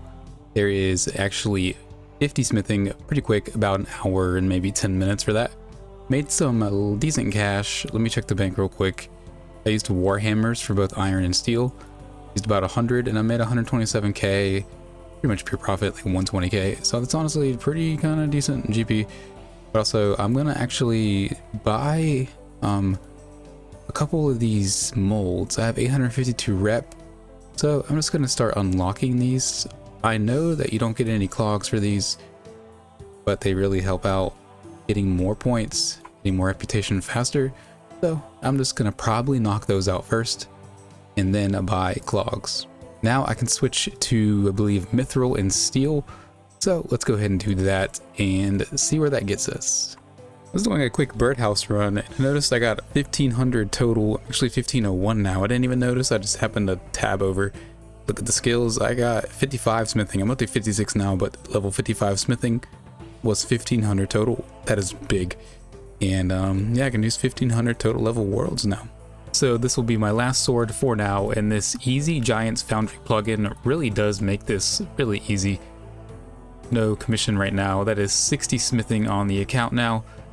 Pretty decent stuff. 60 is a good little milestone to go ahead and stop at. I don't think I'm going to buy anything yet. I'm up to 558 reputation. I've bought a few of these molds. I'm going to buy like maybe 2 more and then start focusing on these items. But I'm really eager to go ahead and sell everything that I got this episode. It's been like over 3 weeks for me. So I'm really just, I want to sell everything. And the Giants Foundry did give me a decent little profit. So let's go see what we got this episode. Alright, so here I am, and here's all the farming and birdhouse run stuff. Not too much. Alright, so from all that we get 6.1 mil, actually way more than I thought. I don't think the Revenants are going to get anywhere near that, but I had a lot more fun with the Revenants, and it was like literally half the time. But well under half the time, actually. I'm going to sell these dig site ones too, because they're actually worth like 22k each. Gotta save all but one. Alright, so I believe here is everything from the Revenants, and I actually forgot I did some barrows way earlier. I did say I was going to get to 150 KC, but I'm not doing that this episode. Maybe next episode. But these are just from AFKing the ogres and then a couple ham pieces. So I'm going to sell all the Revenant stuff and see how much I get. So strictly from Revenants, I got 1.1 mil. That's honestly not too great, but I was only there for like maybe 2 to 3 hours total. There's about 200k worth of GP I can't sell, speaking of the clogs that I got. But I'm going to go ahead and just sell the rest of this. Alright, and everything else rounds it out to 2.1 mil. I don't think I'm going to get to a 10 mil cash stack. No, but I spent a lot of money this episode. I have just one major chunk goal left this season, and that is Varlamore. But before I venture there, I'm focusing on getting to Prifdiness. In the last episode, I knocked out another medium diary, a second set of graceful, and started Revenants. I'm ready to dive straight into some PVM content, and getting to Prif and its surrounding areas will give me access to the Gauntlet and Zulrah. Not only will I get access to some nice upgrades and collection log items, I will also make lots of cash along the way, and that is much needed. Volcano and pickpocketing elves will be a beneficial thing for the account as well. I need to complete all quest and skill prerequisites for Song of the Elves. I've made an educated guess of needing at least 20 chunks total and over 15 mil GP just in the chunk cost itself. This is going to be a giant task, but I am looking forward to it. First stop, the Foundry.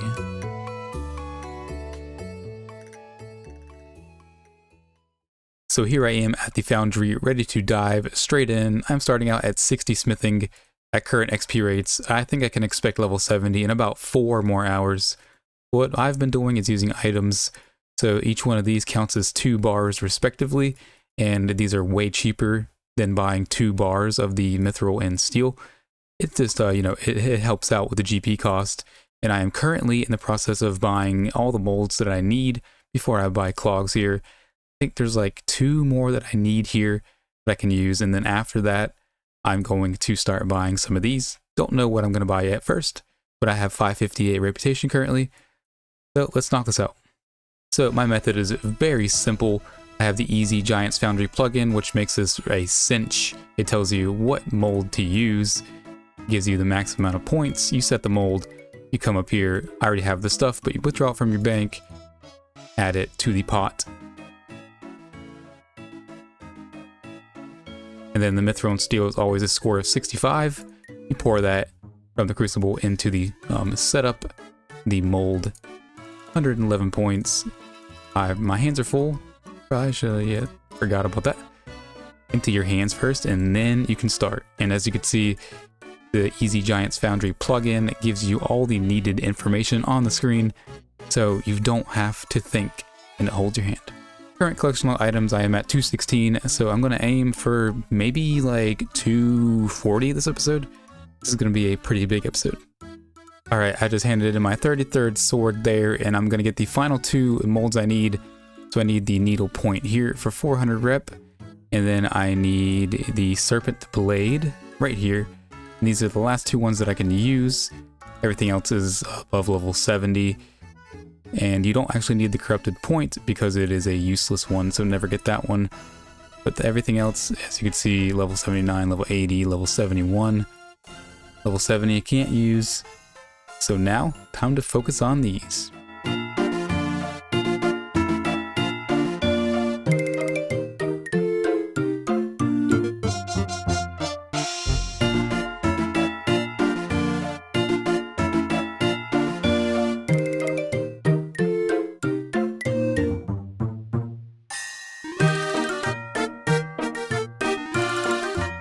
Well, there it is, about 4 hours later. Here's the final sword I'm going to make for the time being. No commission. There is 70 smithing now. Finally have that. That is the maximum smithing level required for any quest in the game. I'm actually going to do, I think, 2 more contracts because I want to get 5,000 points reputation. And 5,000 will give me the 4 items I want to buy from the shop. So let's go do that real quick. Alrighty, here is officially the last sword for now. I actually forgot I could do mithril and adamant, but that's all good. So I'm gonna buy, I'm just gonna buy the smithing boots now. There is 1 collection log item, and then I'm gonna buy the, looks like I didn't do my math correct, but I'm gonna buy, I guess 3 items instead. So go ahead and buy that. And then the ore pack. And then, you know what? Since I did my math wrong, as usual, I'm just going to go ahead and buy this for 4 collection items. Exactly what I wanted from here so far. And I got the smithing boots. We won't have much use for that on the account, but that's 4 items that I needed. Alright, so in the order I obtained them. So there we go. And I have these 2 items in my back pocket from last video. So currently I have 6 items to unlock chunks, and I've been doing some digging, so let me show you. So I've been researching all the chunks that I need for the Roving Elves, Regicide, Morning's End Part 1 and Part 2, which is most of the quest requirements for Song of the Elves, and I believe I need these 10 chunks. This chunk is a point of interest because you need to get a bucket or a barrel of coal tar down here. I've always gotten it here. I don't know if you can get it over here. I'll cross that bridge when I get to it, and then unlock that if I need to. But I'll need the entire area of Isifdar, as well as up here the outpost, which will give me making history unlock, which I don't know how many I'll need for that yet, but I think I need to go like somewhere else. I don't know exactly where. But I'm gonna go ahead and work towards getting 20 items total. I have 6 currently, so 14 more. So I also need to focus on the stats. Now currently I just need the Herblore and I need the Hunter. Got the nice 70 smithing there, which looks really nice. The Hunter I'm just getting passively through birdhouses, which shouldn't take too much longer. And then as for the Herblore, that's what I'm worried about. That's going to cost a lot of money.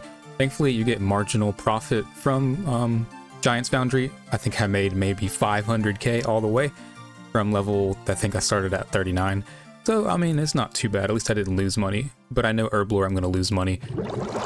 So with my new edition of the full 2nd set of Graceful that I got last episode, it's time to officially get a recolor variant of it.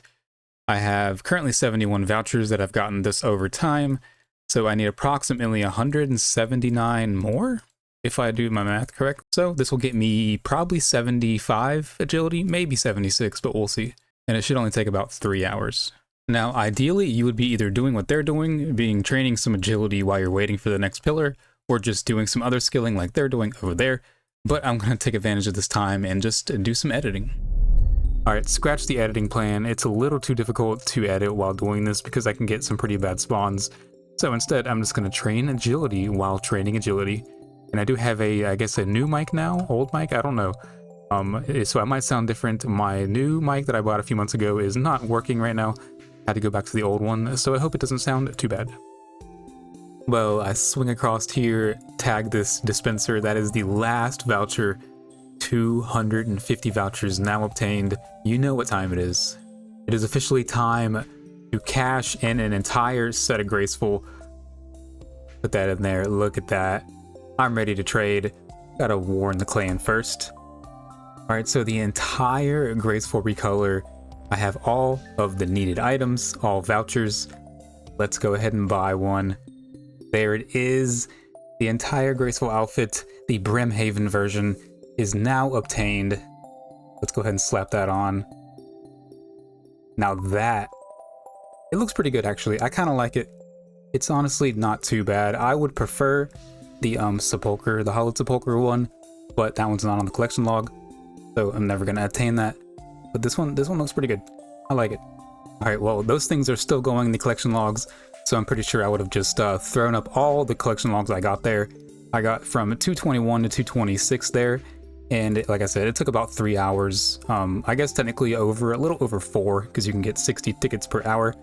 So now actually I need to trade in these Agility Arena tickets for XP. Let's go ahead and do that now. And there we go. I got to about halfway to level 75. A lot lower than I thought it would be. I guess the XP just isn't too great. It's good. Oh, don't get me wrong, it's good, but I thought I would get more. So I'm ready to move on to my next activity, Herblore. But first, I want to make some money, and I have just the thing to do. Even though I have all the cash I needed here, I want to go ahead and get that cash stack up now while I have money, and I have just the thing to do. It also will give me collection logs. The Shade Catacombs of Morton will give me good money killing the shades, and a little side thing of the collection logs actually that you can obtain through here. Between the logs, the flame tier bag, the fine cloth, and all the other little items that you can obtain through here, 14 total. I am going to make my own oil as well, so I do not have to pay for that because that is a huge cost of this. So let's go make some money and get some clogs. Alright, so let's go ahead and head down. Alright, so I'm going to be killing these Fear and Shades here first. I think my plan is I'm going to kill 200 of each. I'm going to stack 100 keys, bronze keys from these, and then hopefully I can get the bronze locks. And once I do that, I'll move on to the next one, the ones over here, the Ryle Shades. Alright, I know you cannot tell, but this is my 200th of these. Now, what I'm going to do is head over here to the Ryle Shades actually. I'm going to go ahead and stack up 200 of these. Alright, so these are the last shade remains I need, and I did buy these lower remains. They're really cheap. This cost like about 10k to buy these, and not bad at all. These took about 3.5 hours to get. So now what I need to do is make these olive oils that I bought for pretty cheap too, 21k. Turn them into sacred oil. So let's go do that. Got a big farming level coming up here. Right here is going to be level 89 farming. Nothing of importance from that level. Again, never seem to get much past like level 75 in farming. 89 is one step closer to 99. All right, and literally 2 minutes later, there is 70 hunter on the account. Yet another 70 stat for Song of the Elves knocked out, and the maximum skill requirement for hunter for the quest cape. So that is a big win right there.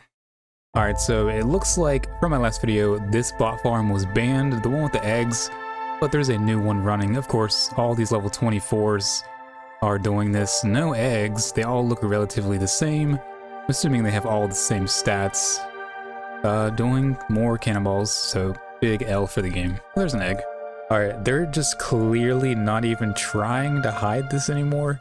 While I make these sacred oils in the background, it's time for fireside chat number 3. So the topic of this fireside chat is going to be the extreme clogger items. Now I have my list fully complete, at least for now. Now this list is subject to change over the future, and it will definitely be added to over time. So here is the list as it currently stands. Now I have the description up here followed by my definition, and then I have it sectioned off into tradable items and non-tradable items. The non-tradable items are definitely a lot less because I just couldn't think of too many. Tradable items, they have a bit more to them, and I don't really want to go over each item individually. Maybe I'll make a video on that one day. So I do want to go over just one thing, being the jewelry. So I have on here all onyx jewelry and all zenite jewelry. I'm requiring myself to get an onyx and a zenite to get the zenite, and an onyx to get the onyx jewelry.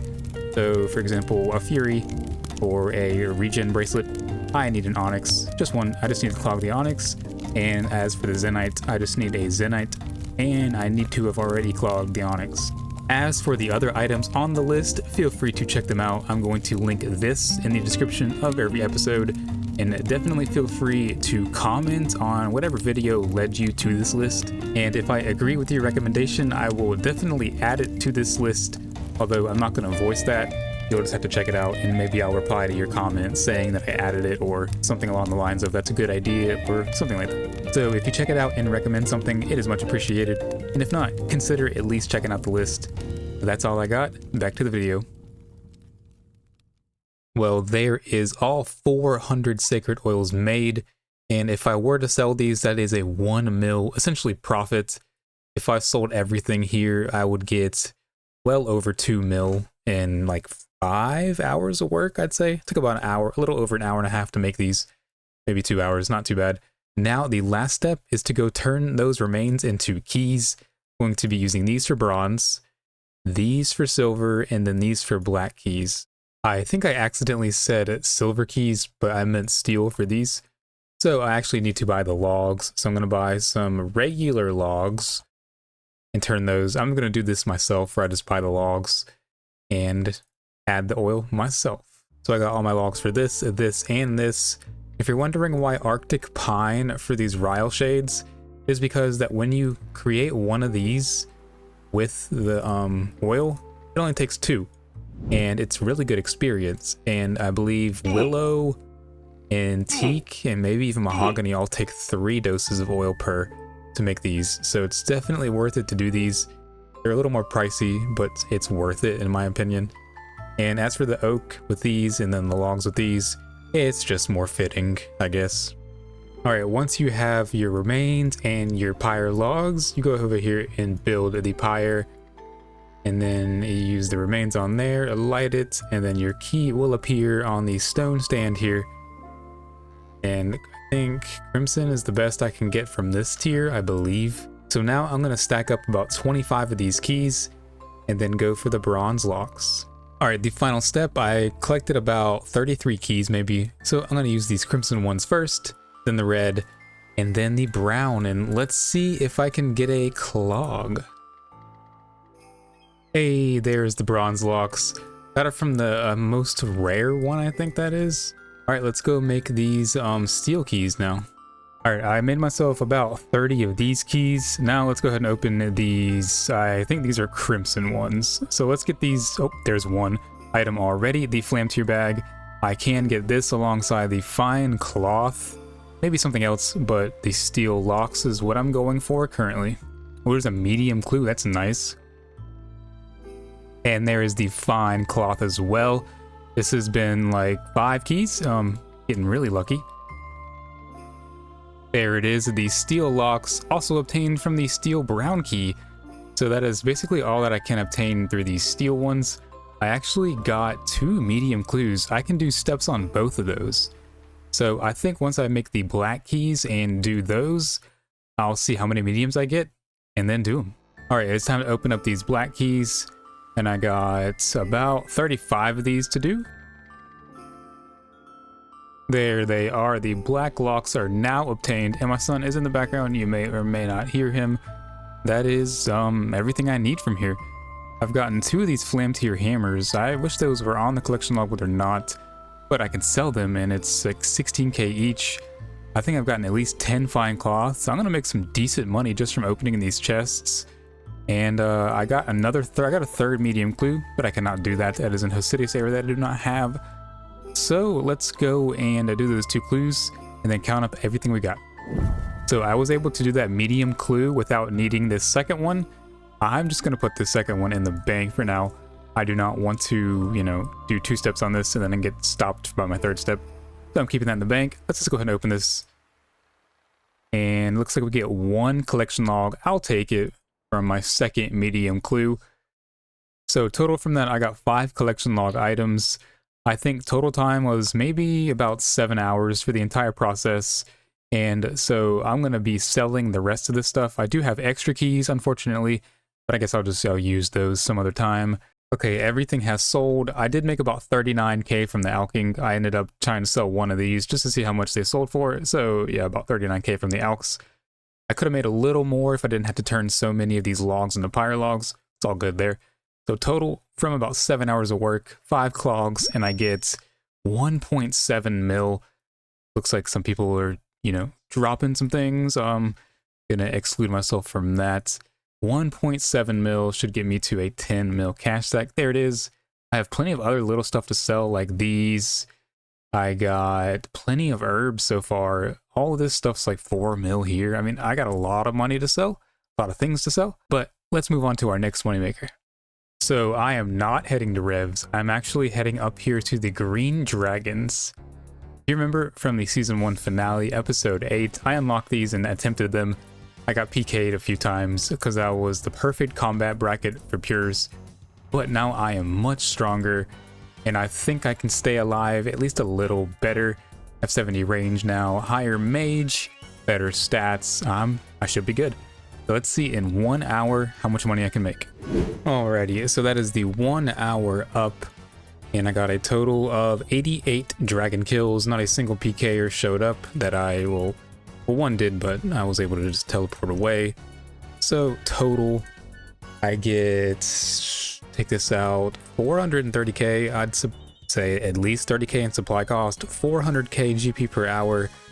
Yeah, it's not what it used to be. Let's just put it that way. Not very great, but I did get a hard clue.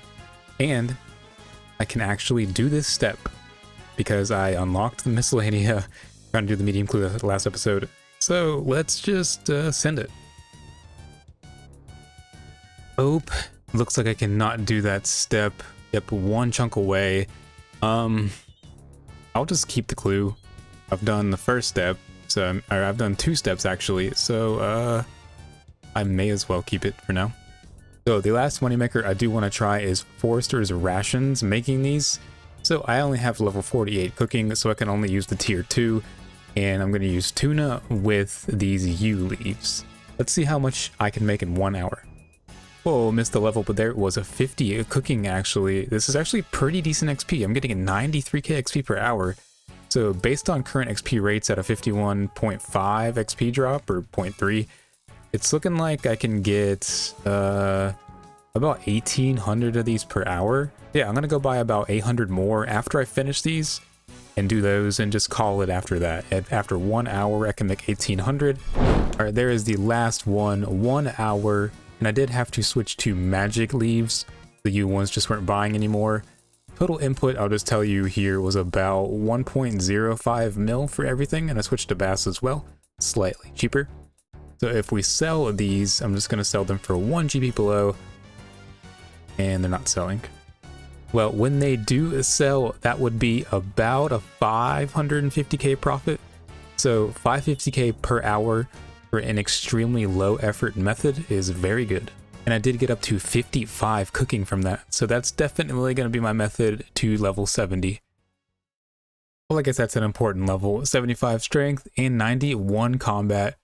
I'm very close to 75 HP, so I will see you in a second with that. Any second now. There it is, 75 hit points as well. Now you're wondering why I'm here. I'm just killing these to see if I could. Ended up being I could, and it's not too much different than the Ryle ones over there. So I just decided to stick here for 1 hour and see how much I get, which is conveniently right after basically this kill. I'm just gonna empty out this inventory actually. It should take about 5 more minutes, maybe 10-ish, I don't know. But after that I'm gonna go sell, see what I get. All right, here I am back. So I got 100 exactly, just over an hour, like an hour and 5 minutes maybe. So let's just sell these for mid price. So they sell, Okay, they're actually going to sell for that, I think. So I'm just going to leave those in overnight alongside these rations. They're not selling for 42 coins each. I'm going to leave them in overnight and just see what happens. All right, they have sold for 42 coins each. I made about 500k off of that, and this one about 453, so 450-ish k. I'm up to 11.6 mil cash. Well, that cash is going to get me a long way. So getting back on track now, I need just 2 more collection log items to unlock these 10 chunks, and I have just the activity to do. So let's go head over to the Mage Training Arena. Now, right now I have 6 of 11 MTA items, and the rest are really time-consuming ones. And I do want to conclude Season 2 by completing the Mage Training Arena collection log. So first stop, let's go ahead and work on this Mage book. Well, once homie slides up here, that's going to be a big mage level, 84 magic. Well, once homie slides up here, I think in the same exact spot where I got 84 mage, that should be 500 points. So now, 2 hours later, let's move on to the graveyard room. Alright, and about 35 minutes later, this is the last batch for 500 graveyard points, very fast room. Let's move on to the alchemist room. Alright, well there is the last one. I have 24,000 coins, 316 points currently. If I do the math, this should be like 48,600 and 48,000 some 48,000 some. Yeah, 48,704 XP. That gets me very close to level 85. Also the 550, got 560 alchemist room points. The last stop, the easiest and quickest one, the enchanter's room. You know, for this room, I can boost with a magic potion because I'm level 84 and that gets me to 88. And I can use the level 6 enchant, the Onyx enchant, just to get a little bit more points. This is truly the power of the main account. Well, I did not think I was going to get this level, but there's 85 magic. Alright, with the rest of these, this should get me to the 6,000 enchantment room points that I need. There it is. Go ahead and deposit these last ones. Really good mage XP. Who knew that Mage Training Arena was good for mage training? I think total time this room took about 45 minutes. Alchemist room took about an hour and 15 minutes. So I think total this took just over 5 hours. So once again, the wiki is correct as usual. So at the reward guardian, we have the mage's book selected. All we need to do is buy it. We have everything we need. Confirm mage's book. What a pretty nostalgic and cool item to have. It's completely useless these days, but it looks cool, right? It's pretty good mage. Offensive bonus, I think plus 15. Yeah. Plus 15 and plus 15 defense as well. I mean, it's going to be useful, well, in a couple places for me. I am back at my favorite place recently. Giant's Foundry is just super cozy. So I think I'm going to get the double cannonball mold. Now, I haven't done the dwarf cannon quest to actually make my own cannonballs, but I will one day. So I might as well just go ahead and get this, and I can just do that while doing some AFK grinds. This should only take about 45 minutes. I'm using adamant and mithril stuff, so I'm going to get a lot of XP, a lot of reputation really fast, and big gains. Well, this is going to be the last sword. I believe this was 9, maybe 10 swords. And that in, I got close to 72. No more commission. I have 2,000 reputation. Go ahead and buy the double ammo mold. I can't because I haven't completed dwarf cannon. That's interesting. Let me check the map. So it looks like I can access the dwarf cannon area through here, but I'm not entirely sure if I can walk there. I'm gonna go check it and just see. And if I can't, I may or may not unlock this. It's a point of interest chunk for me for the Morning's End Part 1 quest, I believe. So I'm just gonna run up there and check real quick. Alright, so it looks like I can run up here. It looks just fine to me. Yep. So I don't think I need to use the gate for anything. Well, looking at the quest guide, I need this goblin cave here. I need to go in there, and it looks like it's in that entire chunk. So I probably need that to get in there. And also, I need this ladder right there. So either way, I'm going to get this chunk because I need to go up that ladder as a part of this quest. All right, so that is going to be chunk 158, I believe, for 790,000 coins and 2 platinum tokens. The first chunk unlock of many this video. These are the 2 items, so I have tons of other items.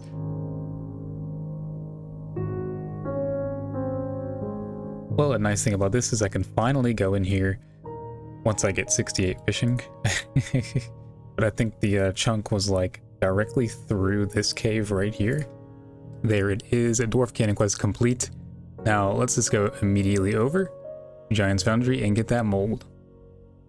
All right, so at Kovac now, let's go ahead and get that double mold. There we go. Now we can buy it. Now I'm just gonna go test to see in 2024, basically 2025, see if Cannonballs is still a good moneymaker. I do know for a fact there has been bots that I've been reporting on recently that have been there. So let's just let's see what kind of profit we can make. Well, I actually ended up doing about 2 hours of this. Made 8,812 cannonballs.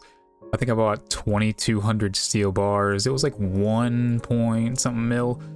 The 1.7 mil almost return. Let's go see what I made. Oh wow, so I bought those for 1.25 mil, and they're not going to be too much profit to be made here. 1.6, so what is that, 425k in 2 hours. So even with the double ammo mold, yeah, it's like not even barely 200k an hour. Horrible, don't do this. All right, it is officially time to start with these quests. Now I'm gonna unlock 9 chunks, so all the items are in my inventory as well as the graceful. This is 18 items total, 9 chunks, which will cover the entirety of the Isifdar area. So these are chunks 159 through I believe 167, something like that. So this is going to be 795,000 for the first, and I will speed through all of these.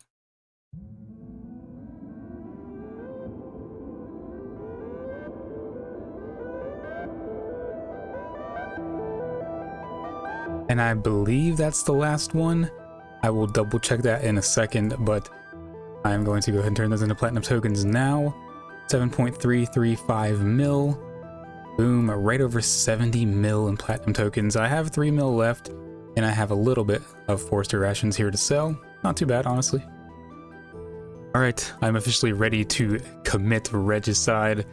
So without further ado, let's start the regicide quest. All right, I'm at the part of the quest where I gotta leave the cave. So I gotta go, I believe, here. So I'm gonna go ahead and unlock that chunk right now. So there is chunk 1 of 9 unlocked. Now for the rest couple, I'm probably gonna unlock in big bulk sections. So I'm gonna do that right now.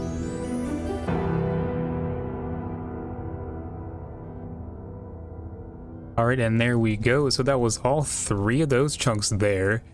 Now I do need to still unlock, I believe, 1, 2, 3, possibly 4. So there's 4 chunks total.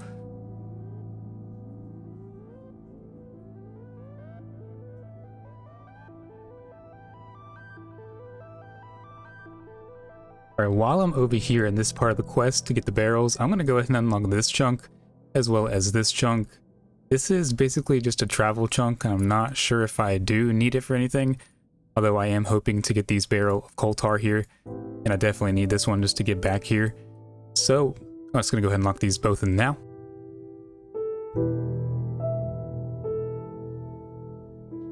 All right, so that is 8 of 9 chunks paid for and unlocked now.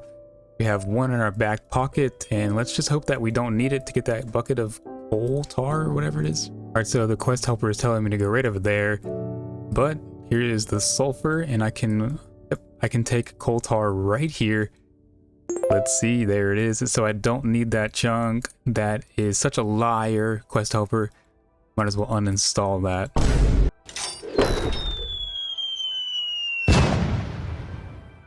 There it is. The quest is officially completed any second now. There it is. Regicide completed. Pretty good agility XP and 15 big ones to the cash stack. Oh, okay. Nice clipping there. All right, regicide done. Now let's do roving elves, I think.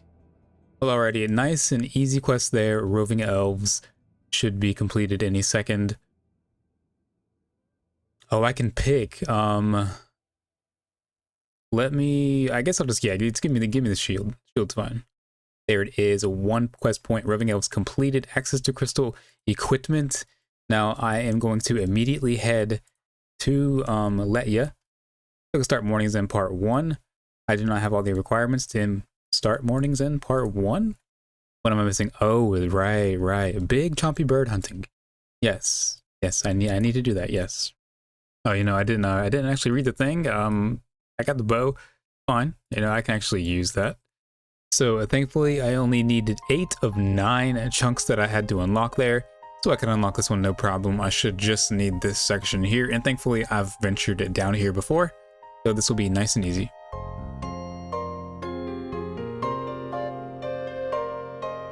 All right, and yet another easy quest completed. A very, very nostalgic quest here. The big chompy bird hunting quest is officially completed. Now I have no more chunks to unlock. All 9 have been unlocked that I've paid for. No more collectible items. But this is big because you can get the chompy bird hats after this. And there's 18 total, varying from 30 kills all the way to 4,000. Now the Western Provinces diary give you an increased chance to receive like 2-3 spawns of the birds. So I would definitely want to do that before knocking out the higher ones, the higher tier ones. But like looking at these requirements, it doesn't require too many skills that I don't have. I think I have everything just about, even up to the hard just about. All I had to do was a bunch of questing, and I like questing. All right, well, I had this grand idea of doing some Barrows runs. Now my Barrows collection log is completely abysmal. It is 3 out of 25, 139 chests, about to be 140. One of these is the bolt racks. I decided to sesh out some, do 20 chests. So this is the 20th chest. And wow, the worst one. That's fitting for my luck here. So I am currently now on a 43 chest dry streak. My previous dry streak was, I believe, 77 or 78. I don't know what is going on with this Barrow's luck, but so this took me about 2 hours to do. So in 2 hours, getting no items on a mid-level account without the hard diary, my supply cost maybe 200k. So what am I looking at? Like 160k GB per hour. Yikes. All right, and we get a whopping 585. Wow, I actually made a little bit extra money there. So note to self and note to all of you, get some items.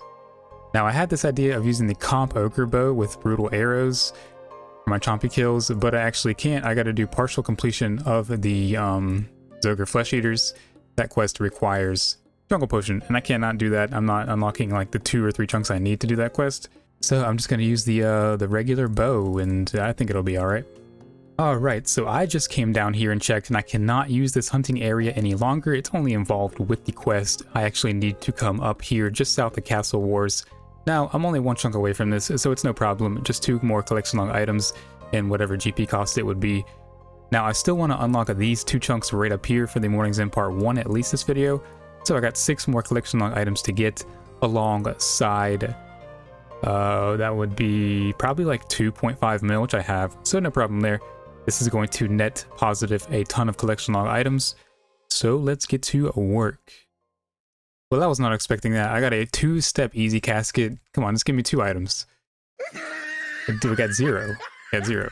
All right, this is my 3rd step on this medium that I got earlier. Let's see. Can I get the casket? Nope. All right, can we do this step? Eagle's Peak. That's looking like a hard no. Yep, that's way too far away. I cannot access that at any point in the near future. Unfortunate, I did 3 steps on that. I was gonna take a chance there, and it just didn't pay off. Well, I decided to come do some easy clue hunting here at my favorite place to do so, Ham Members. And I'm 1 pickpocket away from a pretty big level. And I do actually have, I think that's 5 easy clues over there, which only took like 30 minutes, but I accidentally clicked through it. That was 53 thieving, which is the requirement for Desert Treasure 1. Now, no time soon will I be doing that quest, but it's a big level nonetheless. Alright, can I do this clue? It looks like I can do this clue, so I'm just going to stop there at 7 easy clues. That took like 35 minutes. Now, this is a pretty lucrative moneymaker. The wiki, I think, says like 1.2 mil GP per hour. Now, I'm pretty sure it's just pulling in what you can do from easy clues, but you can't necessarily do the easy clues plus pickpocket in 1 hour. So I think it would take me honestly about 25 minutes to get these clues done and all that. So this will be a true 1 hour of pickpocketing hand members for easy clues and seeing how much money I can make. Alright, so I was able to do 4 of those 7 caskets. A bit unfortunate that I couldn't do 3 different clues, but still, that took me honestly about 20-ish minutes. So if you factor in the 3 clues I couldn't do, that's right at about an hour. And I think each easy clue on average is about 50, 55k, something like that. So whatever I get here, just add about 100 and let's say 60k, and that's where your 1 hour is worth. So let's try to get 2 items here. Oh, 2 items and a big value item. Why is that so much? That's kind of weird. I'll take it. I can't sell it, but you know, that's 300k GP added to the tab. And nothing on that one. The final one, we get... Okay, we got another item. The black plate skirts trimmed. Nice. So we got 3 items there. I am very happy about that. Now, let's go count up real quick. Okay, so price check time. I didn't keep some of these ham items alongside a couple items from the ham members, but it's not going to be much more value than this. And that big value clue that I got was from these dig site teleports. I don't know why there's so much, but they are. Now that was contributing greatly to this price check of 408,000 coins. Add 160k to that. That is just over 550k, call it 570. I mean, if you can get some lucky easies, you're definitely gonna make a lot of money doing ham members per hour. In my case, it was over 400k that 1 hour between doing the ham member thieving and doing the clues themselves. So let's go ahead and pay for that chunk. That is chunk 168 for 840,000 coins, I believe. And these are the 2 items right there. And 2 platinum tokens back in there. And we do have 1 additional item being that for the Morning's End Part 1 chunks that we need. This 2. And I do want to mention that I have the easy combat achievements done completely, the easy tier, which is a 5% increased chance to receive easy clues. So that does help you out just ever so more. So if you decide to do that, definitely knock that out before you do that.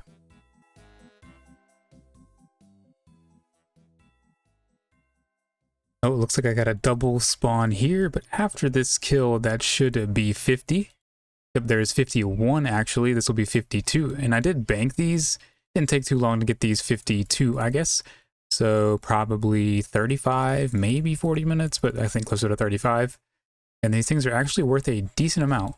So I got a total of 51. I guess I just accidentally did not pick up one. It might have been the last one I killed, but 117k. I feel like that could be over 200k GP per hour, which is pretty nice. Let's go sell those real quick, see if they actually sell. Wow, they sold instantly for more, 146k. Telling me I can make almost 300k per hour killing chompies without the diary. That is insane. I don't even have the Western Province's diary done at all. Not even a single step. That's crazy. Almost 300k per hour.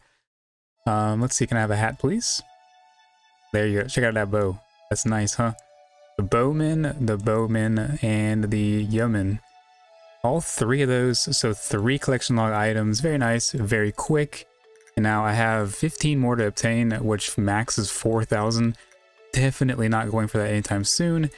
I think I would probably do a few, maybe like 1,000 before the diary. After that, just no more. So you know what that means. That means Morning's End Part 1. But first, we do have to pay for those 2 chunks. So that is chunk 169 and 170. So that should be 845,000 coins, followed by 850,000 coins. 1.7 mil, got 2.1 mil left. Very nice. And here are the 4 items we are using. Pop those back in there. Alrighty, it is time to officially start Morning's End Part 1. I have every item I need. I am ready. Let's skidoo. Well, this is my first official time stepping foot into Letia. I'm glad about this. I definitely need to farm out some more of these from these fellas. But I got a new fruit tree patch. And other than that, there's not too much use out of this city, although it's just kind of like the nostalgic area to be in prior to Prifddinas. So I'm at the part of the quest where I need to go over there, the Arendar Pass. Now, the quest helper is leading me just inside that chunk. I'm sure the wander range is within this chunk. I should be just fine. Pretty sure these are the only 2 chunks I need, so let's go ahead and unlock those.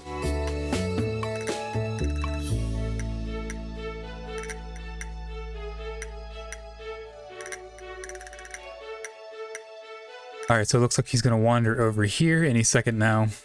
And yep, not a problem there. Nice.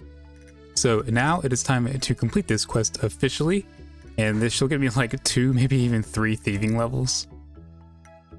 There it is, Mornings in Part 1, quest completed, 40k thieving, 25k HP. What thieving level am I gonna get? I'm gonna go ahead and not do that now, because I want to start that on its own little thing. 55 thieving, very nice. No HP level, but that is a big quest, 1550 total as well. Whoa, I was not expecting to get 70 cooking this video, but there it is, 70 cooking, 48 all the way to 70, all off forestry rations. This took a grand total of about 7 hours at a 500k GP per hour profit. That's about 3.5 mil made just getting the 70 cooking from 48. So it is time to sell the fruits of the labor. Pretty decent farm and birdhouse runs this video, so let's go ahead and sell it all. All right, and we get a grand total of 6.6 mil. I think about 50k of that was from those last bit of forestry rations that I sold. I made a big time profit off of that one. That was really nice, more like 550k per hour on that one. But 6.7 mil essentially from just farm and birdhouse runs. We'll call it 6.6 mil. Already back at 11 mil cash stack. I spent, I know for a fact, at least 10 mil on chunks this video. And just all the money makers this video made me a ton of money. Very happy about that. And I hope some of them can be profitable for you as well. The most profitable city in old school RuneScape is, without question, Riftiness. It has 5 moneymakers over 1 mil GP per hour within its city limits. No other city has that level of profit. But to get there, I still need GP, which is why I'm doing birdhouse runs as often as I possibly can. Death, we talked about this last time. No time for pleasantries. You could have just sent me a PM. Shush, this is urgent. I need you to bring me the Song of the Elves. You want me to bring you a song? Of the Elves, yes. What about the Elven Rebellion, the False Plague, the Dark Lord? You're a slightly better man, amongst other men. Listen, I need the song. Can you deliver? Well, I'll need, let's see, 70 herb lore, need to complete Mornings in Part 2, and Making History. I'll need 5, maybe 6 chunks total. So 12 mil GP between the chunks and 70 herb lore should do it. That's all. Impressive. So what am I going to do about the Fragment of Siren? The most powerful creature I've slain is a giant rat in the Varrock sewers. Main character energy. Do you have a skill issue, Beta? Beta? Main character energy? Go get your little items from your book and get it done. Alright, fine. You know, they're cloggers, by the way. Actually, I'm somewhat of an extreme... Oh, okay. Yes, a Song of the Elves will be completed this video, and quite a random start to the video. I'm in Castle Wars, actually. So I got 14 tickets. I'm going to stack up hopefully at least 100 or so. I'm currently editing episode 15. As you can see here, I'm currently fixing this little bit in the music that I had previously messed up. But I mean, look at all the effort I put into this. I mean, if this doesn't deserve a subscription right now, I don't know what does. So let's see how many tickets I can stack up here while I edit episode 15. And there we go. I got 110 tickets. Episode 15 is fully rendered, done, thumbnail done. Now it is time to trade. Go ahead, and I have 110 tickets here. I'm gonna buy the full decorative range armor set. So let's go ahead and buy that. And there we go, 3 more Castle Wars items obtained. 110 tickets down the drain. I have no more tickets. Now, where I stand currently, I have 3 of these collection log items. I'm gonna go ahead and slap these in the bank there. It serves no use at all, unfortunately, but other than cloggers, of course. So I have a little side quest, and my side quest is getting 1 more collection log. I need 2 chunks total, and you'll see in a second. While I was doing those Castle Wars tickets, which took about 12 hours I also was doing some Forester's rations, and I got up to 72 cooking, very close to 73. I have enough in the bank to get to 73. they're still pretty profitable. They're dropping in price, but they're still pretty profitable. I am going to make a quick pit stop at the Mage Training Arena.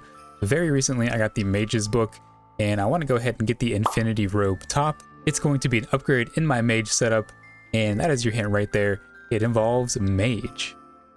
Alright, 400 telekinetic points done. Now off to the Alchemist room. Alright, so I deposit these coins, 80,000 XP, and that gets me all the Alchemist room points, but also 86 magic. Very nice. Let's head to the next room. Alright, the graveyard room is now done. Last stop, the Enchanter's room. And the last one for 4,000 enchantment room points. We're done. Let's go get that top. Okay, so at the shop, now I have everything for the Infinity Robe top. Let's go ahead and buy that. And there it is. Infinity Robe top now obtained. Very cool to have. Never thought I would get this anytime ever in my life. So here is my current MTA log. 8 out of 11, actually. Just 2 wands and just the bottoms left, and that is it. Alright, there's actually one more thing I want to do. As you can see here, I have 1,499 red Chinchampas here. I have one here. Picked these up for like 2.4 mil or so. Yeah, right about 2.5 mil actually. So it's a big investment, but I'm going to throw these chins, hopefully not die this time, and try to get to 75 ranged. I've done some really rough calculations. It should get me to roughly 75 based on getting about 350 XP per chin. So yeah, I hope I get it. That is your last hint. It involves mage and range. Well, there is exactly half the chins thrown, and this is nowhere near the XP I thought it was. I am heading out. I do not want to waste any more money. I only gained 108,000 range XP. Yep, that's a wash. Alrighty, this kill should be 72 range. There it is. I decided to come to this location. I think it's better. They're not as spread out. So this is a pretty good session. Got 2 longbones, 2 giant keys. My luck is turning around a little bit. I have 4 beginners to do actually. So I'm gonna knock these 4 beginners out, see what I get. This is going to be the casket here. So I got 5 beginners. I had one in the bank that I did. Let's just go ahead and send these right now beside Charlie. I got a duplicate as the first one. Very nice. Can sell that at least. And nothing. Very typical loot from beginners. So here's what the beginner clue scroll collection log items are currently looking like. Yeah, 2 of those. I get a lot of duplicates. I'm still missing, what is that, 7 items? So okay, so now is the time I'm going to be paying for 2 chunks. So those are chunks 171 and 172. So 855,000 coins, and then 860,000 coins. 1.7 mil. This chunk will pay for itself alongside the 1.5 mil that I lost. Slap those in there. So where am I heading? Where am I heading? I'm heading to Zora to hopefully get some KC. Now, I know my gear is not the best. Here's my mage and range and my inventory. It's not going to be the best setup, but I think it'll do. I think my stats are okay enough to at least sesh out a few kills. Now, as far as I'm aware, I only need these 2 chunks. Now, there are 10 items to obtain through here, most being pretty rare, but the scales and the teleport are very common. Actually, the scales are guaranteed every drop. So I'm going to go for at least those 2. So fingers crossed I can do this effectively and at least get those 2 items. So right now I'm going to run down here, unlock these 2 chunks, and then show you what I'm talking about in my, I guess, concern about Zora and its chunk areas.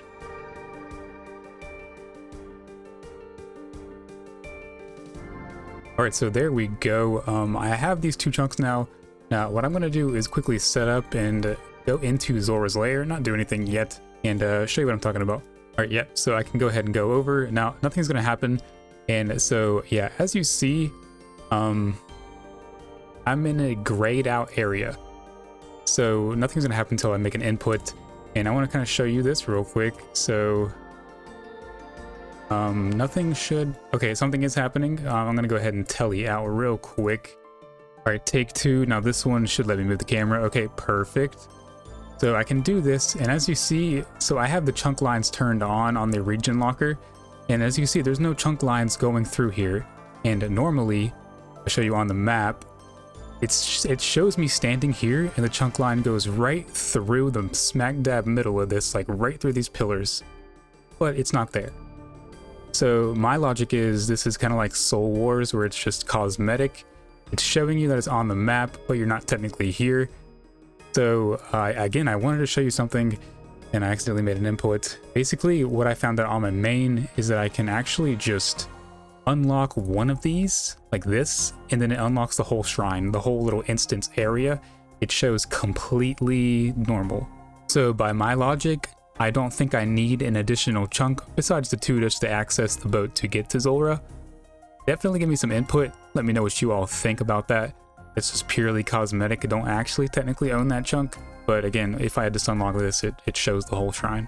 All right, so I'm all potted up. I left the pots in the bank so I can have more food on me. Should be all good. That chunk is unlocked, even though technically it's not. Now if I go in here and show you, boom, the whole area is showing, even with me only having just that one unlocked.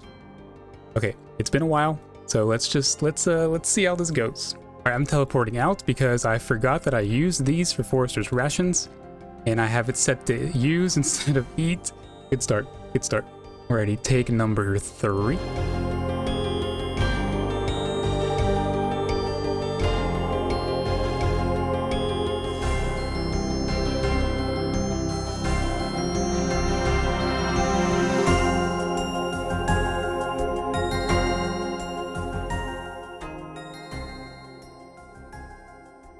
Okay, now one more hit. There it is, Zulrah KC number 1 on the account, no food left. And very nice. That is a good drop, 100k. Oh, it feels so good to have that done. Not even a death. Amazing. Huge. Good drop. Alright, I should be able to get this kill here. Again, out of food on this phase. Okay, they're long kills, but I can do this. Had a few failed attempts, but there's another pretty good drop. What is that? It's got to be a really good drop. Let's check that out. Yeah, 126k. The first one was 130. All right, so I am currently at 8kc, and it's going overall pretty well. I have died once, I've failed to kill once, but overall it is going better than expected. But I completely forgot that I have an Arim's hood. Now, it's basically the same as a Farseer helm, but the Arim's hood provides 1 mage strength over the Farseer. You can see the mage strength, the mage damage percent, the mage strength, whatever that is, goes up 1. So that is just slightly better. Same attack as the Farseer, so I'm gonna be using that now. Alright, this should be dead here. After that. Perfect. Alright, took way longer than I expected, but there is 10 KC. Hey, there it is. The Zalandra teleports obtained 11 KC. That's what I like to see. Now that is a very high value drop. So I believe I have found my optimal inventory setup. I don't know what I would have put up during my little B-roll shot, but I found this to be the best. 10 sharks, 5 karambwans, 1 prey, 1 anti-poison potion. I pre-pot at the bank and eat my summer pie. So I have over 76 agility to get through this shortcut. And then my runes, house teleport, and then staff, and then a 6-way switch. Alright, so coming up on 25 KC here. This may or may not be the final hit. Very nice phase to get. Okay, yep, it is the final hit. I'm not going to get baited by this. No, this is not an item. Okay, yep, the Zulrah Adept 25 KC. So that is 25 KC now. Very nice. This far exceeded my expectations. I did not think I would be going for even 25 kills. I mean, the fact that I can do this on this account with this level of stats and this gear is just kind of crazy to me. So right now I'm going to count up what I got and see how much money I made. Alright, so here is everything I believe that I got from Zulrah. My KC tracker and Runelight kind of bugged, so I'm missing 8 KC, but I think this is pretty much all I got. So 2 collection log items. My GP cost was about 600 to 700k between all the supplies. I'm 2 out of 10 to be expected. I really want the blowpipe, I really want the onyx to unlock each of those.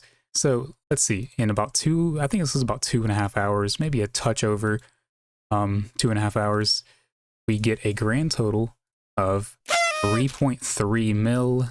I can't sell one of these and one of these. I mean, basically, this is basically 3.35 mil. We'll call it 700k in supply cost. Yeah, I made like 2.6 mil in like 2.5 hours. Right, so there's everything sold. 1.2 mil so far and 3.2. Okay, not bad. So about 2.5 mil I made. So getting back on track here, I need to do Making History and Morning's End Part 2 before I can go to Prifness and do Song of the Elves. and I need the observatory quest, or I need the observatory location for the making history quest up here. So I'll get that, no problem. I already have 2 collectional items from Zulrah. Now, Prifddinas is interesting. As you can see, I have all the chunks selected, and I do believe that I need them, and I will show you why right now. Okay, so this is my main account. So as you can see here, this is where the line is. You finish the quest right up here. It's like smack dab in the middle of the gate there.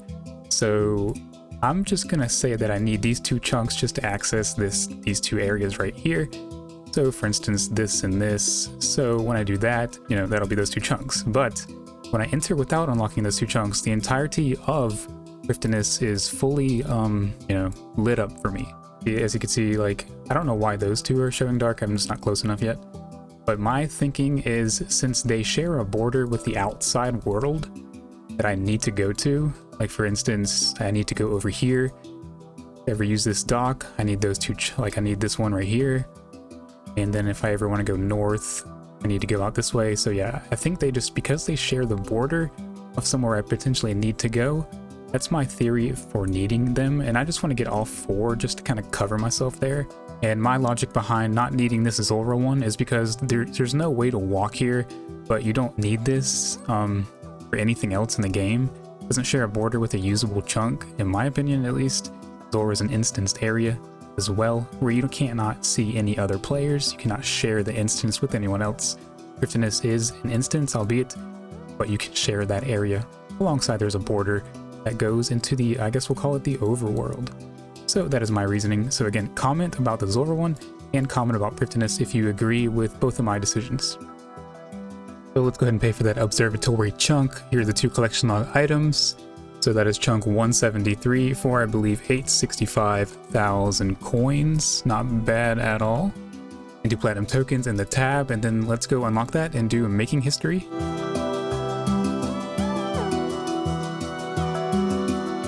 Alright, let's go ahead and start the making history quest. So this is why I needed the observatory chunk. There's a part in the quest where you have to dig right about here. Okay, so this should be quest completed here any second. There it is, a making history complete, 3 quest points, some big ones to the cash stack. And fun fact, you can do master clue hot and cold steps now, so that's pretty neat. Now the penultimate step to do is, well, I guess the second penultimate step is Morning's End Part 2 and 70 herb lore. Don't need that. Closing in, getting so close. So with this papaya tree here, this should be, I think if my memory serves correct, it's an achievement diary for the Western Province, but also a big level for me. That's going to be level 90 farming on the account. Can't believe I'm 90 farming already. Redwood trees, I think that's the last thing you could ever do. Maybe like double, I don't know, spirit trees or something. Very nice. I think the palm tree is actually the achievement diary task, but 90 farming, I'll take it. Alrighty, I think it's about time to go ahead and start the Morning's End Part 2 quest. I have everything I need here. Got the Death Talisman, and another fun fact about me with RuneScape, I waited to a 90 Slayer on both my hardcore and regular Iron Man back in the day. This was long before Guardians of the Rift came out. No Song of the Elves either.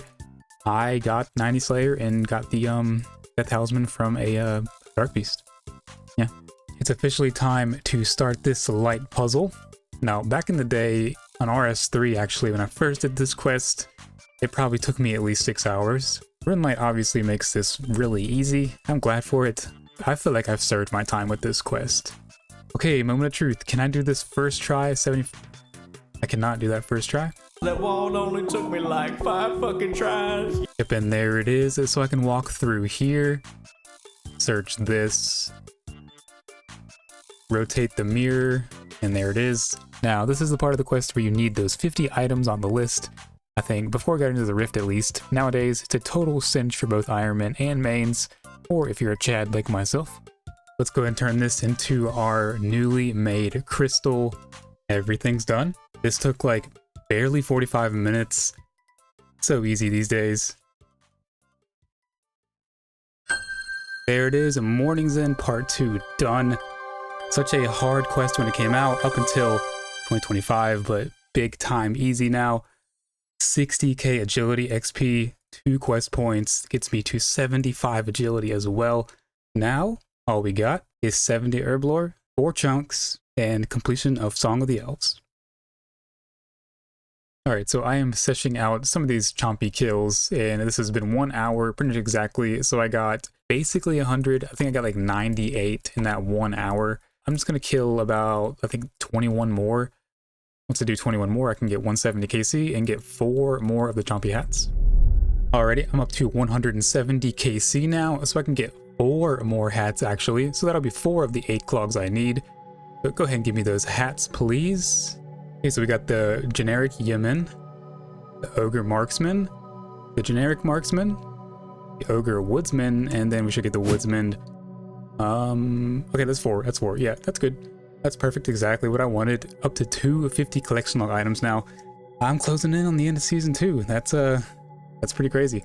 Can't believe that I'm like 3/4 of the way done with season 2, and I'm killing chompies. Now, what I'm gonna do is go ahead and sell what I got. About an hour and 10 minutes work. Let's just see. I'm curious. All right, so let's see if these are still worth a good bit. I'm just gonna do a bit under the asking price, the actively trading price. Let's see if those sell. No, unfortunately they're not selling, so they must have dropped in price or something. I'll just leave them at that. So maybe like 230,000 GP per hour. Yeah, it's definitely gone down a little bit. Unfortunate, but it's still underrated, I guess. Big cooking level coming up here. This is going to be any second now. Level 75 cooking, 48 all the way to 75. Still doing Forester's rations. I'm chefing these things up, and I'm having a good time making these monies. So the new run energy changes just came out yesterday as of recording this clip, and I gotta say my energy lasts so much longer. 75 agility plus these changes, it's like it never goes out. I feel like stamina potions are gonna drop significantly in price, but hey, that's a good thing. We don't like mains, right? So I'm actually gonna get my XP lamp here. So making history gives you, well, if you talk to this guy after you do making history, he gives you an XP lamp worth 1000 XP. You see I have frog tokens here, and I can trade these into Thessalia here for XP lamps. So give me a lamp, please. So I got myself 3 lamps here plus this one, so I'm gonna use this one first on Slayer. I believe you need level 20 or above to use that lamp. And then these 3 lamps should get me a big Slayer level. Yep, there it is. 50 Slayer as well. That's big. Hey, because Blood Velves, they have black boots on their collection log actually. But also I have an elite clue in the bank to kill a Blood Veld. Now granted, I don't have any Blood Velds in any chunks that I have unlocked, but I'm 1 chunk away from the Slayer Tower here. So when I get to this, I'll have plenty of collection log items plus an elite clue to do. All right. 43 chest dry streak. Let's just go ahead and burn the band-aid off. All right, this is going to be chest number 150. Of course, nothing again. So 53 dry now. So I think the plan is I'm going to do 10 more chests. And if I don't get anything, I don't get anything. If I do, great. I should have seen 10 items by now. I have 2. Not very enjoyable. Alright, believe it or not, this is chest 160 coming up here. All 6 brothers every single time, at least 83%, 86% range. And nothing. I just don't know what is going on exactly. So now I guess I'm moving on to my next activity, which I think is going to be knocking out 70 herb lore now. I didn't show it, but I sold all of this for about 760,000 coins, so that is a nice little profit. I'd say about 500k, so about 250k an hour. A little better than last episode, at least. Ah, yes, herb lore. Everyone's least favorite skill, myself included. Mains, we have it hard too, okay? With herb lore, it costs us a ton of GP, and GP is vital for this account. Now, I've landed on what I think is the best thing for me, both for my current level and all the way to level 70 actually. And that is going to be combat potions. Now, they cost roughly 10 GP per 1 XP making those, and I need about 650,000 XP. If I do the math, that's about 6.5 mil GP in the raw supplies. The potions are worth about 200 GP each, so I can get almost 2 mil back, which is really nice. I'll need a lot of combat potions, so let's get to brewing. Alright, so I have all my supplies here, 7,791 of each. I am out of cash now. This cost me actually just over 7 mil, because these have, I guess, skyrocketed in price from what the GP on the wiki said. This is like over 100 GP more per one, and the wiki said. So yeah, I got scammed, obviously. So let's get to making these. Well, I missed it, but there was 1575 total on the 55 Herblore drop. Now, there's not much to show with these Herblore levels, so I will see you at 70 Herblore in just a second. And just like that, about 4 hours later, there is 70 Herblore on the account. The final 70 stat for Song of the Elves officially knocked out. Now, let's go sell all of these potions and see how much we lost. Alright, I wanted to sell them all now, just dump them off. I didn't collect any GP, so I get a grand total of 1.8 mil back. Close enough to what I was expecting. So as you can see, there's all the potions sold. I bought the unfinished potions for about 6.8, and then the goat horn dust for about 300k. So 7.1 mil. Yeah, 1.8 mil back. I spent, what is that? Like just over 5 mil. 5.2 mil, we'll call it. So honestly, not too bad. So currently where I stand, I just need 4 more collectional items to unlock the entirety of Prifddinas. I have 4 so far to unlock these 2 chunks, but if I go into Prifddinas and show you, I don't think I need this corner chunk right up here for anything. It doesn't have a gauntlet, it's over here. Volcano is down here. Both of these chunks have a bank in them. I don't need this one for a bank or anything. This also has that Slayer Cave. I think that I'm good to just not get this one. For now, I think I'm just going to go get 2 collectional items to unlock this 1 chunk here. Already got myself 4 easy clues here, so let's go ahead and knock these out real quick. Alright, well there we go. Got 3 out of 4 caskets there, not bad. Let's go ahead and open these straight away. Oh no, I got none. Oh no. Alright, well there's my last clue for right now, so I got 4 more. Let's go ahead and open these right here in the mine by Blood Baraja. Hey, there's one nice value item, 200k for the rainbow right there. Nice. And we don't get it, but we got 1. I'll take it. 1 is always nice. Rainbow. Sweet. Alright, you know what? I have some extra tickets that I've been doing while editing this video, actually. So I got 33 tickets. I'm missing just 1 decorative red piece. Plate skirt. I'm just going to go ahead and get it. I just need 1 item. Alright, there it is. So now the entire red decorative armor set is purchased through Castle Wars. From now on, it's going to be pretty pricey, but it's fine. I'm just so eager to do Song of the Elves. So, it's officially time to go ahead and pay for the chunks, actually. So these are chunks 174, 175, and 176. So, 870k for the first. And 880k, I'm out of cash, that's all I have. I have a little bit of forestry ration stuff to make. That'll be like, I don't know, close to 2 mil. Let's turn this into platinum tokens, get our items we need, and start Song of the Elves. Alright, Edmund. I'm ready. I don't care about 95 combat. Now, I am using Quest Helper for this. I have done this without Quest Helper on my main. I did it using the wiki guide and a little bit of Slayer Music's guide. So I feel like I've justified using Quest Helper the second go around. Alright, the full-blown insurrection has started. Now we're going to go to our next battle in just a minute. Yep, here is battle number 2. Hopefully I have enough supplies for this. Should be fine though. Alright, there's battle number 2 completed. Alright, there's the final battle for now done. Now, I think it's time we're going to be heading to the library light puzzle soon. Alright, so I think I'm all set to go into the library for like probably the next hour and a half. The Grand Library. And here we are. There is the track, Song of the Elves. Alright, this is the last mirror. This honestly took like 45 minutes. This puzzle is way more optimized than the Morning's End Part 2 one. I prefer this one well over it. There's nothing annoying attacking you. The agility ones, I got them like second try each. So much better. That's it. So I'm saying farewell to the library. Very aesthetically pleasing. I wish there was more you could do here or something. But alas, there's not. Time to tell you. Oh no, I forgot about this part in the quest. This is the chunk I need. I need this chunk. Oh no. Well, flip side, I guess I can unselect this one. And I can go ahead and unlock this. I've already paid for 3 chunks. Unfortunately, it'll take away one of my Prifddinas chunks. I guess that's alright. I can always go back and get some more clogs. Well, let's go ahead and get this chunk then.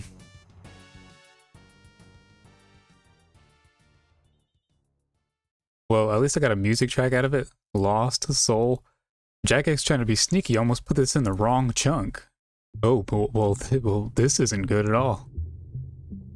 You know, I have like no supplies on me, but let's see. Let's see if I can do this with a half a summer pie.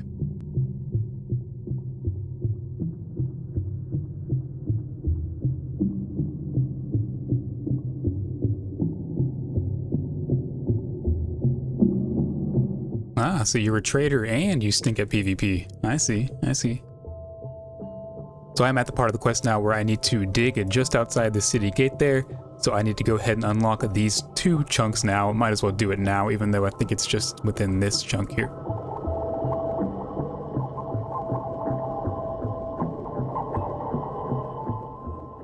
Alright, well that was a pretty easy, I guess, demi-boss fight. Next up, the Fragment of Siren. Alright, so I'm actually going in for my 3rd attempt here. The first 2 attempts did not go well at all. I've changed up my inventory drastically, so hopefully this will do just fine. Fingers crossed.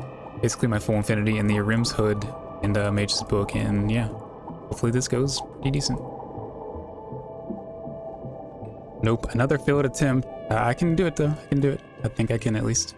I'm so close. I'm so close, I just need 2 more hits. 1d5 HP and I got a telly out.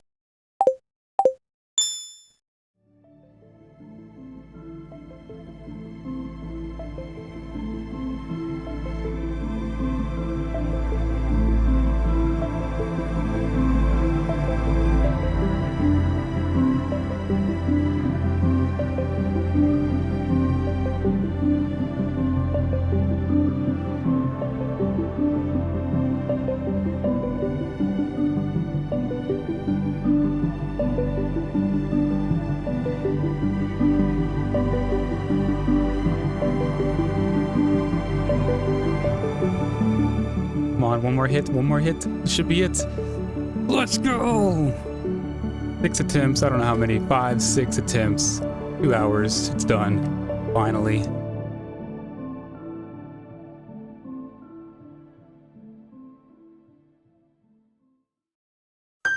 There it is, Song of the Elves, it's completed on the account.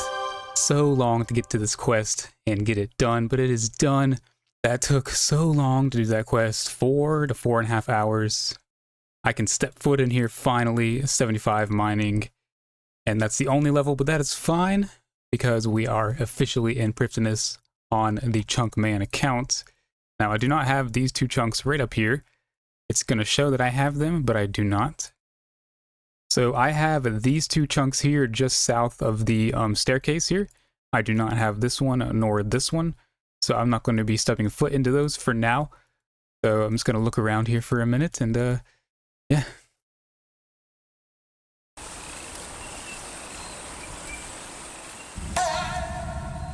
Totally saw that one coming. Did you get the song? Yes, yes, relax.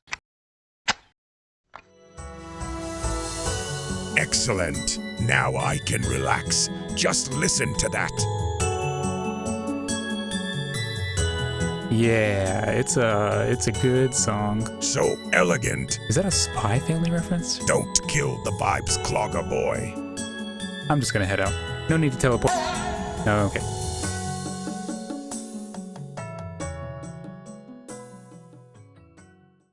Alright, so we got ourselves a nice bank right over here, right by the, I believe, volcano, which is right there. That is nice. A very close furnace and anvil to a bank, also very nice. Here is where we're going to make the future crystal armor, Bofa, and salad blade.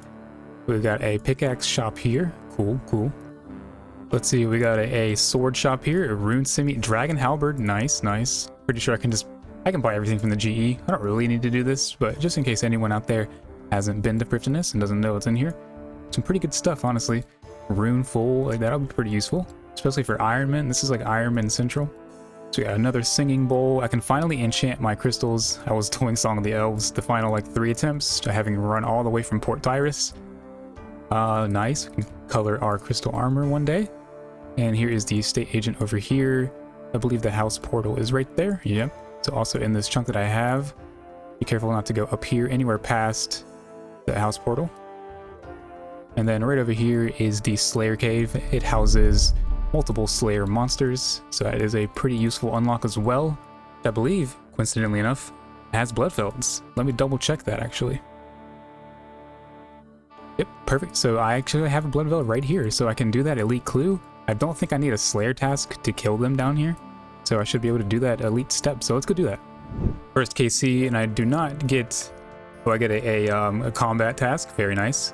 Kill a Bloodfeld, so that's cool. Didn't get the black boots, and I believe I can do that step.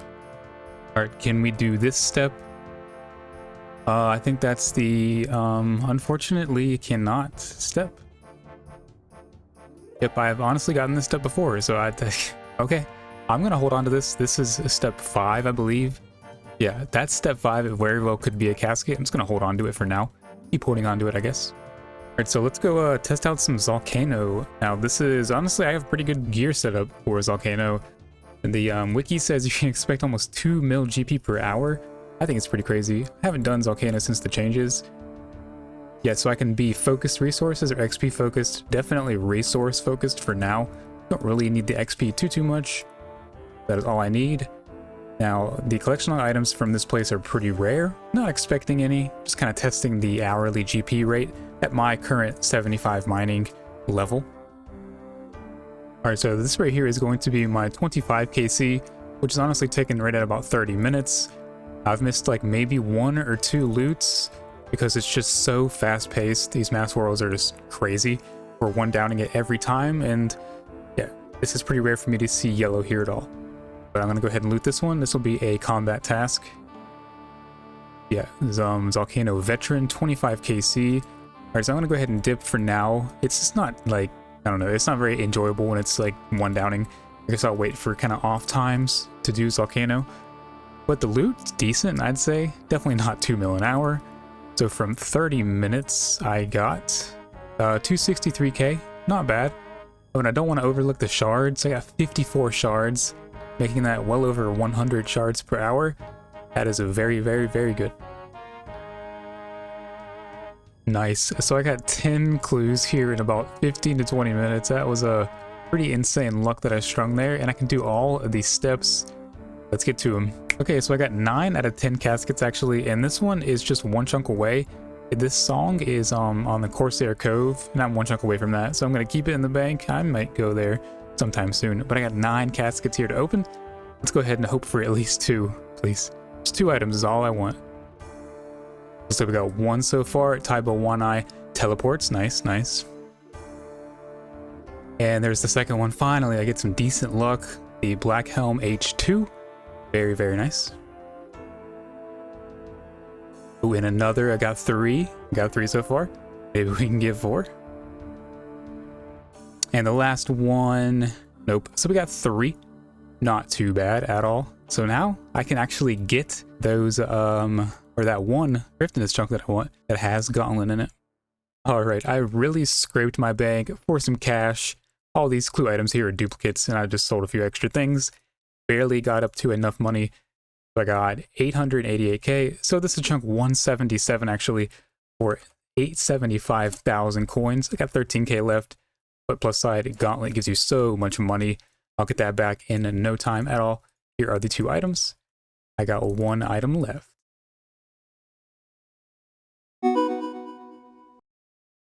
Alright, so I had to leave Cryptinus to do that, but don't worry, I did not step in that chunk. So if I step back in, I'll officially have that chunk so I can go over here now. Now, the Gauntlet's right up here. Alright, now the best thing about Gauntlet is it takes no items, no food, nothing from me. Let's go ahead and step in here for the very first time. Is this a music track? No, it's not, but here I am. Alright, let's see. I should be able to step in here now. I gotta do the regular Gauntlet once so I can unlock the Corrupted Gauntlet. And yep, so let's go ahead and knock this one out. Alright, well there's KC1. I'm very rusty. Tier 2 setup. I mean, not the best, but it works. And we get pretty good drop, like close to 100k. Nice. Alright, I'm just gonna go straight into the Corrupted Gauntlet. I've never done this on a regular game mode on any account. let's just see how this goes. Hopefully, I'm probably gonna die though. Let's be real.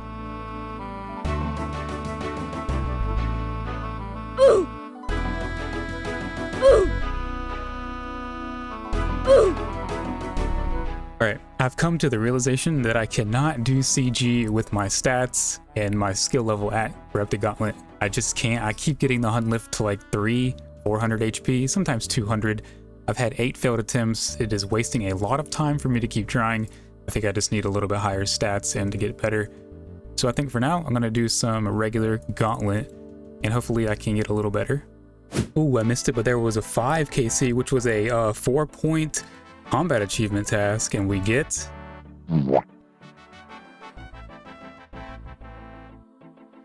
oh, there's a combat task. 3, 2, 1 ranged. I don't know what that means, but I did it.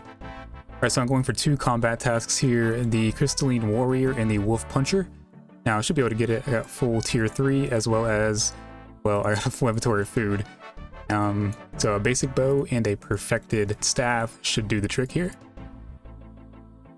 Alright, well that was not too bad at all. So that should be 2 combat tasks. Wolf Puncher and Crystalline Warrior. Nice, nice. 8 points there. What do we get for that? Okay. Alright, well here is KC number 10, and I'm going to go ahead and call it here, just for now. So what do we get for KC 10? Oh, decent drop actually. So as you can see, I have a few more failed attempts here from the CG. Now I have 24 on the Gauntlet for Runelight Tracker, so that means I've failed it 14 times. I Corrupted Gauntlet. Each one takes about 10 minutes, so I've spent well over 2 hours just trying to do CG. Can't. Somebody with my stats could do it if they were good at CG, and no problem, but I can't. Just a little out of my wheelhouse for these stats. Alright, so here's what I got from those 10 regular Gauntlet KC. 69 crystal shards, some gems, runes, rune, and some other stuff, battle staves, and rune arrows. So let's go ahead and sell all of this. Alright, in total we get 584k. It's not very good. You definitely want to do CG to make your money there, but these 69 crystal shards is very nice. Those are worth, like, overall, those are worth a lot. It says 6k each. So, I mean, take it as you will. You can add that, or you cannot add that to your money per hour. I guess that would double it essentially. So 1.1 mil, we'll say. Whoa, I was setting up an angle here, and look at this fella. Classic PK for you. Looking like a true champion. Now, I can't end on a 255 number. I can't end on an odd number. I need to get one more collection log, and I have just the thing to do. Alright, well, just the thing was obviously Castle Wars. So I got myself 42 tickets. I gotta double check to see which one. I think the Med Helm? Yeah, 40 tickets. So this will be my last item of this video. Decorative white Med Helm for collection log item number 256. Now I can get one additional chunk. Technically, I'm going to hold off on that for now and unlock that next episode, but these 2 items would be used for that next chunk in the next video. Well, there's just one final thing I want to do, and that is get this birdhouse for 74 hunter. You're thinking, why is that important? You can get a magic birdhouses now, as well as I can catch ninja implings, which is huge. Bit of double dopamine there, that is nice. So now after I guess I do this birdhouse run with you, the birdhouses will officially be retired and I'll be using magic. Well, I went absolutely bonkers with all my farm and birdhouse runs this video. Total filming days was at least 18 days, and I did farm and birdhouse runs every day. Tried to do as many as I possibly could. And from all the farming, we get basically 5 mil there. And from all the birdhouses, we get up to 9.1, another 4.2 mil there, essentially. Should be very close, creeping up to another 10 mil cash stack. So much money to be made in 2025, and I am enjoying it. But you know, I got some Forester's rations here to sell. I might as well go ahead and sell these. Looks like they're going up in price a little bit. That's nice. Can I sell for this? Nice, nice. So I'm back up to a 10 mil cash stack. These forestry rations are coming in so clutch. Currently 77 cooking. Wouldn't it be so cool if I got 99 cooking all off forestry rations? Can you imagine that title for that video? That would be crazy. Slayer is an amazing skill. The best, in fact. It's a bit subjective, but most can agree it's the best. It sends you all around Gielinor to slay various mobs while simultaneously utilizing the entire combat triangle. It's the perfect skill to progress whichever style you prefer. Last episode I completed Song of the Elves and started my PvM journey. My gaming skills and combat stats aren't too bad,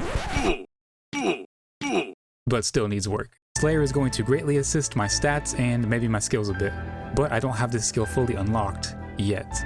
I need Slayer hotspot chunks. There are 6 of these main hotspots that house most Slayer assignments, and I currently have 2 of them. I want at least 3 more, meaning 5 chunks, 10 collection log items, and about 4.5 mil in chunk costs. This account can get soft locked from Slayer, so let's just hope that doesn't happen.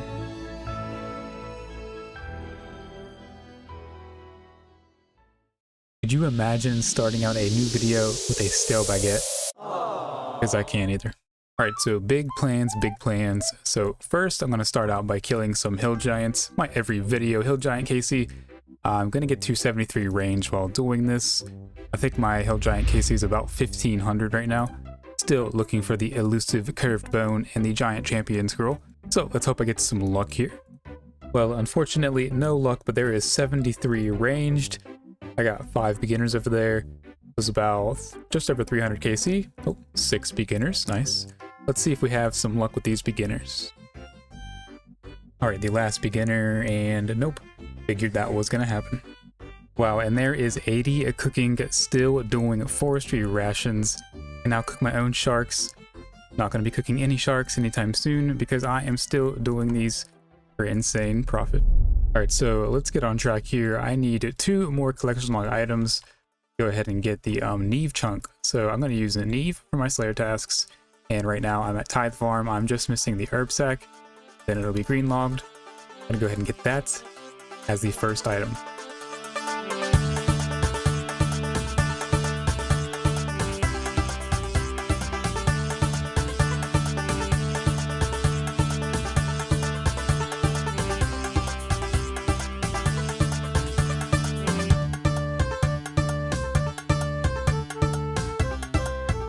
I still need 100 fruit, but I want to go ahead and deposit these for a big farming level. That is going to be level 91 farming actually. And oh, I can do 2 spirit trees, cool. That's also 1600 total. Double dopamine yet again. Massive indeed. Alright, this is going to be the last fruit, so I got 200 more fruit. If math is mathin', then I should get 250 points here. Get 255, perfect. Some blasphemy going on in the chat, by the way, here. Don't listen to any of that. Tithe is a good minigame. So let's go over here to Farmer Grycollar. The herb stack. I have the herb lore level now at 250 points. Let's go ahead and buy that. And there is the herb sack officially obtained. Now, Tithe Farm is officially green logged on the account. Oh, 6 million XP. I'll miss it, but oh well. We move on. So it is high time for me to get a Barrows item. And if you don't know, my Barrows luck on this account is absolutely terrible, but it changes now. I am going to get an item. This last item I need is to start Slayer. It's going to be a Barrows item. So let's get it. So here I go, about to loot chest 161. I'm currently on a 63 chest dry streak. Please end it now, please. It's not ended. The pain. I previously was on a 75 chest dry streak, broke that, and now back to a 64 chest dry streak.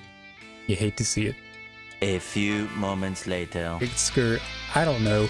What is that? 68, I think?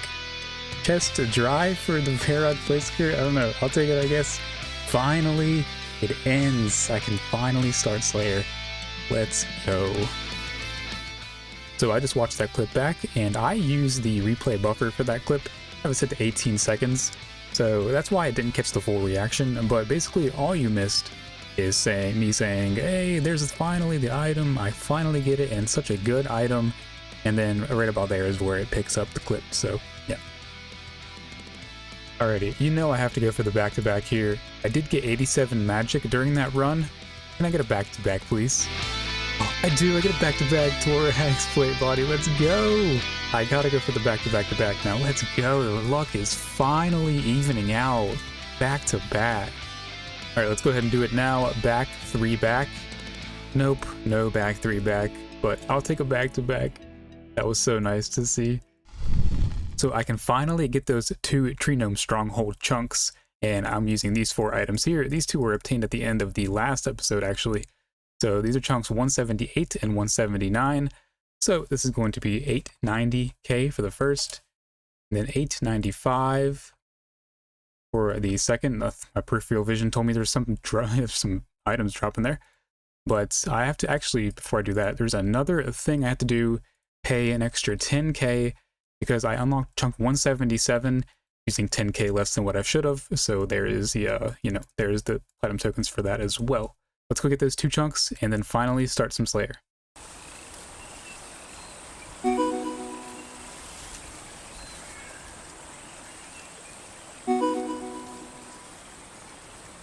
Now, taking a look at Neve's Slayer tasks of what I can currently do, I can say with confidence that I'm not looking forward to it, I guess.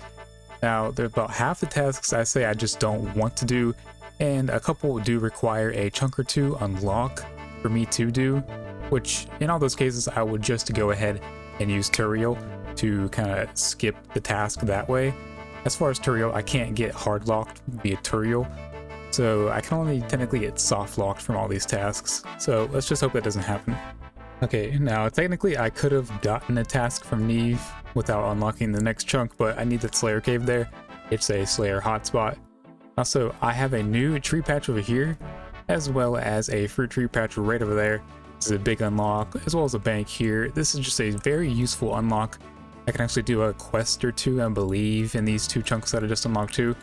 So that's nice. Now, I just did a little task that I had earlier, a long time ago, 5-6 episodes ago that I got. So, what do I get, Neve? Please be merciful. Blue dragons, not the worst. One of the best things about unlocking those 2 chunks is I could finally use this tree spear here, Telly over here. So nice. Elves, I'll take it, it's not too bad. That was also a Western Province medium task, I believe, to take that spirit tree. Well, I just got myself a steel dragon task, and that's one of the tasks I can't do because I need a chunk or 2 at least. So what I'm going to do is just go ahead and Turiel skip that one, because I don't want to unlock any more chunks at this time. I want to go ahead and do a little more Slayer. Alright, what I'm actually doing is getting 5 Slayer tasks from Turiel. Once I get 5, I can start earning Slayer points from Neve. Now, we're looking at Turiel's list. There is one bad task that I can get, and that is lizards. You can only kill those in the desert or under the Mount Kurum area, the Slayer dungeon over there. I want to unlock the Kurum dungeon, maybe, I don't know yet. But the desert ones are a no-go right now. All things to say, I just hope I do not get any lizards. Well, clearly I cannot pay attention. Banshees are also on his list. Those are in the Slayer Tower. I'm 1 chunk away from that. Right over here. I mean, I already have 1 item. I'm just gonna go get a second item real quick, I guess. Alright, so I accidentally deleted the clip instead of saving it, but there was the black boots coming in at KC 118 from these mutated blood velds. Pretty good money here, honestly. This took like an hour and a half, not too bad, just under the drop rate. So let's go ahead and pay for that chunk. This is chunk 180 for officially 900k. I am in the 900k bracket per chunk now, closing in on that 1 mil. But here are the 2 items I'm using. No more items to unlock chunks with.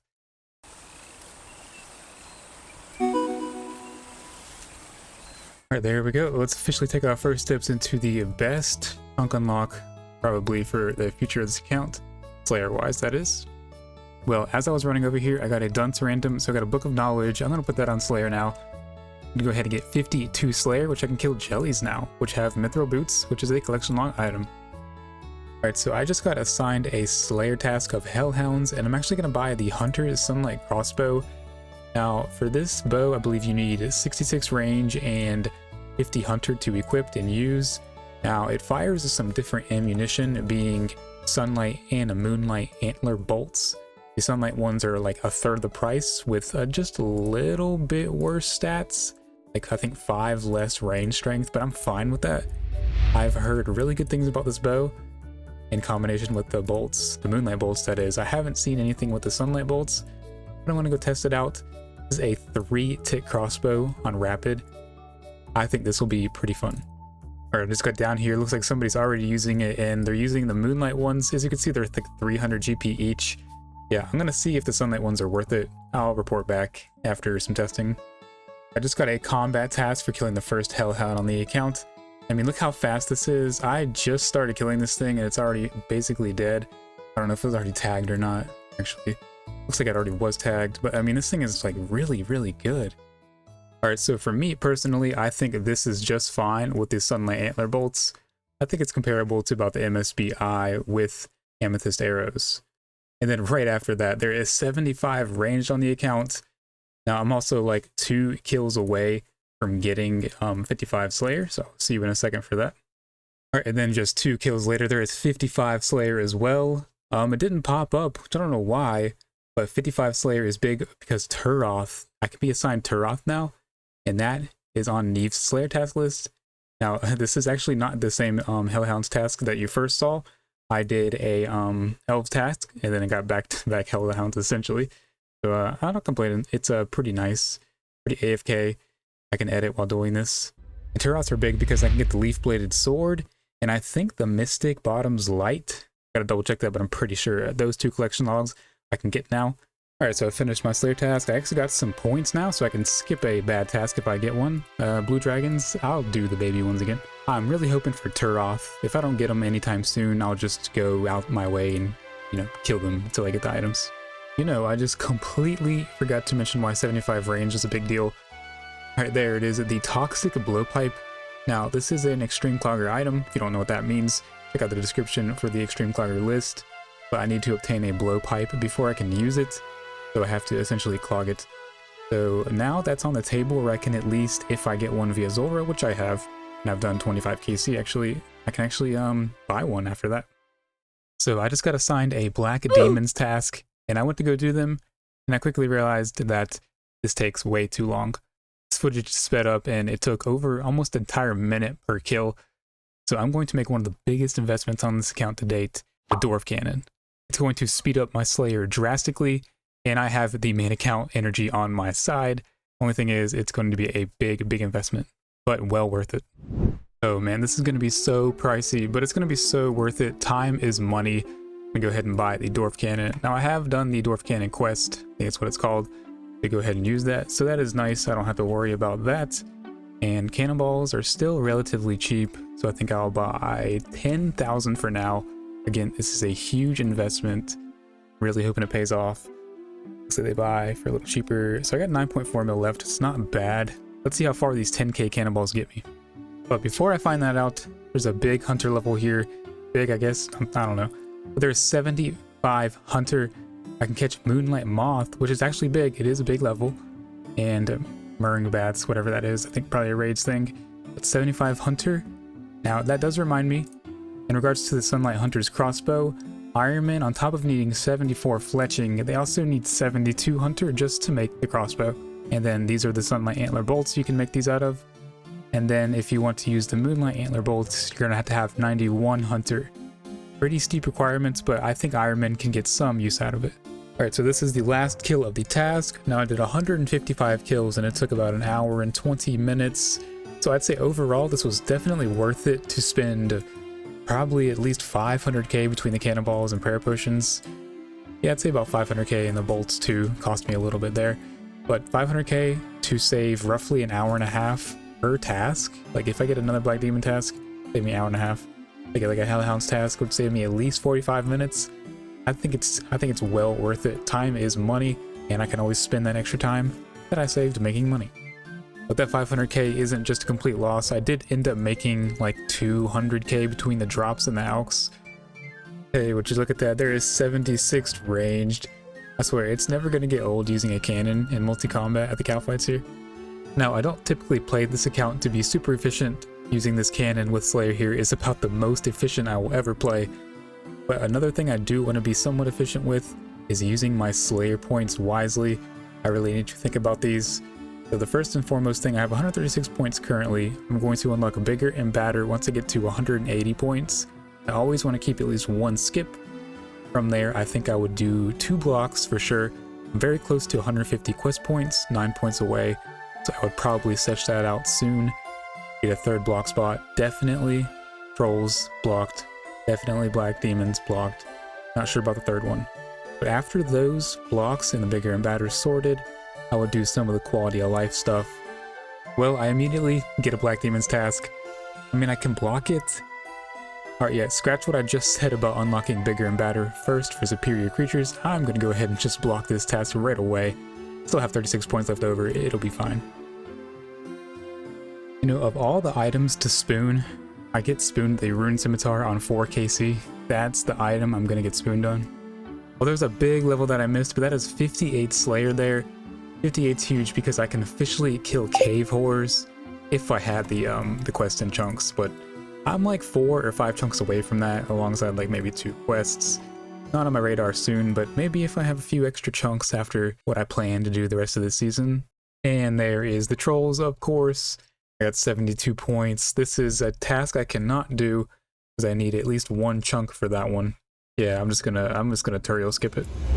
Oh, you know, Turiel just gave me rats, and I can actually do Scurious for that. The Scurious is a giant rat. Well, I am really not used to the replay buffer in OBS, but so I got another Scurious Spine, and then I teleported to the house, and then I got a random. But Scurious Spine number 2, I can finally use a bone mace or a bone bow. I'm gonna get the bone mace, and I did also forget that doing the, you know, killing the rats, the little ones, counts towards this, so I'm gonna do like 2 more KC, and then the task will be over. Alright, so do I use this on here to get the bone mace? Looks like it. Yep, there is the bone mace, the best in slot for Scurious now made. And I do still have the original Scurious Spine right there. Ooh, combat task, sit rat, very nice. Oh my goodness, this is the 3rd time in a row. What is going on? I can't seem to get points, come on. Alright, so I got myself assigned a Greater Demons task actually, and the only ones I have are right over here. Now, I don't know how well this will go. I'll see how this goes and report back, but this may be the time where I end up going for those 2 Corinne Castle chunks. And KC number 1 is a combat task, a greater foe. Very nice. Ooh, can we get a baguette? Never lucky. You know, this hasn't been so bad. There is 60 Slayer actually. I can kill Aberrant Scepters and Basilisk Knights, that's pretty cool. Which sounds like a Frimnic Exiles kind of requirement. But 60 is big because Aberrant Specters are a good source of money, Slayer XP, and I believe 1, maybe 2 collection log items as well. Big indeed. So taking a look at the Slayer collection log here, there's a lot for me to obtain through here that I haven't currently. I've stacked up quite the backlog, so I need to start my Slayer Clog Emporium. I believe I have 12 items to obtain, and I know just the place to start, so let's go to it. Alright, so the first stop, Crawling Hands, did not get it the first drop, so unlucky there. But I'm going for the Crawling Hand, the item itself, which is a 1 out of 500 rate, so hopefully I can get spooned, but if not, these things die pretty quickly anyways. Oh, there it is, the Crawling Hand came in super early, I think 259 KC that was. Alright, the next stop is going to be Banshees. Now they do drop easy clues, so I brought the one I have, I just dropped it. It's a step I cannot do, but I might as well keep it. So these drop the Dark Mystic Gloves at a rate of 1 out of 512. So again, just go ahead and give it to me early, that'd be nice. Yes, there they are, finally. Yes, there they are. Mystic Dark Gloves. Coming in at, I think around 1200 KC actually.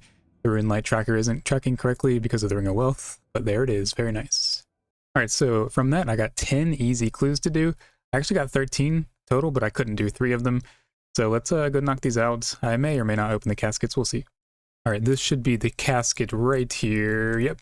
So I got 8 out of 10, honestly really good luck there. I had, I think, 4 2-step clues, which was really nice. Now I am going to make the decision to hold on to these.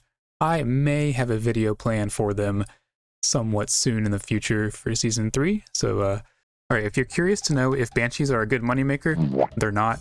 That took probably about 4 hours or so to get those KC for less than 300k. And yeah, don't do this for money. Well, I guess you can technically count easy clues towards your hourly GP rate. So if I got 13 caskets at roughly 50k a casket, we're talking maybe 900k GP total in 4 hours.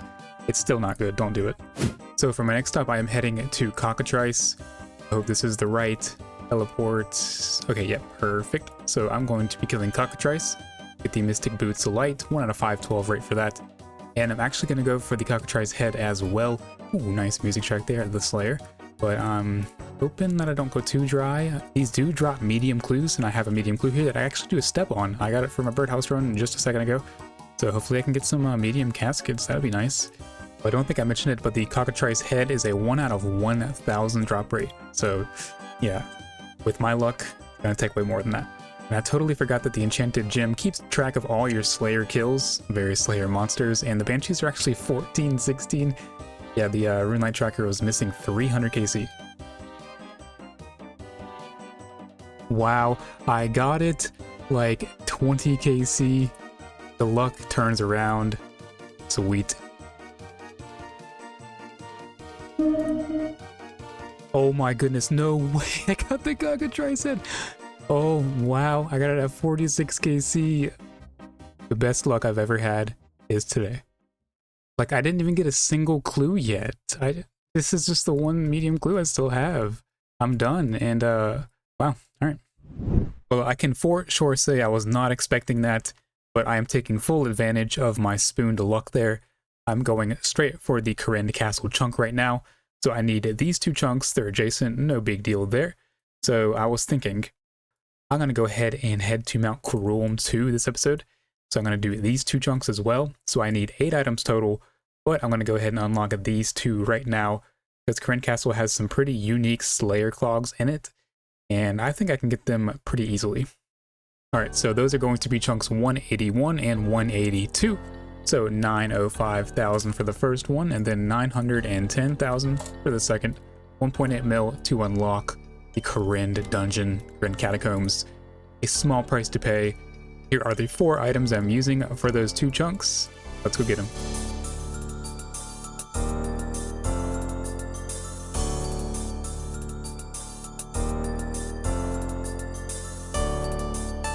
Alrighty, and there we go. Any music tracks? Doesn't look like any. I'll definitely get one from going down here. It is so nice to officially have this. The statue's built too. It's pretty cool. Surely music track. Yep. Beneath the Kingdom. Unlocked. There is so much down here to explore. So many collectible items. So many Slayer XPs to gain. Now I've made a nice little dent in the Slayer Clog Emporium. So I'm going to go ahead and add 4 more items to that. They're not Slayer, technically, Slayer collection log items, but I'm considering them, which is the Dark Totem and then the Ancient Shard. I'm going to go ahead and add those and go for those.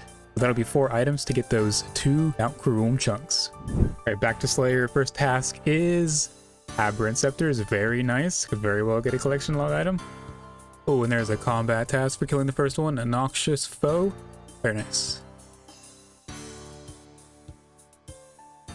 Whoa, there it is. I didn't expect it. I'm getting so lucky. I think this is 84 KC. Nice. Right, there is a Steel Dragon's task done, and oh, no items from that one. Oh well. And yes, so there is a good task for the Corinne Catacombs right there. So the totem drop chance purely depends upon what level mob you're killing. Usually the higher level combat, the better chance you have to receive it. Steel Dragons were 1 out of 250. And the Fire Giants here are like 1 out of 350, 370, something like that. So I'm kind of expecting it here. Hopefully I can get at least one of these pieces. Ancient Shard 2 would be nice.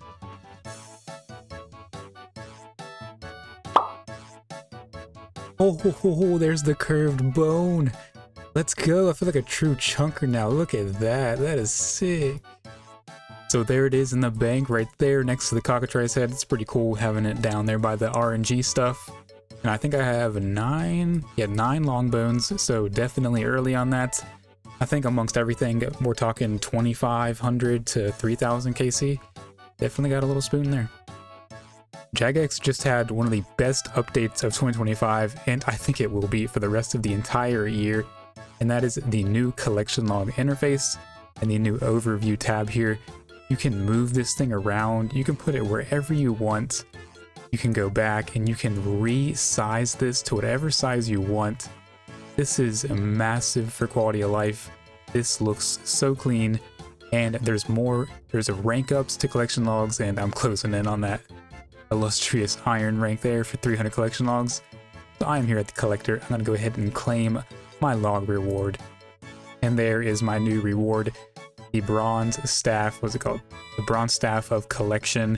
And it could look a little better, right? Yeah, the iron one will definitely look better. So I just learned this. You can actually create your own collection log from this, and it acts as the regular collection log. You can even wield it, which is cool.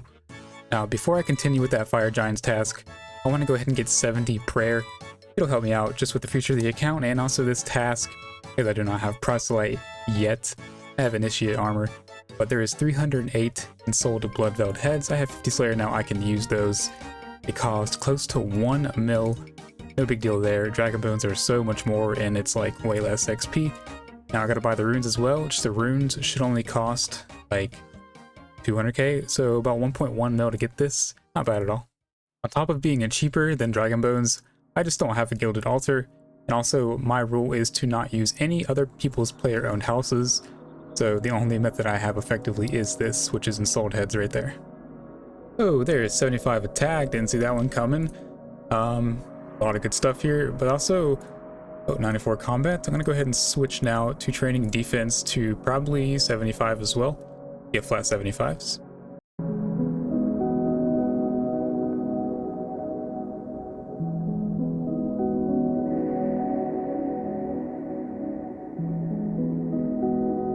There it is. About 2.5 to 3 hours later, there is 70 prayer. I can do all of these things that I can't do. No new prayers unlocked, but nice and a clean round number. Oh, there's an ancient shard. I was looking right at it when it dropped. That's sweet to have. Nice, I can get almost 2 full chunks now, sweet. Oh, I missed a big Slayer level. That is 62 Slayer. That is big because of worms. They're like one of the best early game, I guess mid game, I don't know, Slayer monsters. Because the drops they have are just really good and really profitable. Also, they have a few collection log items to obtain, so it's a win-win. So I'm going to go ahead and actually open these clues. My Season 3 Episode 1 premiere isn't going to be for a few months. I'm going to go ahead and pause on that plan that I have there, do it later. I'm going to go ahead and open these 8 now. Let's see what we get. Hey, no way. I got 0, but I got a master clue. And I can't do it. Wow. That was horrible. And I got trolls. Alright, it is time. Go ahead and block those as well. I have 228 points. I'm prioritizing blocks first at this point. Go ahead and block those. I got 128 points left. What do I get? Oh, perfect blood velds. Now, I really wish I had the reward points to get superior creatures. I don't. But I'm glad I blocked trolls. Alright, there is the Dark Totem base. Very nice. I think I got that like 25 kills in. So I can get those Mount Karum chunks now, but I'm going to go ahead and finish this task here, see if I can maybe, you know, get another item. Right, Bloodveil task is officially done, so it's time to pay for those 2 chunks. So those are chunks 183 and 184 for 915,000 coins, and then I think I took out the same amount, so I'll take out 5 extra thousand coins right there. Pretty sure that should be right there. Into platinum tokens, put those in the bank, and that is over 85 mil to fully unlock Slayer. Here are the 4 items right there. Let's go get them.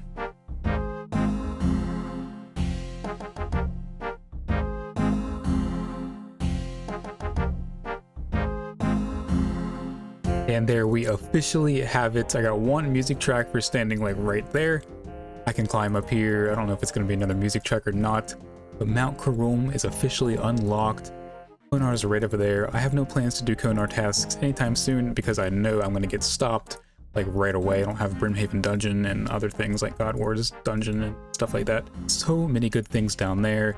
Nice bank, little furnace, some mining spots over there that I don't know if I have access to. Looks like I have some over there. So this took 36 days, 12 hours of playtime, well over 850 hours too. It's like 862, 4, 6, I don't know which one, but 860 something hours. So yeah, that's pretty crazy, and the title totally makes sense. Alright, first task after having Slayer fully unlocked, and I get blue dragons. Thanks very much, Neve, for that one. So Slayer is officially fully unlocked due to me being able to actually use Turiel to do every single task now. I can do every task on his list now. making, to me at least, Slayer fully unlocked. So quite a random jump here. I'm actually going to be going for the big bass as well as the big swordfish over time. So I'm just doing this in the background while I'm editing and such. And I need some AFK time. So if you see a random fishing clip, that is why. Got the anglers back in episode 4. Haven't touched fishing since. Been 46 to 47 for like 6 months now. So I figured I might as well do this for my AFK activities.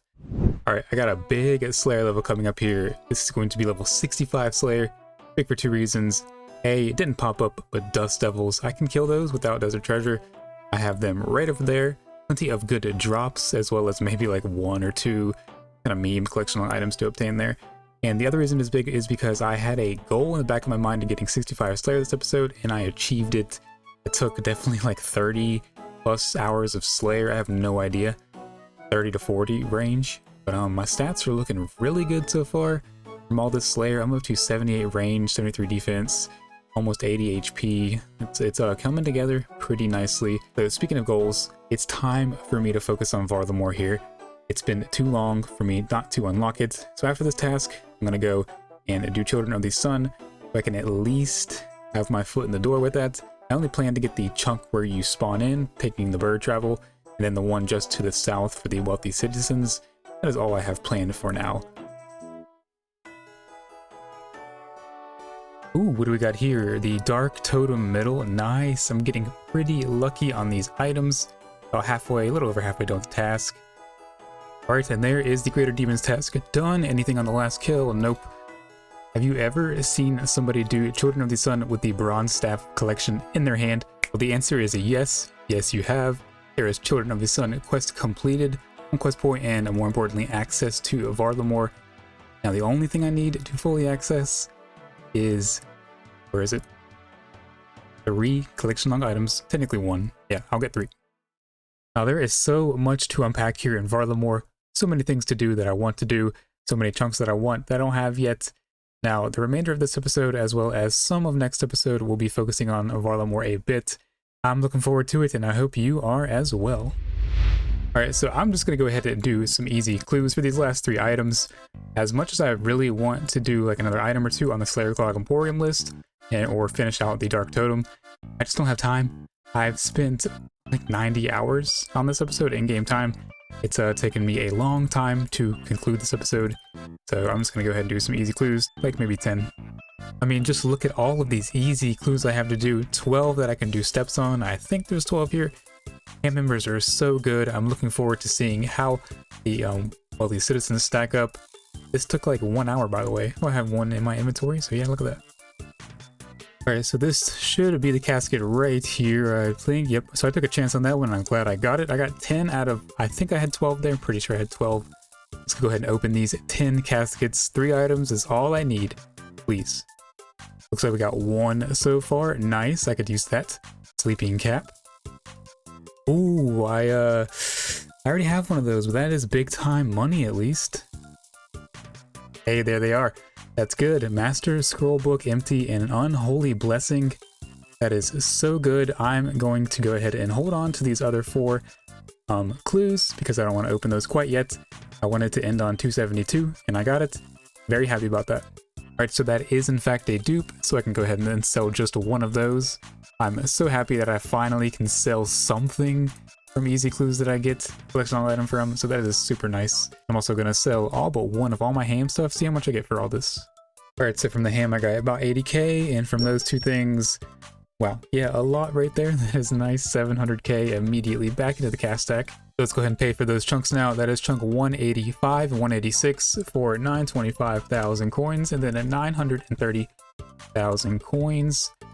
1.8 mil to get my foot in the door at Varlamore. Gladly pay that any day. Here are the 4 items I'm using. Let's go get those chunks. Alright, so I'm at the Quetzal now. I have to go ahead and unlock the first one via the map here, so I'll just go ahead and do that now once I can get to it. Alright, so it's going to drop me off right here at the Sunrise Palace. So let's go ahead and unlock that chunk now.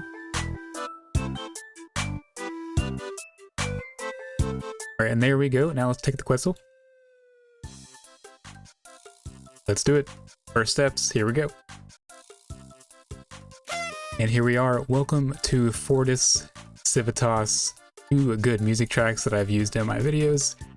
Here I am officially in Varlamore. So many things, so aesthetically pleasing here.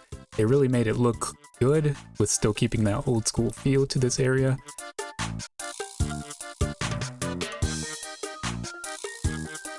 Alright, so there is that chunk as well. Now I'm going to immediately come down here and check out these wealthy citizens. I've never really done this in any normal game mode. I've done it on leagues, but I haven't done it on the main game.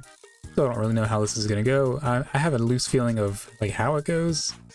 Is it temporarily AFK when they're distracted or something like that? But if not, then they're just pickpocketing normally.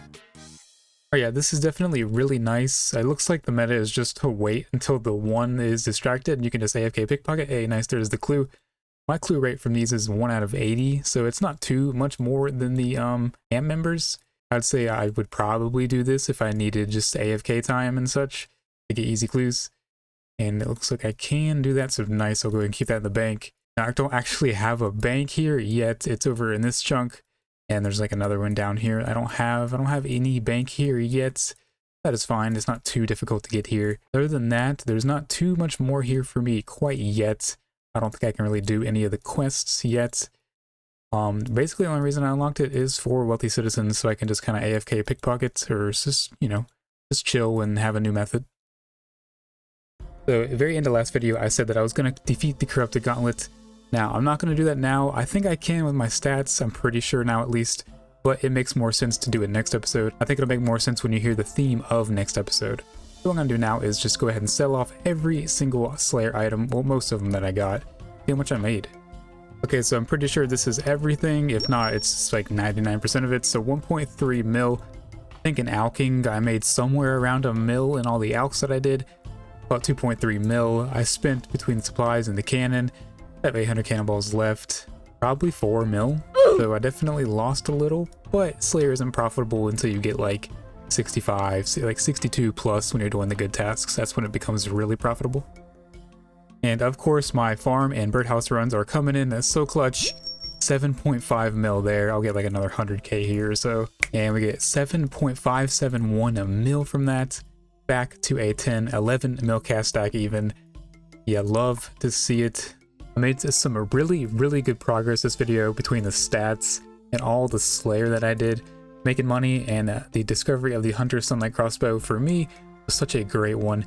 I think the Moonlight Antler Bolts are just always worth it in my opinion. I did test these out, but they're just not as good. I don't know. It's just better to go with the Moonlight ones if you have the option.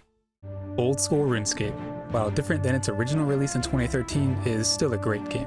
I bet you can't name another game like it. It's updated every single week, and the community has a vote on each and every update that makes it into the game, big or small. However, some do require a canon, whether it's a survey or an update. Last episode, I fully unlocked Slayer and took my first steps into Varlamore. Countless updates over the years have brought in some big time quality of life. It's time for me to get some quality of life and big time upgrades for my one chunk themed account. This effectively means tying up any loose ends I have. I'm ready to reap what I sowed over Season 2, which is nearing its end. And I've stacked up a fair few quests I'm pretty sure I could do, 2 achievement diaries, some big and small non-collection log items and upgrades to obtain, and a certain cape to knock out. I have just one planned chunk, being the White Wolf Mountain chunk. The rest will be ironed out later. Most upgrades I do plan to get are not new to Old School, but they're new to me. Now here is a good update to the game of Forester's Rations. There's 83 cooking. I've gotten from 48 all the way to 83 solely using Forester's Rations. My goal with that is 99, of course. A pretty big update just dropped yesterday, being in the Royal Titans. Now they look pretty chaotic, but soloable. That's just kind of my unwritten rule. I prefer to solo bosses if possible. They brought in 7 new collection log items for me to obtain, and I want them all. The new prayer scrolls will be massive as they bridge the gap between the Riggery and Augury from Eagle Eye and the Mystic Might. Only thing is, they're untradeable, so I'll have to get 2 of them, but no big deal. Well, I've been keeping up with my farm runs every day just about. I'm still going for the bottomless buckets, but here's a big level 92 farming, officially halfway to 99 because it makes sense, and 1650 total.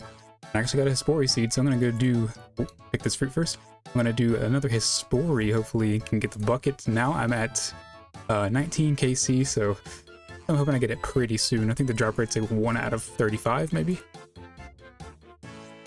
Alright, so I think the plan is I'm just going to go ahead and get the Infinity Row bottoms now. It's about a 5-hour item, which isn't too bad. Currently my MTA is 8 out of 11. I'm just missing these 2 wands in the bottoms, so it'll be green logged before I know it. Alright, so I'm formulating somewhat of a decent plan here, and I'm pretty eager to go ahead and start that plan. So I'm actually going to go for the Teacher's Wand. I already have the Apprentice Wand, and I bought a second Beginner Wand to upgrade to the Apprentice Wand, to upgrade that to the Teacher Wand, because, you know, I had to keep one of each item in my bank permanently due to the Extreme Clogger rule. So I finally have all my telekinetic room points for that. 210 is what I need. I'm going to go ahead and move on to the next room. I'm really eager to start this plan, which involves 4 collectional items. This will be one of them. So I need 3 more after this, and once I get those 3, I'll reveal my plan. Alright, and here is the penultimate room, the Alchemist room. That should be like 51, yep, 52k XP essentially. I got 260 points there. Didn't fill the graveyard room, but I completed that one as well. It took like 15 minutes. Last room is going to be, let's see, Enchanter's room. And there is the last enchantment that I need to do for 2100 points. Now, if I can do my math correct, which I usually can't, this should be enough to get that Teacher's Wand. Okay, well, I guess technically the Apprentice Wand again, and then Teacher's Wand. So let's go ahead and take out one of these beginner wands, and the other original Apprentice Wand will stay in the bank. So I need to get the Apprentice Wand first. Let's go ahead and confirm that. And then, yep, perfect. Everything is green. I can go ahead and get the Teacher's Wand. I'm going to steal that Valley Paragon's glory here. So sorry, bud. There is the Teacher Wand officially obtained. One step closer to getting that Master Wand. It's almost looking like a true Master Wand. Yep, a 9 out of 11 now. I've gotten 2 Apprentice Wands. Kind of hurts. But I'm actually going to go and buy a second Apprentice Wand, see if it buys at least for 2 mil. Alright, so the daily volume on these Teacher Wands is like 5 to 10. So I'm not expecting to buy this like anytime soon. I'll pay 2 mil for it. That's about the most I'll pay. Okay, I got it instantly for 1.95 mil. I'll take it. Now, this means effectively I don't have to like re-clog or re-get all the wands to upgrade to the Master Wand. I have the original Teacher Wand that I got myself via collection on means, and then that one that I bought. So last episode I introduced the Slayer Clog Emporium list, and I ended up knocking out 4 items off of that, as well as 3 on my honorable mentions for Slayer Clogs. Now, before I remove the ones that I got and fill them in with new ones, I want to get them all, actually. I want to get all 12 of these. So I'm going to go ahead and knock out 3 more items from this list. So I think I'm going to start out with Mithril Boots. Alright, so I'm going to try to knock out 2 birds with 1 stone here, being the Warped Jellies and the Catacombs. So they drop the Dark Totem piece that I need, the last one, I think the bottom, and the Mithril Boots. So hopefully, I'm not going to crash you, but I'm going to hopefully get both items here. Oh, there we go, the Mithril Boots. Basically double the drop rate, but I'll take it. Let's see, do we get a back-to-back of anything? Dark Totem bottom, perhaps? Nope. Alright, so I'm going to move on, I think, to the Turoth. I think I want to get at least one of the 2 items they have. Let's go do that. Now, at this point, an old addition to Old School Runescape, but new to me, is these Amethyst Broad-Tipped Bolts. I honestly didn't remember these existed for the longest time. These are a good thing. They're like a Runite Bolt equivalent. So if you're an account that can trade, definitely use these. They do require a 65 Slayer and 61 range to wield. Oh yes, there's the leaf-bladed sword. I got lucky on that one. 130 KC. What a good upgrade to have for melee. Very nice. Well, I actually got a big range level here. That is 80 ranged on the account. Spent the whole level here. Ooh, some pretty good stuff that I can't do quite yet. Yeah, I spent the whole range level here. I'm 80 HP as well. Currently at 636. Nope. Oh well. I'm gonna keep trying for a little bit. If I get to like 1000 KC and I don't have it, I'll just I'll head out.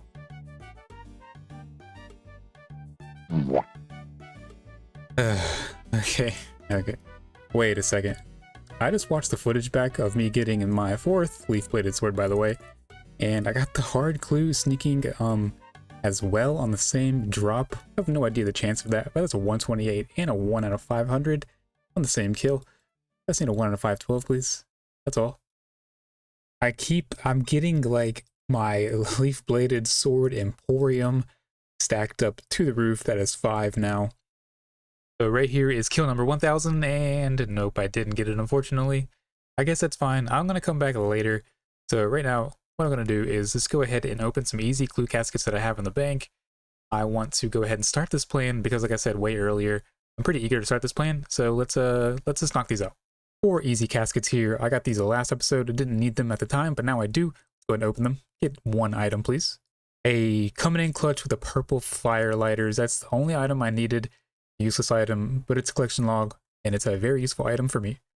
So I'm going to go ahead and pay for 2 chunks now, being these 4 items for the payment, as well as 935, 1,000 coins for the first, and then 940,000 for the second. Platinum tokens. Don't put these in the bank. Alright, so I'm ready to get 2 chunks. Those 2 chunks are going to be the Wet Wolf Mountain chunk, as previously mentioned, but also the Sinclair Mansion.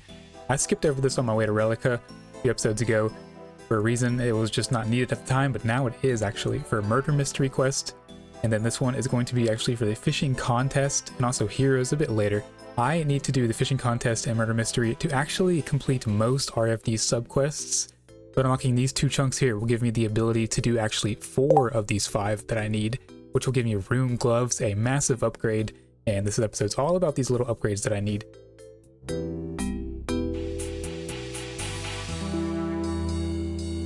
There we have this first chunk for the fishing contest. Now, where are you, dwarf? There you are. So I'm going to do fishing contest now. And what a easy quest this was. It's like 5 minutes. The first quest of many this episode should be a fishing level, to be honest. Yep, 52 fishing. I'll need 53 for heroes a bit later, like I mentioned. But now I can go down here. Pretty sweet.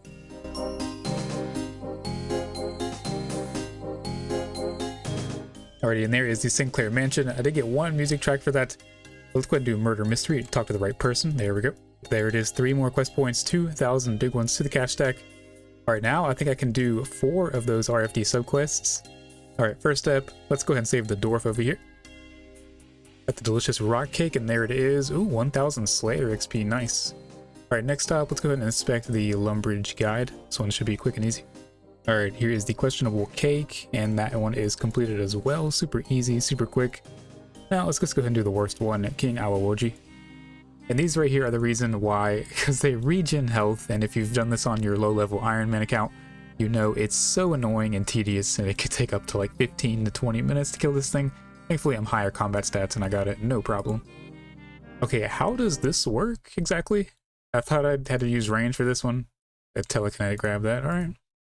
So back in 2016, I believe, actually with the release of Monkey Madness 2 is what I'm assuming, they actually changed the name of these. They all used to be called Monkey Grigri, and you couldn't tell which one was which. So now that they changed them, it's much easier to tell which one, because looking at them offhand could be a little hard to determine which one's which. Another place here that's gotten some pretty good updates is this course right here, especially the past 2 years. It's gotten a lot of love, and it's really good to see this course kind of being useful again. Alright, and there is King Awawoji saved. 10k cooking and agility XP, pretty nice there. Alright, I got 1 more I can do, I'm pretty sure. Mr. Scratch over here. Now you have to go to Karamja, and I do have the chunk unlocked. I'm pretty sure that involves this one right here. It's right there. So hopefully it should be good. Yeah, I'm pretty far from that chunk line too, so this is perfect. Alright, Mr. Scratch, got the finest jubbly for you right here. There is a Bone Crusher, whatever that says. Quest completed. I've officially freed him. Now that's all but 1. I can't do that one until Legends quest actually, so that's a pretty far ways away. But now I can actually get rune gloves. Alright, so here we are at the chest. Go ahead and buy items. There's the rune gloves. Way better than that rummy combat bracelet I got here. But the combat bracelet is equivalent to mithril gloves, I believe. And the rune ones are a substantial, so 2 strength bonus and essentially 2 in every single other attack bonus and a defense bonus. That is a nice upgrade. Alright, well there is the 53 fishing. I can do the lava eels, which is for heroes. Anytime I want now, I just have to do a shield of Arav. So I need a partner for that. I'll do it sometime soon. Well, since I'm on the topic of upgrades, I'm going to go ahead and do the Slug Menace quest. Now, this will unlock Proselyte for me. And currently I have Initiate, and Proselyte is a substantial upgrade from Initiate. I think the whole set provides an extra like 5 prey bonus. But the one thing about Sea Slug is I actually need to do Wanted.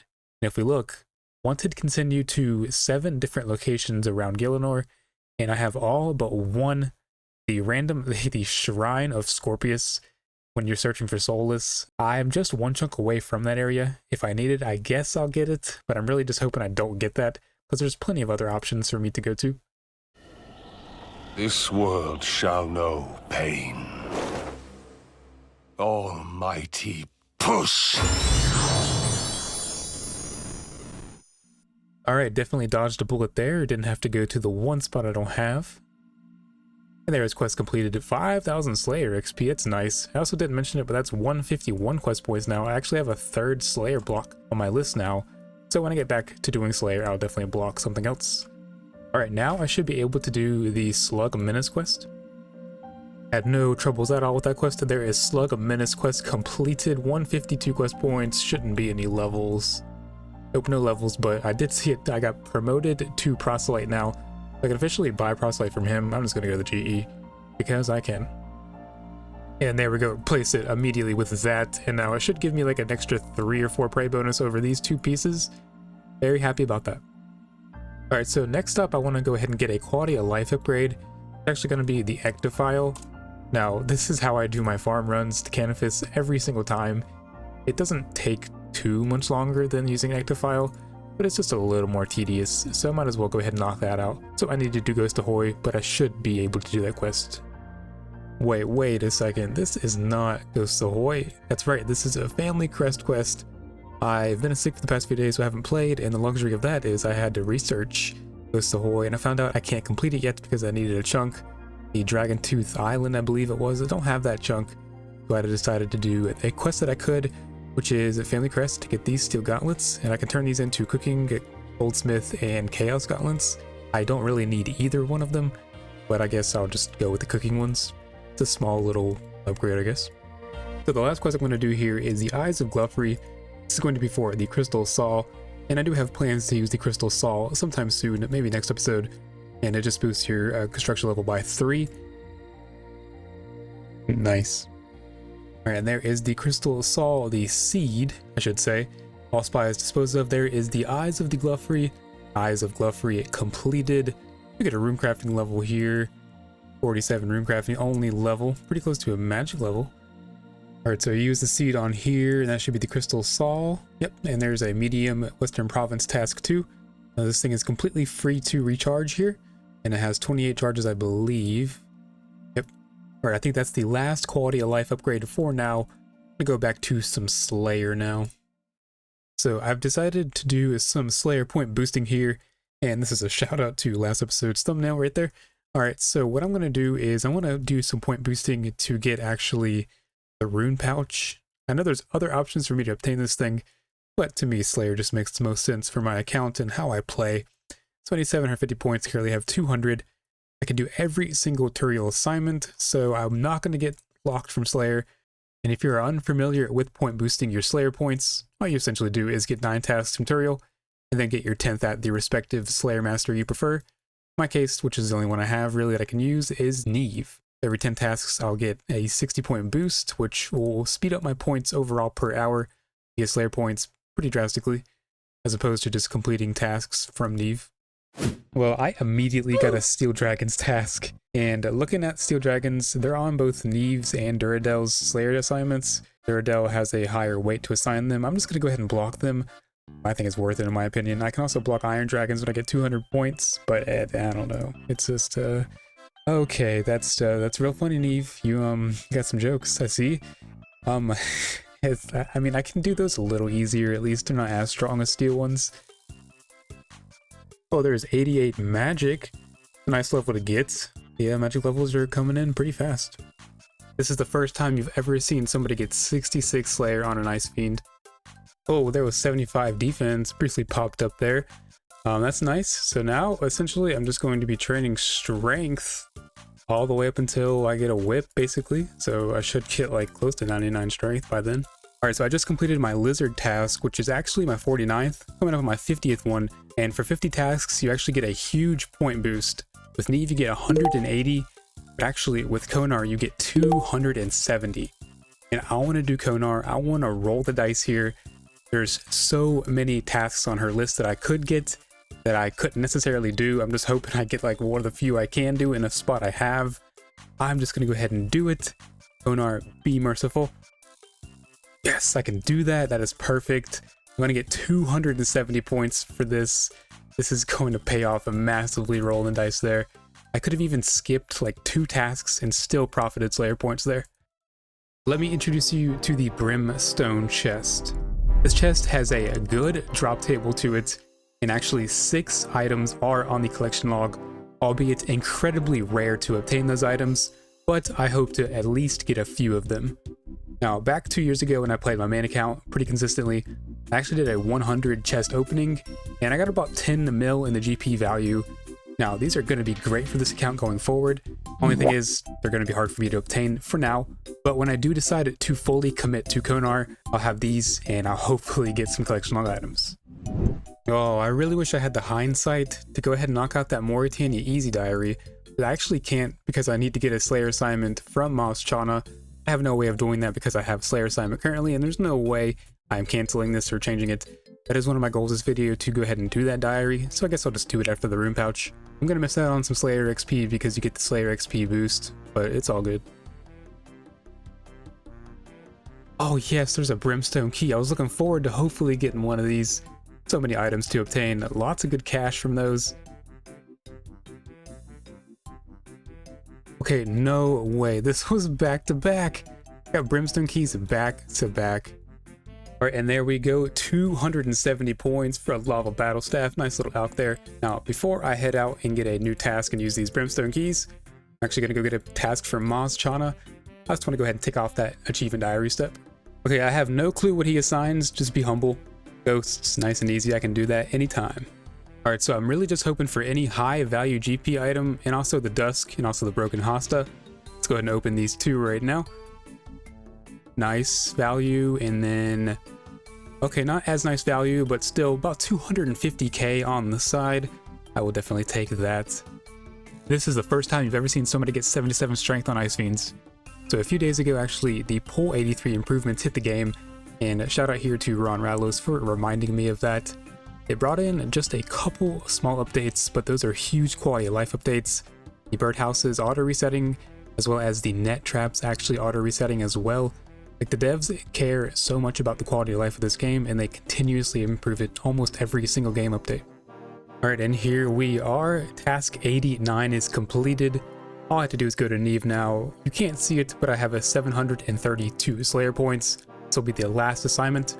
And if you're wondering what each assignment was every 10 assignments from Neve. Alright, Neve. Am I gonna get more cow fights? No, okay, and Q, nice. I'll take those.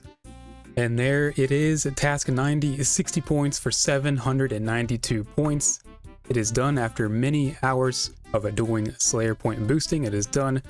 Look at that rune pouch. But to 67 Slayer, other stats just really didn't change much. All those 77 strength and close to 81 ranged. Alright, Turiel, so it just feels natural to buy it from you. Let's go ahead and buy the rune pouch. Now, I wish it was on the collection log, but it's not for whatever reason. This is a massive quality of life and utility upgrade.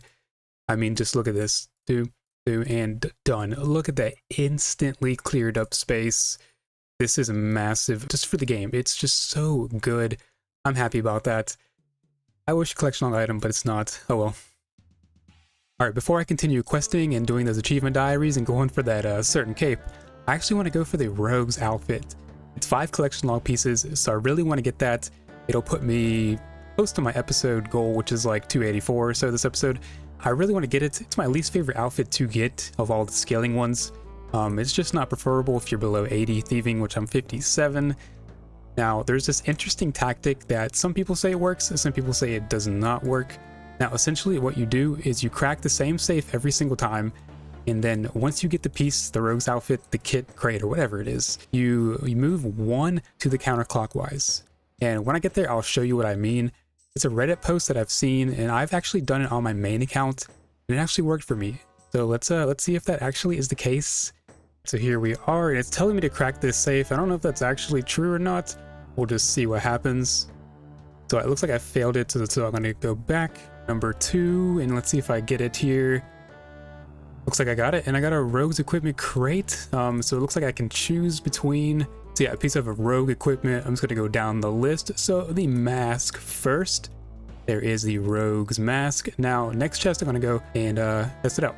So the next one, by that theory, it should be this one. Let's go ahead and crack this one.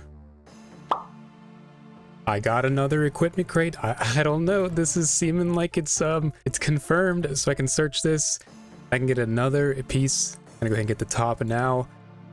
I'm gonna do the next one to the north, on the north side of it, and see what happens. Okay, crack number 3. So by this, it should be this one. If I get it from this safe right here, it's confirmed. Go ahead and do it. It has to be. It has to be confirmed. There's no way this is not confirmed. People must be doing it wrong. There is the trousers. I mean, I'm already 3 of 5 in 4 searches. That's crazy. Okay, so this one should have it here. Nope, I got a rogue's kit. Maybe it's confirmed. I don't know. I don't know. I guess it requires more testing. All right, so I don't even know which one to check. The theory says it rotates regardless. I'm just gonna try this one. I mean, I got another crate. This is so funky. It's either pure coincidence or it's actually working. There's no way of telling, but there is the rogue boots obtained. Just a one more single piece, and I'm done. All right, could this be the last one? I'm pretty sure this one. Let's just see. That's another rogue's kit. All right, let's just keep going. I don't even remember. Let's just do this one. There it is. That's the last one. So, okay, I got all 5 pieces, and I think that was 8 runs. Confirmed or not, I don't honestly know. I mean, I'm gonna say plausible, I guess. It could be coincidental, but I think plausible is just the more appropriate thing for that. But there is full rogues on the account. Now my plan now is to only essentially use this for wealthy citizens, but I do have other grinds planned for this outfit that I will reveal at the time. Okay, let's talk about what just happened there. I obtained the entire rogue's outfit in under 50 minutes at sub 80 thieving. I knew this was fast, but how fast exactly? Well, if you do the math on my runs, it took 8 cracks of the safe to get all 5 crates.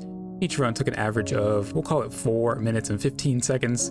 Factoring in banking time, I'll be generous with that and call it 1 full minute. So 5 minutes and 15 seconds per crack of the safe. At 8 cracks, meaning 42 minutes. But if you notice, I put 48 minutes it took. I did get caught at the flash powder spot once and failed a run early on due to a misclick. So that's why I factored in 6 minutes for those 2 failed attempts. And I went online to YouTube and Reddit to find documented cases of any times under what I did.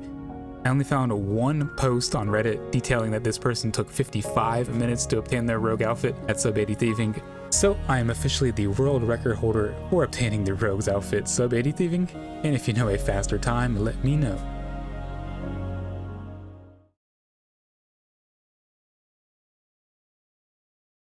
Oh yes, there is the Mystic Row Bottoms lights coming in at 130. It's a little inaccurate. It's, I think, 1092. I'll fix that in editing. But there it is. I decided to come here just right after the rogues because I felt lucky and I got it. Alright, so I decided to come test out Wealthy Citizens with the rogue outfit for about an hour. This was a tiny bit over, but I got 102 KGP. And I think I got 7 easy clues I can do steps on. I'm pretty lucky that I can do steps on all 7 of these. I think on average I should have expected like maybe 8, maybe even 9 clues, but that's fine. I'll take 7 that I can do steps on. Let's go knock these out. Alright, so I got 5 caskets. I'm going to go ahead and pick this clue up, and I have 0 steps completed on it. So I'm not going to attempt it because I don't want to get stopped on like my 2nd or 3rd step. So I'm just going to keep it in the bank for now. As well as these caskets. Yeah, I know I'm not going to open them yet. I need to kind of plan my next 18 collection log items somewhat carefully. But what I do have planned is the Gauntlet Cape here. It is time for me to go ahead and tie up this loose end here to complete the Corrupted Gauntlet at least one time. It's going to happen. Let's get it.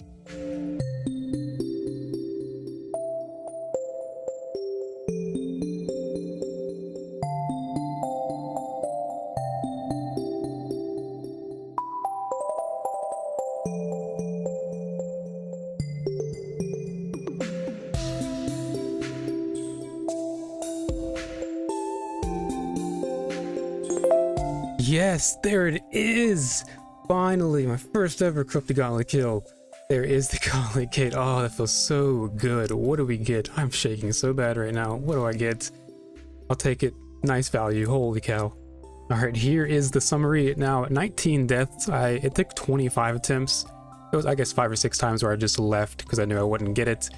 And I guess I died once during the gauntlet. I don't recall that, but I did do that 12 times. So 19 deaths, finally got 1 completion.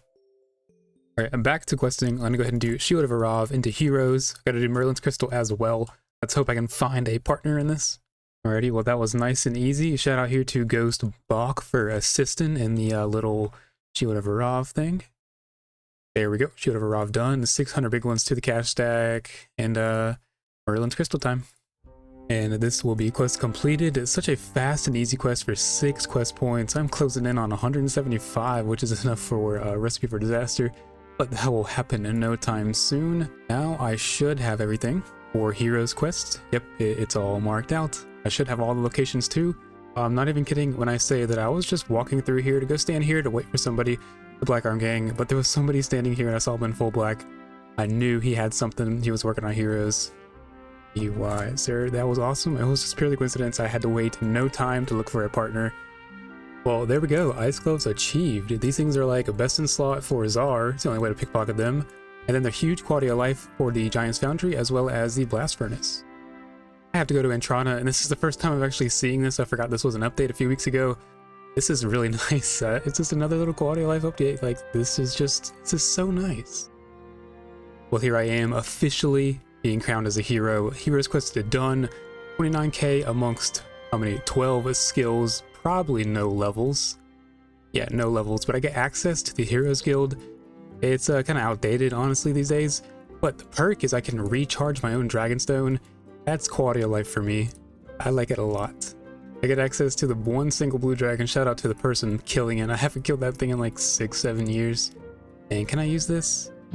Okay, that one's still locked behind a hard diary. Not sure exactly why, but oh well. And one of the last quests I wanted to do is Tears of Guthix, so I can start doing my weekly tiers, which will give me probably rune crafting. Looks like, yeah, rune crafting XP every single week. So there that is. Depending upon how many quest points you have is how many or how long you have. I think each quest point is 1 tick. Alright, so I got 96 on the first run ever. I think the achievement diary is like 100, so didn't get it that time, but I'll no doubt get it over time. There's 48 rune crafting. So I've been sitting here making some forestry actions for a little bit now, planning out my next 12 chunks. So my chunk 188 now, I need 12 more to get to 200, and then I need 17 more items to get to 300. So let me show you the map real quick. So when looking at the map, I have these 4 chunks here selected. I already have these 2, so I'm going to get these 4 as my kind of more starting ones in Varlamore. I will probably need this one for a quest, I'm pretty sure. But there's a 5th one down here in the corner, if you can see that. I've planned it out, I'm pretty sure, and I should have enough to go ahead and do Ghosts Ahoy. I need to go to the Dragon Tooth Island over here to do that quest. I'm pretty sure I don't need this chunk. I will need it for Cabin Fever, but I don't need it for this quest. So I'm gonna do Ghost Ahoy and get the Ectofile. Let's go ahead and pay for that chunk. It's chunk 189 for 945,000 coins. Here are the 2 items, the 2 of the 5 rogue pieces that I'm using. Pay for the chunk. Go ahead and deposit these. Over 90 mil now. I'll put these back, and I still have these 5 items here. Get chunks with. No more chunks this episode, but these will be used next episode. I am officially at the part of the quest where I need to go to Dragon Tooth Island, so let's go ahead and unlock that chunk now.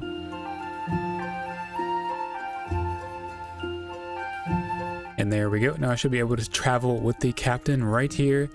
Takes me to a very useless chunk, but it's needed for a quest. Hey, I didn't even notice that was a medium Mauritania area task. Now let's see if my memory serves correct. Is it here? I'm gonna find this thing. I know it's over here somewhere. Hey, there it is. Alright, and here we go. Officially obtained the Ectofile. 2 quest points, 2.4k per rare XP. No level, of course, but hey. Got the Ectofile, that is nice to have. Look at that. Instant teleports to my farming, which I do so often. I do so many farm runs, so this is much needed for my quality of life. That was also a medium task in the Mauritania area to teleport with this thing, Which reminds me, I gotta do that diary, so let's go knock that out. Alright, and the final task is to have Spot here tan something for you. So I got some cowhide, and there it is. The final task in the easy Mauritania diary is completed. Let's go get that reward. This is a pretty decent easy diary reward. I do like that Slayer XP boost in the Slayer Tower, and that actually 50% gas ignore thing. That's pretty nice too. I think I'm just going to still put these on Slayer for now. I have no real other stat that I need to. Alright, so now I should be able to do the Falador easy diary. I'm like 99% sure I can do all these steps, so let's go knock that one out too.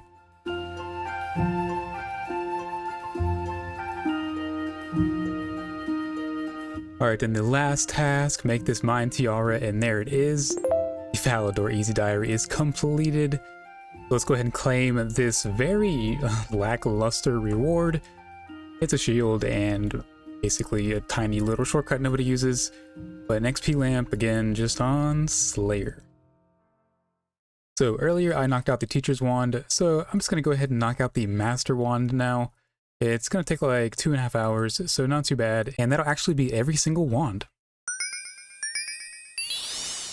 And right here is the last enchantment I need to do one more just because. Alright, let's go ahead and deposit these and go get that Master Wand. Teacher's Wand in the inventory, trade with the Reward Guardian. There is everything green for the Master Wand. Let's go ahead and confirm purchase that. There is the final wand obtained. All via collection log means I have everyone in the bank. Now that looks pretty sweet. I wish it was useful. Not really useful. It'll be kind of useful for me next episode. You'll see what I mean. But yeah, the stats just aren't that great for this thing, but it's an upgrade nonetheless for me. So there is 10 out of 11 MTA collection log. Just the infinity bottoms left to obtain there. Well, there is 85 cooking. I can officially cook wild pies. Shout out to all the chunkers having to grind that out for a partial pie.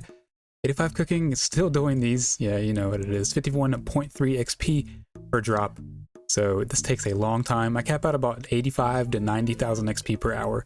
And I've gained 3.2 million XP, which is 1/4 of the way to 99. Alright, so I know I mentioned no more chunks this video, but I'm going to go ahead and actually get 3 more chunks with all the items I currently have.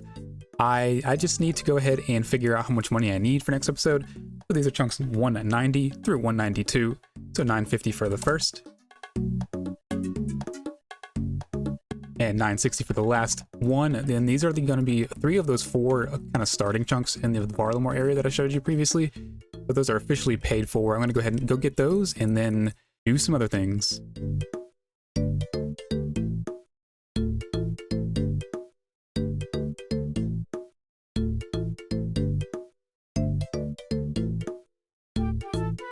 So there we have officially those 3 chunks. Looks like no music tracks for going over here, but this is on my way to the Coliseum, which I'm a complete potato at the game, so yeah, I'll have many issues with that. And so over here, I got that chunk right up there, and then this chunk right here, actually for a bank, and I actually got a bank way down there on the other side of Varlamore, the town area. Other than that, this is all just needed for quests in this area, and also a nice little quality of life for me for having a bank over here now. So it's time to go ahead and sell everything. So this is a little bit of Slayer and those Turoth KC. Actually, oh, let me collect this first. Actually ended up getting an extra 2 of these, and then I got 5 of these, so let's go ahead and sell 4 of those.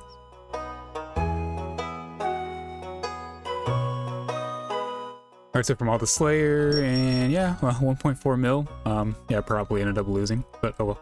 And then just that 1 CG KC looks like 200 and some change, like 250-ish, so that's really good, actually. CG is very good. And for all the farming and birdhouse runs, I also did forget to sell these. So I got 10 of these from Slayer, so that's extra 420k. Alright, so the final price is 7.45 mil, essentially. That's pretty good. I think total profit this episode has to be at least like 4 or 5 mil between all that stuff. So that's definitely pretty decent to me. 12 mil after those chunk payments. That's what I like to see there. So here's every single chunk that I have, and the ones you see in green that are numbered are in order, in the order I obtained them. So I got 6 chunks total, kind of spread out yet again. Go ahead and select them, and if you see, I have 193 chunks unlocked. Now, once I complete Season 2, it'll say 201. That is because my starting chunk of Lumbridge here was free and does not count towards that order. I've stated that a few times, and it's in the rules, I'm pretty sure. Here's what I'm working with, all 193 chunks that I have unlocked, if I can get them all. There we go. It's coming together. Farthermore's coming together slowly but surely. I do have my next, it's going to be 8 chunks that I need to unlock next episode. I have them all planned out over here, and fingers crossed that I can plan out and research correctly, because I've spent a lot of time researching. So, yeah, episode 18's a wrap. Well, I've done the most quests I can do, all the diaries I can currently do, and obtained some amazing upgrades. Next episode will be a season finale. It will likely take me a month plus to film and edit. You'll see why when you see it. I'm very excited to start that journey. See you in the season 2 finale movie. 639 hours. That's how long I've been playing in season 2 of this account. I've been playing RuneScape in a very unique way. I dare say nearly as intended. You see, I need to obtain collection log items and pay an ever-growing GP cost to unlock areas of the map, also known as chunks. There are roughly 534 of these chunks on the surface that are walkable. I need most of them for my end goal, the trimmed achievement diary cape. The only way I get to see more is experiencing all this game has to offer within the chunks I have available. That is the beauty of this series. RuneScape progression can feel linear. You follow a path that's rather typical and semi-efficient, which this account shatters that linear path. It's not efficient. It's unique, one of a kind. The song you hear right now is called A Hero's Return. If you've watched Swampletics, you've heard it. It captures the buildup of something special. It's leading up to an epic, triumphant victory. I see this song as a hero's journey. My journey, and what a journey it's been for this past season. Now, what I do typically for my season finales is do a bond giveaway.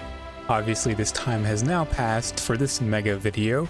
So what I'm going to do is voice over now. So hey, how's it going? Future me here. I got about 20 seconds to fill. Looks like I got about another 4 seconds to fill.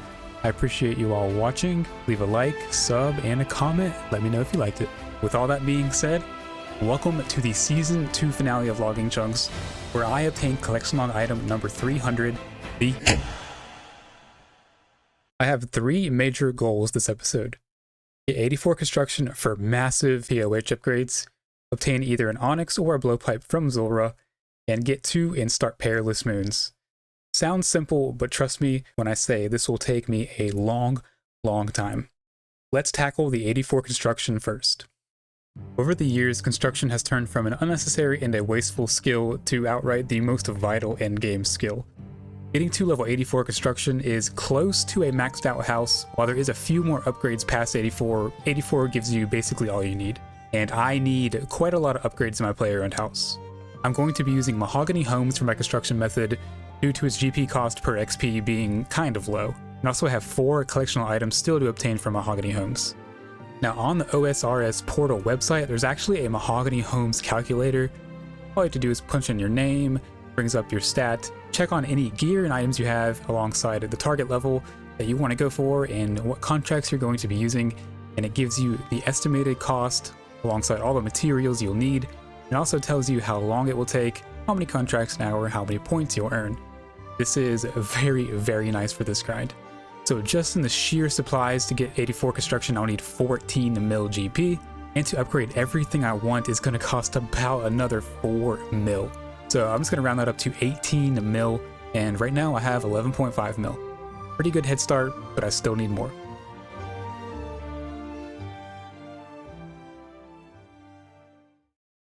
So the hunt begins for Barrows items actually. So I'm gonna cap myself to about 5 to 6 Barrows items here. Now there are a few items that I do want, 4 in particular, being the Carol's top and bottom alongside the Arim's top and bottom. I'm hoping I get one of those 4 items, and if you don't know, on this account my Barrows luck is absolutely terrible. 4 items in 168 chests, and 2 of those 4 items have been in the last 3 chests. I'm hoping this luck finally turns around. It should at this point. There's no way it wouldn't. So on occasion, you're going to see me put the total number of filming days here in the corner. It'll be sporadic. I'm just keeping track mostly for myself to see how long this takes. I don't play too often. Full-time job and all that stuff with kids. It's just hard to play a lot of times. So I'm actually just really curious to see how long this will take me. Today is March 1st of 2025, which is actually RuneFest 2025. All right, first chest back. Got a little extra potential reward. What do we get? Yeah, pretty typical for myself here.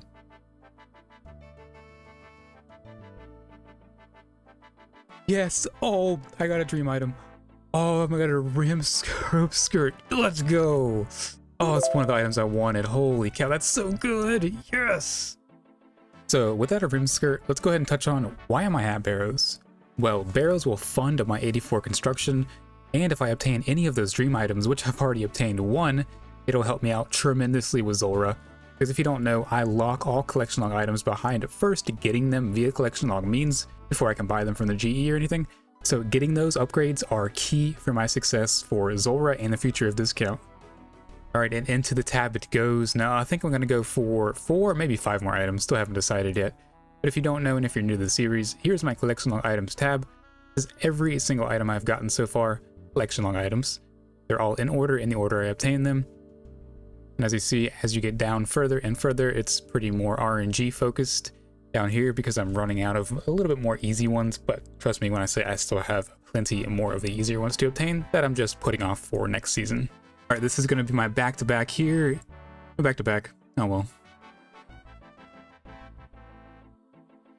Oh, there's a Darok's helm. That's another unique. That's actually fairly useful. I think it's my first tank helm from here.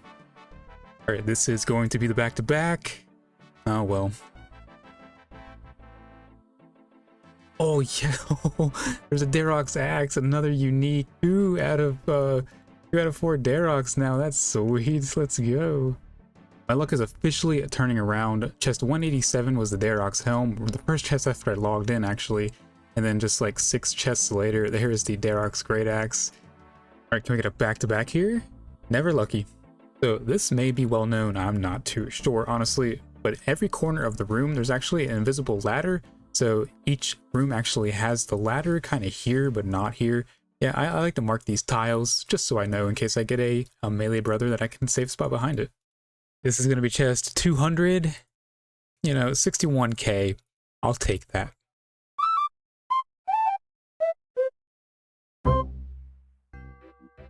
And okay.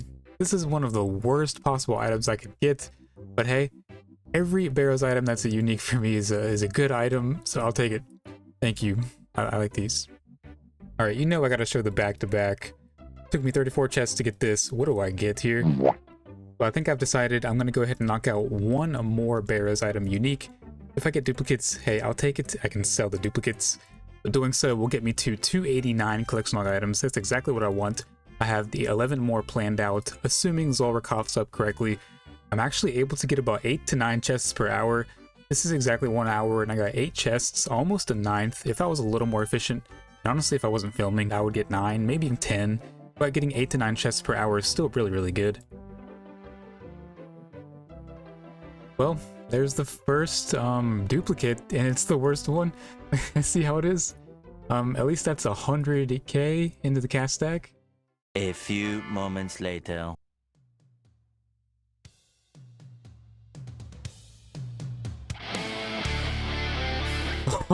Oh baby, let's go. Oh, it's another dream item and that's the only item I wanted. This is perfect. I'm out of here. One unique, one other dream item. I cannot explain just how perfect that was. I am completely out of wrath runes. I ran out on my last cast on the last melee brother. I'm just gonna go ahead and do wind wave for this one. I have to go for the back-to-back. Always got to. Alright, that's enough potential. Let's just go ahead and send it. Do we get a back-to-back? Okay, this is the one time I actually didn't really want a back-to-back because I have my next 11 items planned. I am so pleased with the luck I had there. I think that was 71 chests total, and I ended up getting, I believe, 7 items there. So I got a little lucky there. But if we look at my collection log for Barrows, I've only obtained 10 items and 239 chests. I'm still unlucky, believe it or not. With that pretty good luck I had there, those 71 chests, I am still unlucky. So here's the loot from 71 Barrows chests. Now, if I could sell all this, this would be a pretty penny, basically 10 mil. I think that took about 8 hours, maybe 9 hours, so well over a mil GP per hour. But the thing with this account is I can't sell any of these actually. I can only sell any duplicates I get. Well, that was quick. I got a total of 2.8 mil. Put that into the cash stack. I'm not going to be at the goal. Kind of didn't expect it. It was more so for the collection logs, saw a little profit on the side. Really happy about these 2 dream items. I mean, this is going to help out so much with Zulrah. And then the Carol's Top will help out with a little extra cape I'm going for. Days 5, 6, and 7 I dedicated to doing birdhouse runs, farm runs, making some forester's rations, and I actually got 86 cooking from that. Nobody came to my party except for these two fellas. Thank you guys for coming. And I did some sacred oils, and shout out to the rank 1 for master clues on an Iron Man account. That's a pretty pay right there. There wasn't much to film here, so I figured I'd just give you a little 15-second summary. It is a good day. Here's my 1,000 oils, and then this is 4,000 forester's rations that I made over the course of the past 3 days. Total, this took about 6 hours, I'd say. These are the few things I'm going to sell because I don't think this is going to get me to my goal. It's unfortunate these things are dropping in price significantly. These bots, I swear, there's so many bots.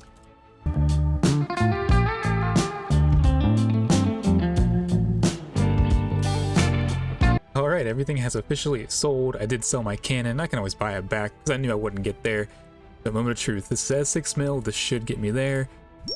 There it is, 18.2 mil. I got more than enough cash. So the hunt is officially over. Hunt being for items, collection log items, and money.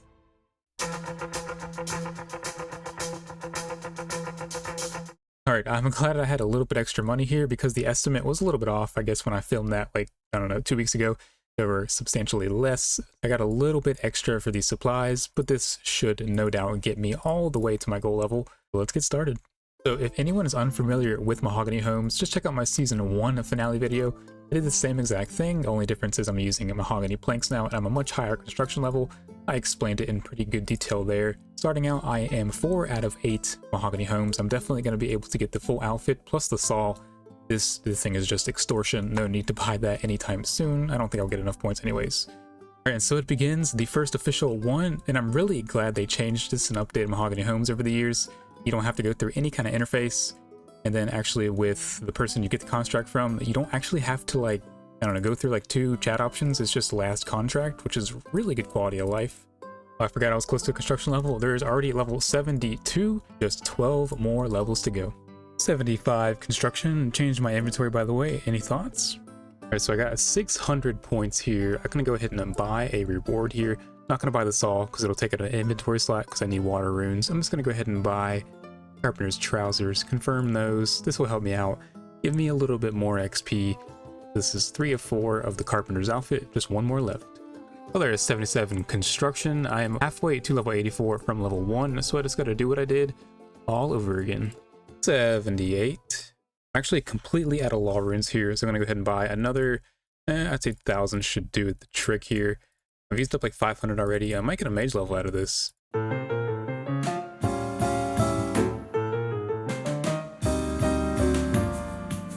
$79 construction. Bet you did not see that one coming. Well, here's a milestone level for construction, level 80. What do I get for that? 34 rooms. Oh, and all this cool stuff. Look at all that stuff. I am probably like 55 to 60% of the way to 84. I'm definitely not very efficient with this though. It's officially time to go ahead and get this carpenter shirt. I have 804 points here. Let's purchase that now. Carpenter shirt, confirm that. And there it is, full carpenters on the account. This gives me a 2.5% boost in all construction XP. And the effect does work when you turn in your contract, so that's an extra 2.5% per contract. This will speed this up a little bit. I won't even need all those planks I got. There's just something about repairing this and then kicking the door.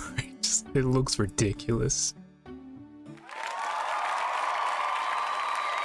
Alright, and there's 504 points. I can go ahead and get the last reward for this grind that I plan to get, Amy's Saw. Now, it's not going to save me an inventory spot because I need to put water runes on me if I wield this thing. So I guess I'll just continue with my water staff, but that is purchased. I am officially 7 out of 8. This thing costs 2,000 points. There's no chance I'm getting it for this grind. I plan to greenlog this place anyways. I'll get it one day, but wait, I didn't know you could swap hands in this and put it in your offhand. I did not know that. Good thing I only did like 3 contracts so far. So I guess I can technically save an inventory slot with that. Look at that. Well, I must say this has been a pretty relaxing and pretty chill grind. I put my total XP here just to show you exactly how much XP I got per hour, as well as how much total XP. The final contract here, there's 84 construction. There it is finally. So if we do the math there, that's got to be about 14 hours, I'd say. So as you can tell, I just didn't play too efficient. You can get about 180k per hour doing that method. So it looks like I have some extra supplies here, well over the estimate for steel bars, and then just a little bit over for the mahogany planks. Overall, definitely pleased with that. I get about 400k back. Alright, so I just sold these two for approximately 400k back. So on the screen, I'm going to go ahead and put up exactly how much money I spent and all the supplies I used. I'll have to go back and look at that. But yeah, I don't have the number on me right now, but whatever you see on the screen is how much money I paid for level 71 at 284 construction. There's just one more thing I have to do before I start improving my house, and that is to get 89 magic. I was so close from all the teleporting I did. I think I gained like 40,000 mage XP during all the teleports for the mahogany homes. There's 89 magic. It'll help me out with Zora just a little bit.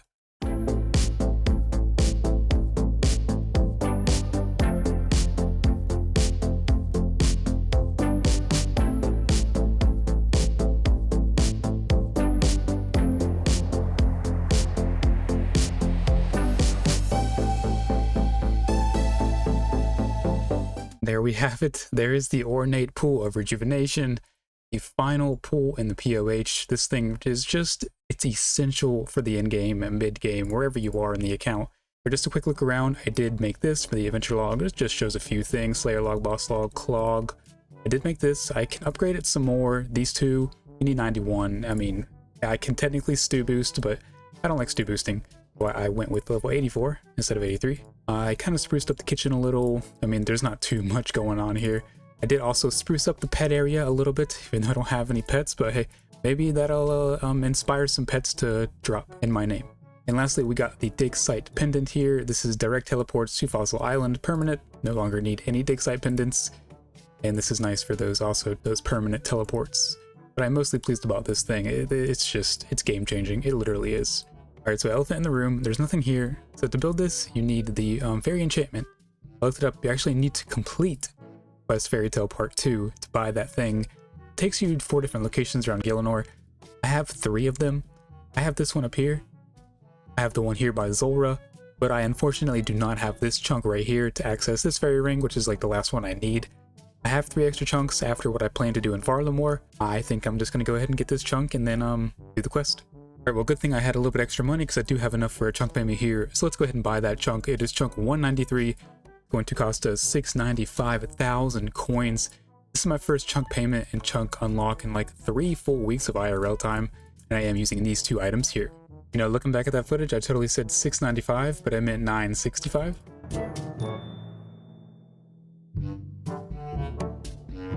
Okay, that chunk is officially purchased. Now it's looking like a new music tracks. Also, this chunk finally gives me access to fully complete Holy Grail, I believe. I think you had to like go under this thing and blow that whistle. So that's nice that I can do that. I'll do that next season. Fairy ring's right over there. 1, 2, 3. Alright, very nice. There's Fairy Tale Part 2, Cure a Queen quest completed. So yep, I got the trade option here and I can buy one of these. Very nice. Okay, so to build the fairy ring, you cannot have an invisible boost, so the crystal saw does not work. You have to have a visible boost. So if I drink this tea, I'm at 87 now. Go ahead and build this, and it should be able to build the fairy ring. I need a watering can. All right, take number 2, and I got the watering can now. All right, there it is. This was non-negotiable. It was essential for Zora and what I need it for. It'll pop me in right beside it. Much shorter run than going to the South Graveyard and then running the fairy ring. This will save at least 30 seconds per kill.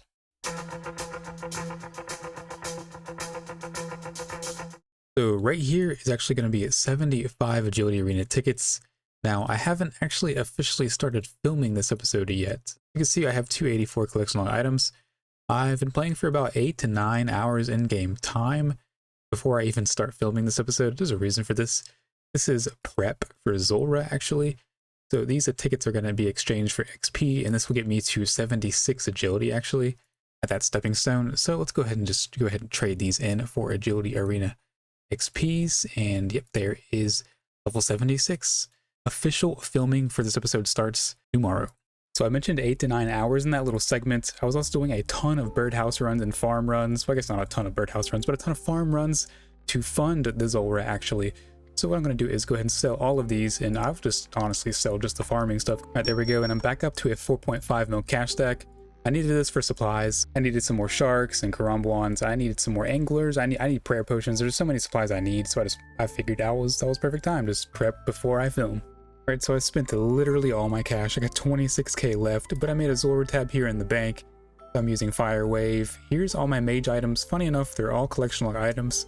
And the Carol's Top, of course. Every other range item is just I bought. And then the potions, food, and then these are really expensive, so I splurged. They're gonna be worth it. Basically 1 set per kill. So this will be like 250, give or take. I'm looking forward to this semi-decent gear here. I'll be camping these gloves, these boots, the Hunter Sunlight Crossbow with the Moonlight Antler bolts. I think this will be great. Far better than when I did it like 3 episodes ago. Much lower stats, lower range, lower mage, lower everything. Alright, there's the first kill. I am definitely very rusty. What do I get? That's a great value drop. I'm gonna just go ahead and take a sip of this and everything back up to full. And I also, I forgot to show you the Zora collection log, but here's what it's looking like. I only have these and this.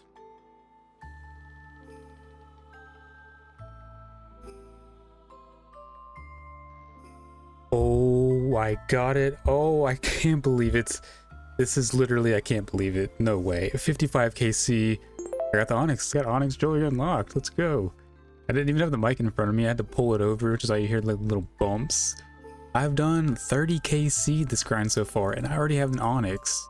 I guess I should go ahead and just stick around for the blowpipe. I mean, maybe I'll get to like, I'll go 250 KC or something. I'm already making a lot of money here. I think I've made at least 3 mil between all the stuff that I've gotten in these 30 kills. This is definitely the money snake. Yeah, I completely missed my flicks there, but what do I get for the back-to-back? That was a really fast kill. So this is KC number 75. No item, just a combat task. Or that was actually a personal best, 223, 75 KC. It's nice to have that on the same KC. Each hour I'm getting about 10 to 12 per hour, so a little lower than expected, but that's fine. I don't mind doing silver right now. Yo, wait a minute, this might be an even better KC. What do we get here? Yep, 215. I knew that was going to be a fast kill. I was like, wow, this is like back-to-back fast kills. Maybe I can get a sub 2 minute soon. A minute ago, I said I was getting about 3-minute kills, and then I was getting about 10 to 12 per hour. And factor in banking time there, it takes me about 2 full minutes to run and bank and all that stuff, which is why it's like 10 to 12 per hour. Alright, so I still only have 26k. I need some cash just to do my dailies, at least for the battle staves. So I'm gonna go ahead and sell these birdhouse run nests I got.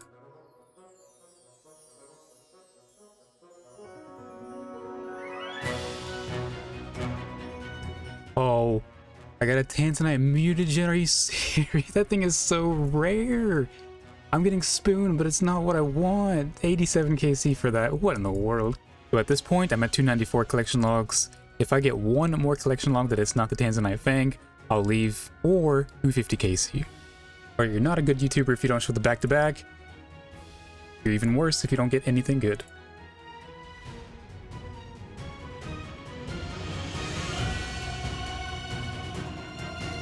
Oh my. I can't believe it. I'm done already? Is it 134 KC for the Tanzanite Fang? It's the best luck I've ever had in my life. Alright, and into the tab it goes. I cannot believe that I finished what I wanted with Zora in only 134 KC. I've been sitting here 10 minutes just looking at it. It looks so good. I can finally buy a blowpipe and I can finally buy all Onyx jewelry. And I got this too. I mean, it's just such randomly spooned luck here. Alright, I had to go for the back-to-back. You know I got two. That was a fast kill too. What do I get? Okay, no back-to-back. Completely undeserved. Completely undeserved luck. My entire luck here at Zora. I'm done. 135 KC. Let's take a look at the collection log. So 5 out of 10 and 135 KC. A mutagen already. I got all of the good drops, and even this is really cool to have. It's kind of like a trophy. I'm under every drop rate. I mean, this is just completely undeserved. But I am finished here. Let's go sell. Alright, so I'm going to do my best to try to get everything organized here. This is half of it. There's plenty of other items I could sell here, and I could also price check the uniques here, as well as all these scales. I'm going to go ahead and sell all of this in my inventory, which is... all of this is worth approximately 7 mil, so let's see how much I actually get. Alright, so it looks like I actually did sell pretty much everything I got here. I'm going to keep these. Obviously, I cannot sell these. That's part of the rules. Can't sell any collection items I get. I have to sell only duplicates. So these are going to be worth a pretty penny. Alright, and the last item, the Zora scales. I'm going to try to get my most money I can for these. 244, it's a pretty good price. So I get a total of 13 mil. Really good there. I'll deduct supplies in just a minute. But these two uniques are combined 9.1 mil. And if I could sell them, I would have made a lot of money here. 22 mil. But alas, I'm walking away with 13 mil. Let's go ahead and sell these excess supplies I got here and see how much I truly made. I did a total of 110 KC. My total supply cost was 3.5 mil. My total net profit is 9.5 mil. It took me about 11 hours to do all those kills. Overall, very undeserved. If I could sell the uniques, it would have essentially doubled my net profit. But nothing beats the journey, the friends I made, and the fun I had. And the new items, of course. You know, before this chapter ends, I have to make 2 purchases here. I'm gonna have to buy the Fury. 2.6 mil, I'll pay that any day. And then I'm gonna do it. I am going to get the Toxic Blowpipe empty. This is a large investment. I'll still have plenty of cash left over, and I get 200k back. So there are those 2 items. 6.1 mil, it's more than enough for I need for chunk costs. There it is, Toxic Blowpipe. Now I do have to get scales and darts and all that. But I have plenty of money. I can make more. I'm so happy about this. I think it's time to go for that certain cape now.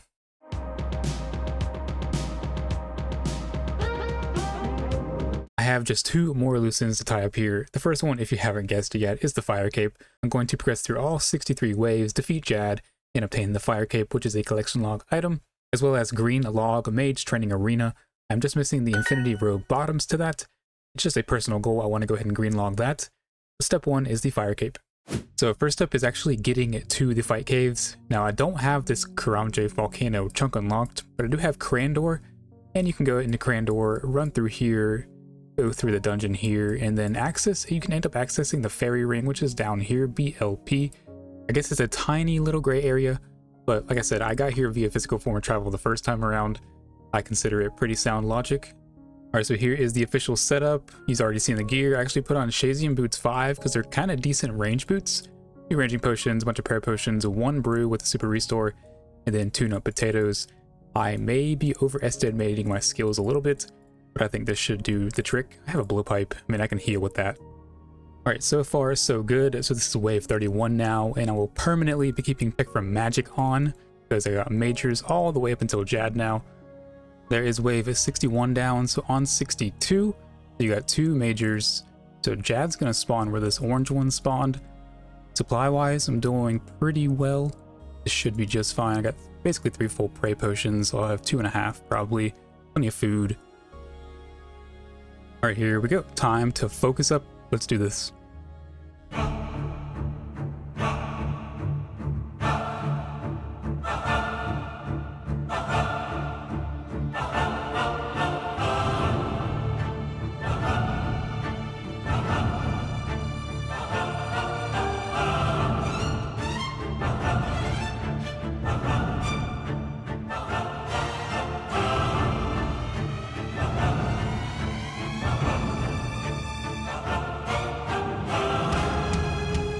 Alright, and there we go. That was nice and easy. Had no issues at all. He was getting healed a little bit there, but I did it. There is the Fire Cape collection log. Officially unlocked. Feeling like a kind of like a true account now. To get this once you get this cape, it's kind of like your stepping stone. So that was an elite task in the Karamja area. Way back, level wave 31 was a hard task. So yeah, that's pretty epic right there. Alright, I bet one of you at least thought that this Fire Cape was going to be collection log item number 300, but it wasn't. Trust me when I say I have something far more special planned. There is the Fire Cape. Go ahead and move that to my melee tab. It'll stay there. So like I mentioned just a little bit ago, I'm going to green log Magic Training Arena. Mage Training Arena is what we all call it. Infinity Bottoms. Those take about 5 hours. Ooh, nice little lamp opportunity here. But I'll be just knocking that out now. Alright, so I'm nearly done getting my Alchemist Rune points. I'm going to go ahead and deposit these. We'll get 26,000 XP and also a level 90 in Magic. I can teleport others to Camelot and do Earth Surge. Pretty sweet. Just wanted to go ahead and deposit those and get level 90. Alright, the final enchantment right here for 5,000 Pizzazz points. The last enchantment I will ever do in the MTA. I have all of my points here, but I'm actually not going to go ahead and buy that. So it'll put me to 297. and I want to go ahead and go to Perilous Moons pretty soon here. If I bought this, there's a small chance at Perilous Moons you can get double loot, like double uniques. I'm just not going to do that right now.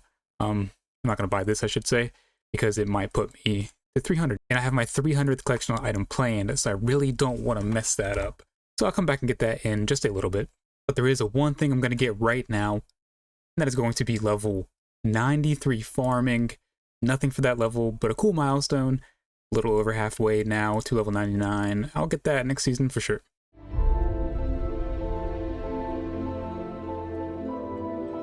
It is full steam ahead to Varlamore now and to the moons. If Apollo 18 is not canceled anymore, we're going to do it right now. So to get 2 Perilous Moons, which personally I really do enjoy this content, I need to do 2 quests.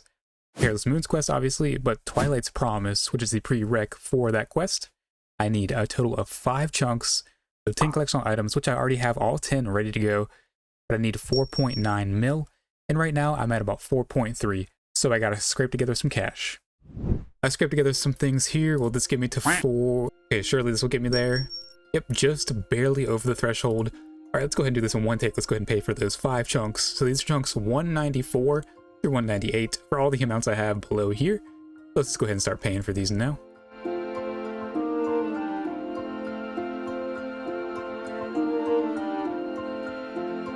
And then 990,000 coins for 4.9 mil. I got like no cash left yet again. But I got all the money here, and there, oh, almost 100 mil in platinum tokens, which is all my chunk payments. It'll definitely get the 100 mil in these next 2 payments.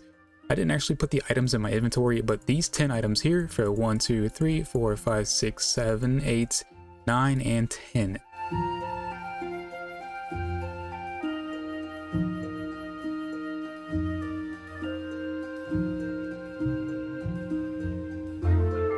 Alrighty, so there are those 3 chunks, the one over there, the Fortis Coliseum, and then the one just to the south. You go to that fountain right there. It's like 2 steps into that chunk, unfortunately.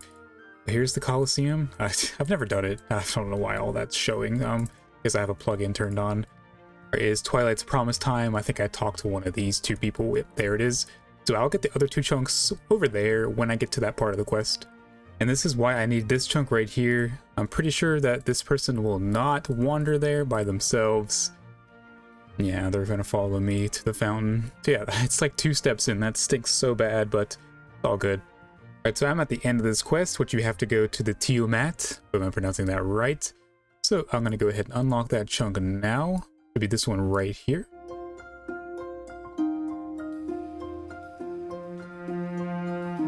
There we go. Now let's go ahead and travel with this. I have a few locations unlocked. I guess that's just default nowadays.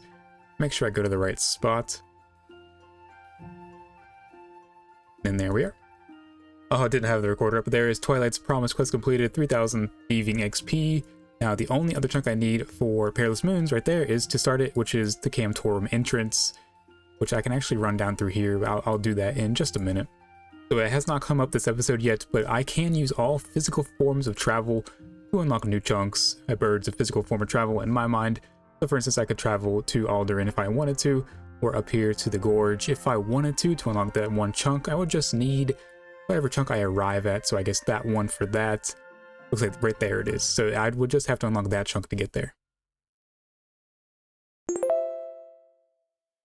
So actually, I ended up watching the Slayer Music's quest guides on both Twilight's Promise and Perilous Moons, and I found out you don't actually need to run through this area. I have like 1 single tile here that I can run through, and I also tested it on the main account, whatever that means, and I can run right there. I don't need any chunks. This is the only chunk I actually need to go to for this quest. The rest of it's actually in Camtorum there, and I can build my own Quetzal there eventually. But here's the quest start. I'm coming up on the boss fights here, and it's telling me to do it in this order. This is not the order I prefer, so I'm gonna go ahead and do this for the quest, and then after I settle in after the quest, I'll show you my method and how I do this. 1, 2, 3. Well, I can really clean that up. It took me about 15 minutes to do all of that. I'm just not used to doing it on a low level account. There is Perilous Moons quest completed. So much Slayer XP. I forgot you get that 40,000 Slayer XP. I don't think I get like a level or 2 from this. 68 Slayer from that. 49 rune crafting, looks like nothing else. All right, let's go loot that chest. See if we can get a 1kc item here. All right, moment of truth. Can I get a 1kc lunar chest item here? I think I'll get the arrows for sure. Yeah, I figured I'd get the arrows.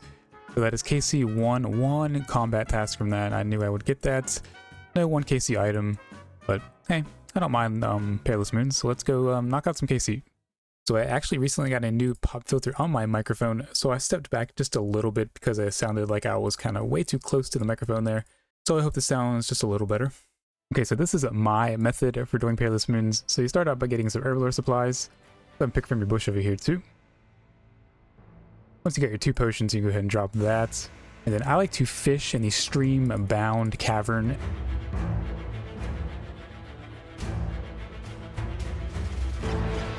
Alright, now I'm all set. So I start with the Eclipse Moon. It's right over here. This method, in my opinion, just flows together really, really well. Right, and the Eclipse Moon is weak to stab, so my best stab weapon is the leaf-bladed sword.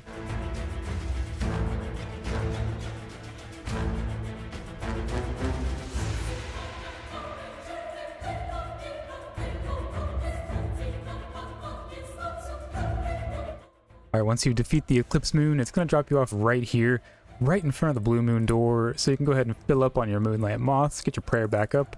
And I did forget to drink one of these potions. Alright, I don't have it marked there, but Blue Moon is weak to crush, so my best crush weapon is the Thorax Hammers.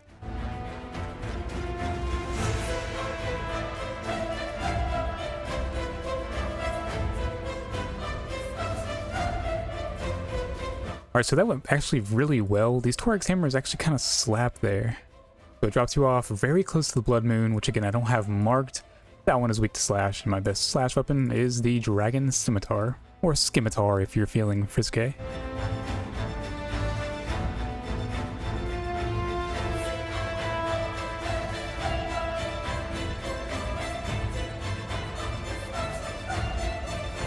And arguably the hardest one, the Blood Moon is officially down. So after this, you're good to go. You can, I like to just go ahead and re-up on the prayer now. And the chest is just right down there. So this method just flows really, really nicely. Alright, so that took just over 10 minutes, so that's not bad. I can get about 5 to 6 per hour. Are you okay? Alright, that's 2kc item. That's okay. Wow. That was all I planned to do, was get one item here. And okay. That's okay. Cool. You know, I had this grand idea to just sit here for a while, knock out like 20kc. I don't even know the drop rate. I haven't even gotten that far. I don't even know. Maybe like 1 out of 25 you can expect an item. I have honestly no clue. I'll put it on the screen, I guess, now, or I have already. I don't know. But I got the Rims rope skirt, and now I got the Blue Moon top. I think this is a mage one. Yeah, it's definitely a mage top. So I just got like spooned some mage gear. Here is one time I am definitely not going for the back-to-back. I'll do that next season for sure, but I just cannot sacrifice my plan here. So it's time to go ahead and buy these Infinity Robe bottoms. And there it is, Affinity Robe bottoms, collectional item number 299.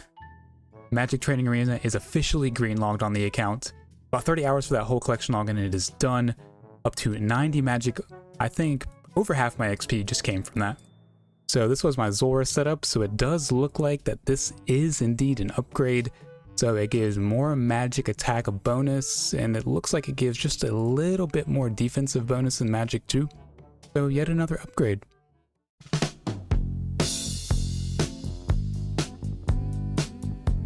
Kind of a bummer that I don't have anything else to do in Varlamore anymore. I had talking points and all that stuff. It's just the moons just gave me what I wanted in 2kc. It's just plain as that. But I've gone down the quest list here and I've put every single quest I'm pretty sure I can do on a notepad here. So I can do these, what is this, 6 quests here. I'm 100% sure I can do all 6 of these quests. This is how I keep up with everything, by the way. Very sophisticated, I know. But let's go, after we do some more of these Forester's Rations, I'm gonna go and knock those out.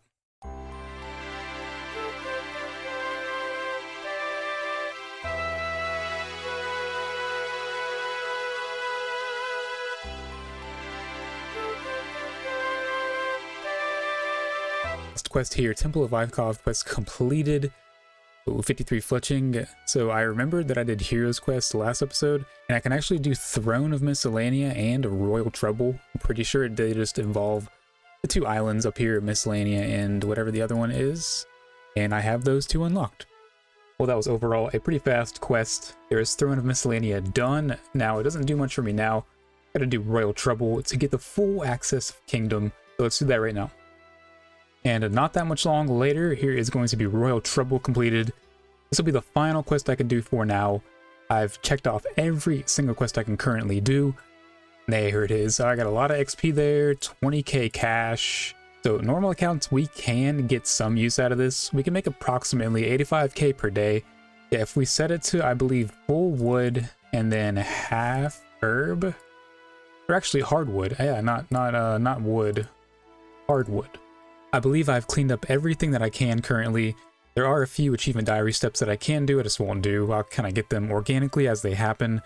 So basically all that's left to do now is get collection log item number 300. And I mean, the latest collection log items do look so nice there. And I did hit over 1,000 hours during this video. I think I started out like 950, 960, something like that. And speaking of, I got 100%, and that was a hard Fremnik area task. So now that's basically all I can do. And I did do my quick math here. I'm at 1,033 hours here. I started out with 953 hours played. So I'm at 80 hours, which is insane for the amount of progress that I've had with these collection log items here. All right, so I made a little bit of money here. So what I'm gonna do is put in approximately 800k. So this will give me 810k in the coffer. You always wanna keep 750k plus in here. So I'll have to come back here and there to deposit more money. But this is what I'm going with, 5 on herb and then 10 on mahogany. I believe that's 5 and 10. So I'll check this in a few weeks. I guess you'll see it in season 3.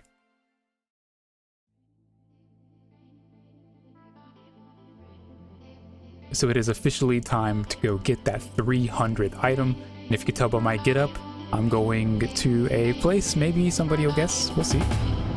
I want to kick off Season 2 by obtaining RuneScape's most iconic mid-game upgrade, being the Dragon Defender.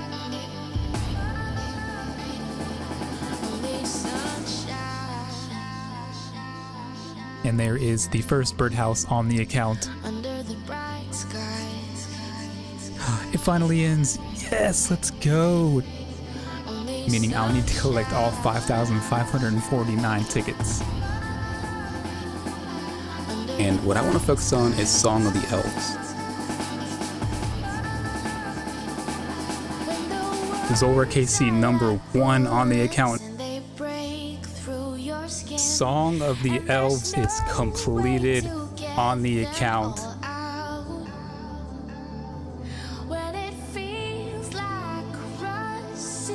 So I am officially the world record holder for obtaining the Rogue's outfit sub 80 thieving.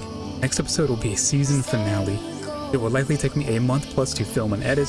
You'll see why when you see it. See you in the season 2 finale movie.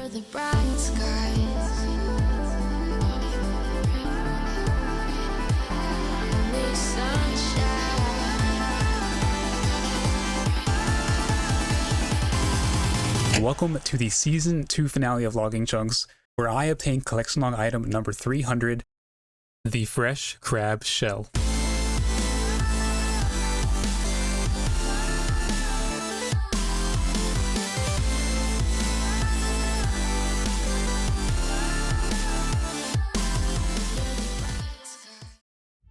And there it is, the fresh crab shell. Collection log item number 300. I was starting to think this did not exist. I killed 47. It's a 1 out of 8 from them and a 1 out of 16 for them. All right, now I got to get a second one here. Just give me a second. All right, so I got myself 3 total here. So I'm going to make this into the crab helmet. And there's a chance you can fail it. It's based on crafting level. I'm level 71, so I shouldn't fail it. And yep, first try, so I don't even have to do that second one. The crab helmet. I wanted it so bad. It just looks ridiculous. And it's like kind of like a meme item, I feel like. I don't know.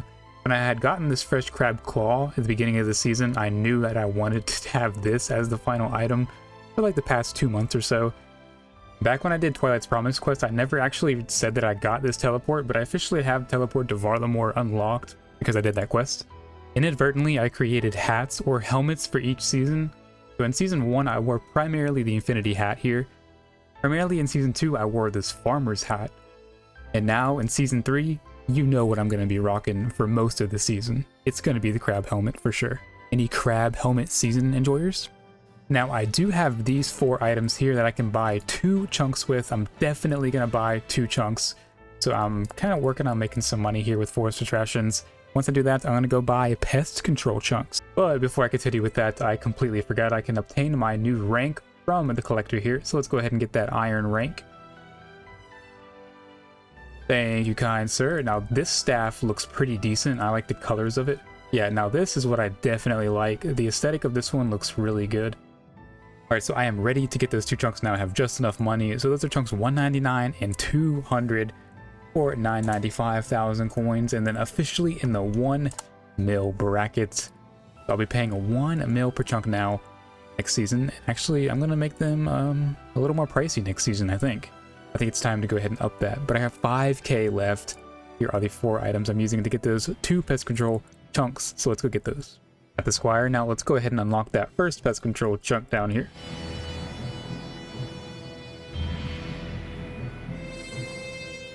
Alright, and there we go. The outpost is now unlocked. So let's travel there.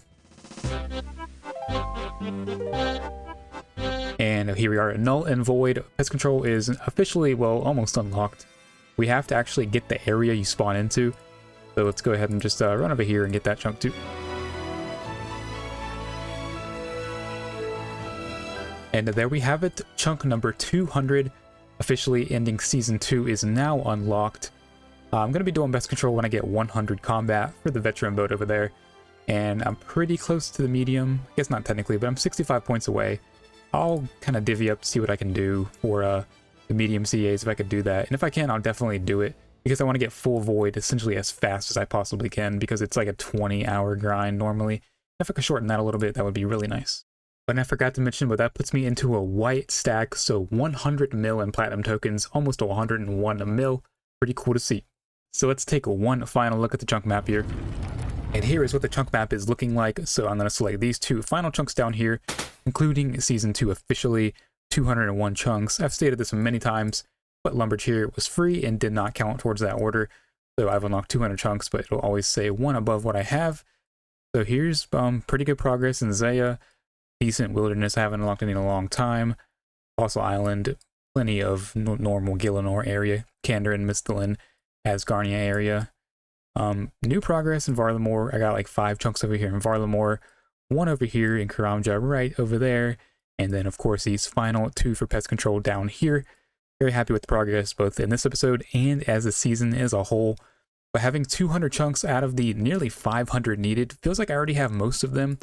But I'm not even halfway there chunk-wise. I feel like this map is pretty huge with all these chunks, but I have so much more to unlock. And I'm looking forward to it. Well, Season 2 is officially in the books. I've taken a long time to carefully craft out this episode. It's definitely been my most planned out and produced episode to date. So I encourage you all to leave a like and a comment, not just because of the bond giveaway, but because this is a passion of mine. Creating this series has honestly been one of the most rewarding experiences I've had in well over a decade of playing RuneScape. Season 2 was all about setting this account up for success, and I've definitely accomplished that. This season may be over, but my story is still being written. Stick around to watch these ending credits. I've spent a good amount of time on them. I hope you all enjoyed the video this season, and I will see you in Season 3 or the recap video. Take care and have a good one.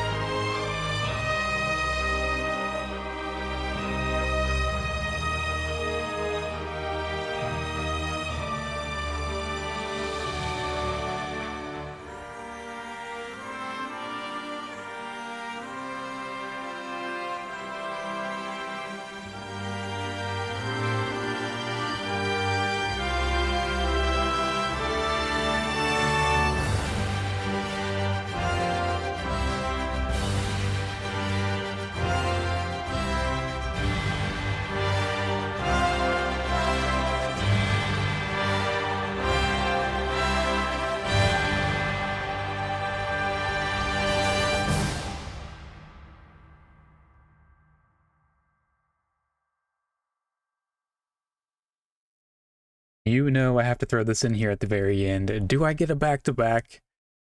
I do not. The game is not broken. Put that in the bank. I will see you all next season.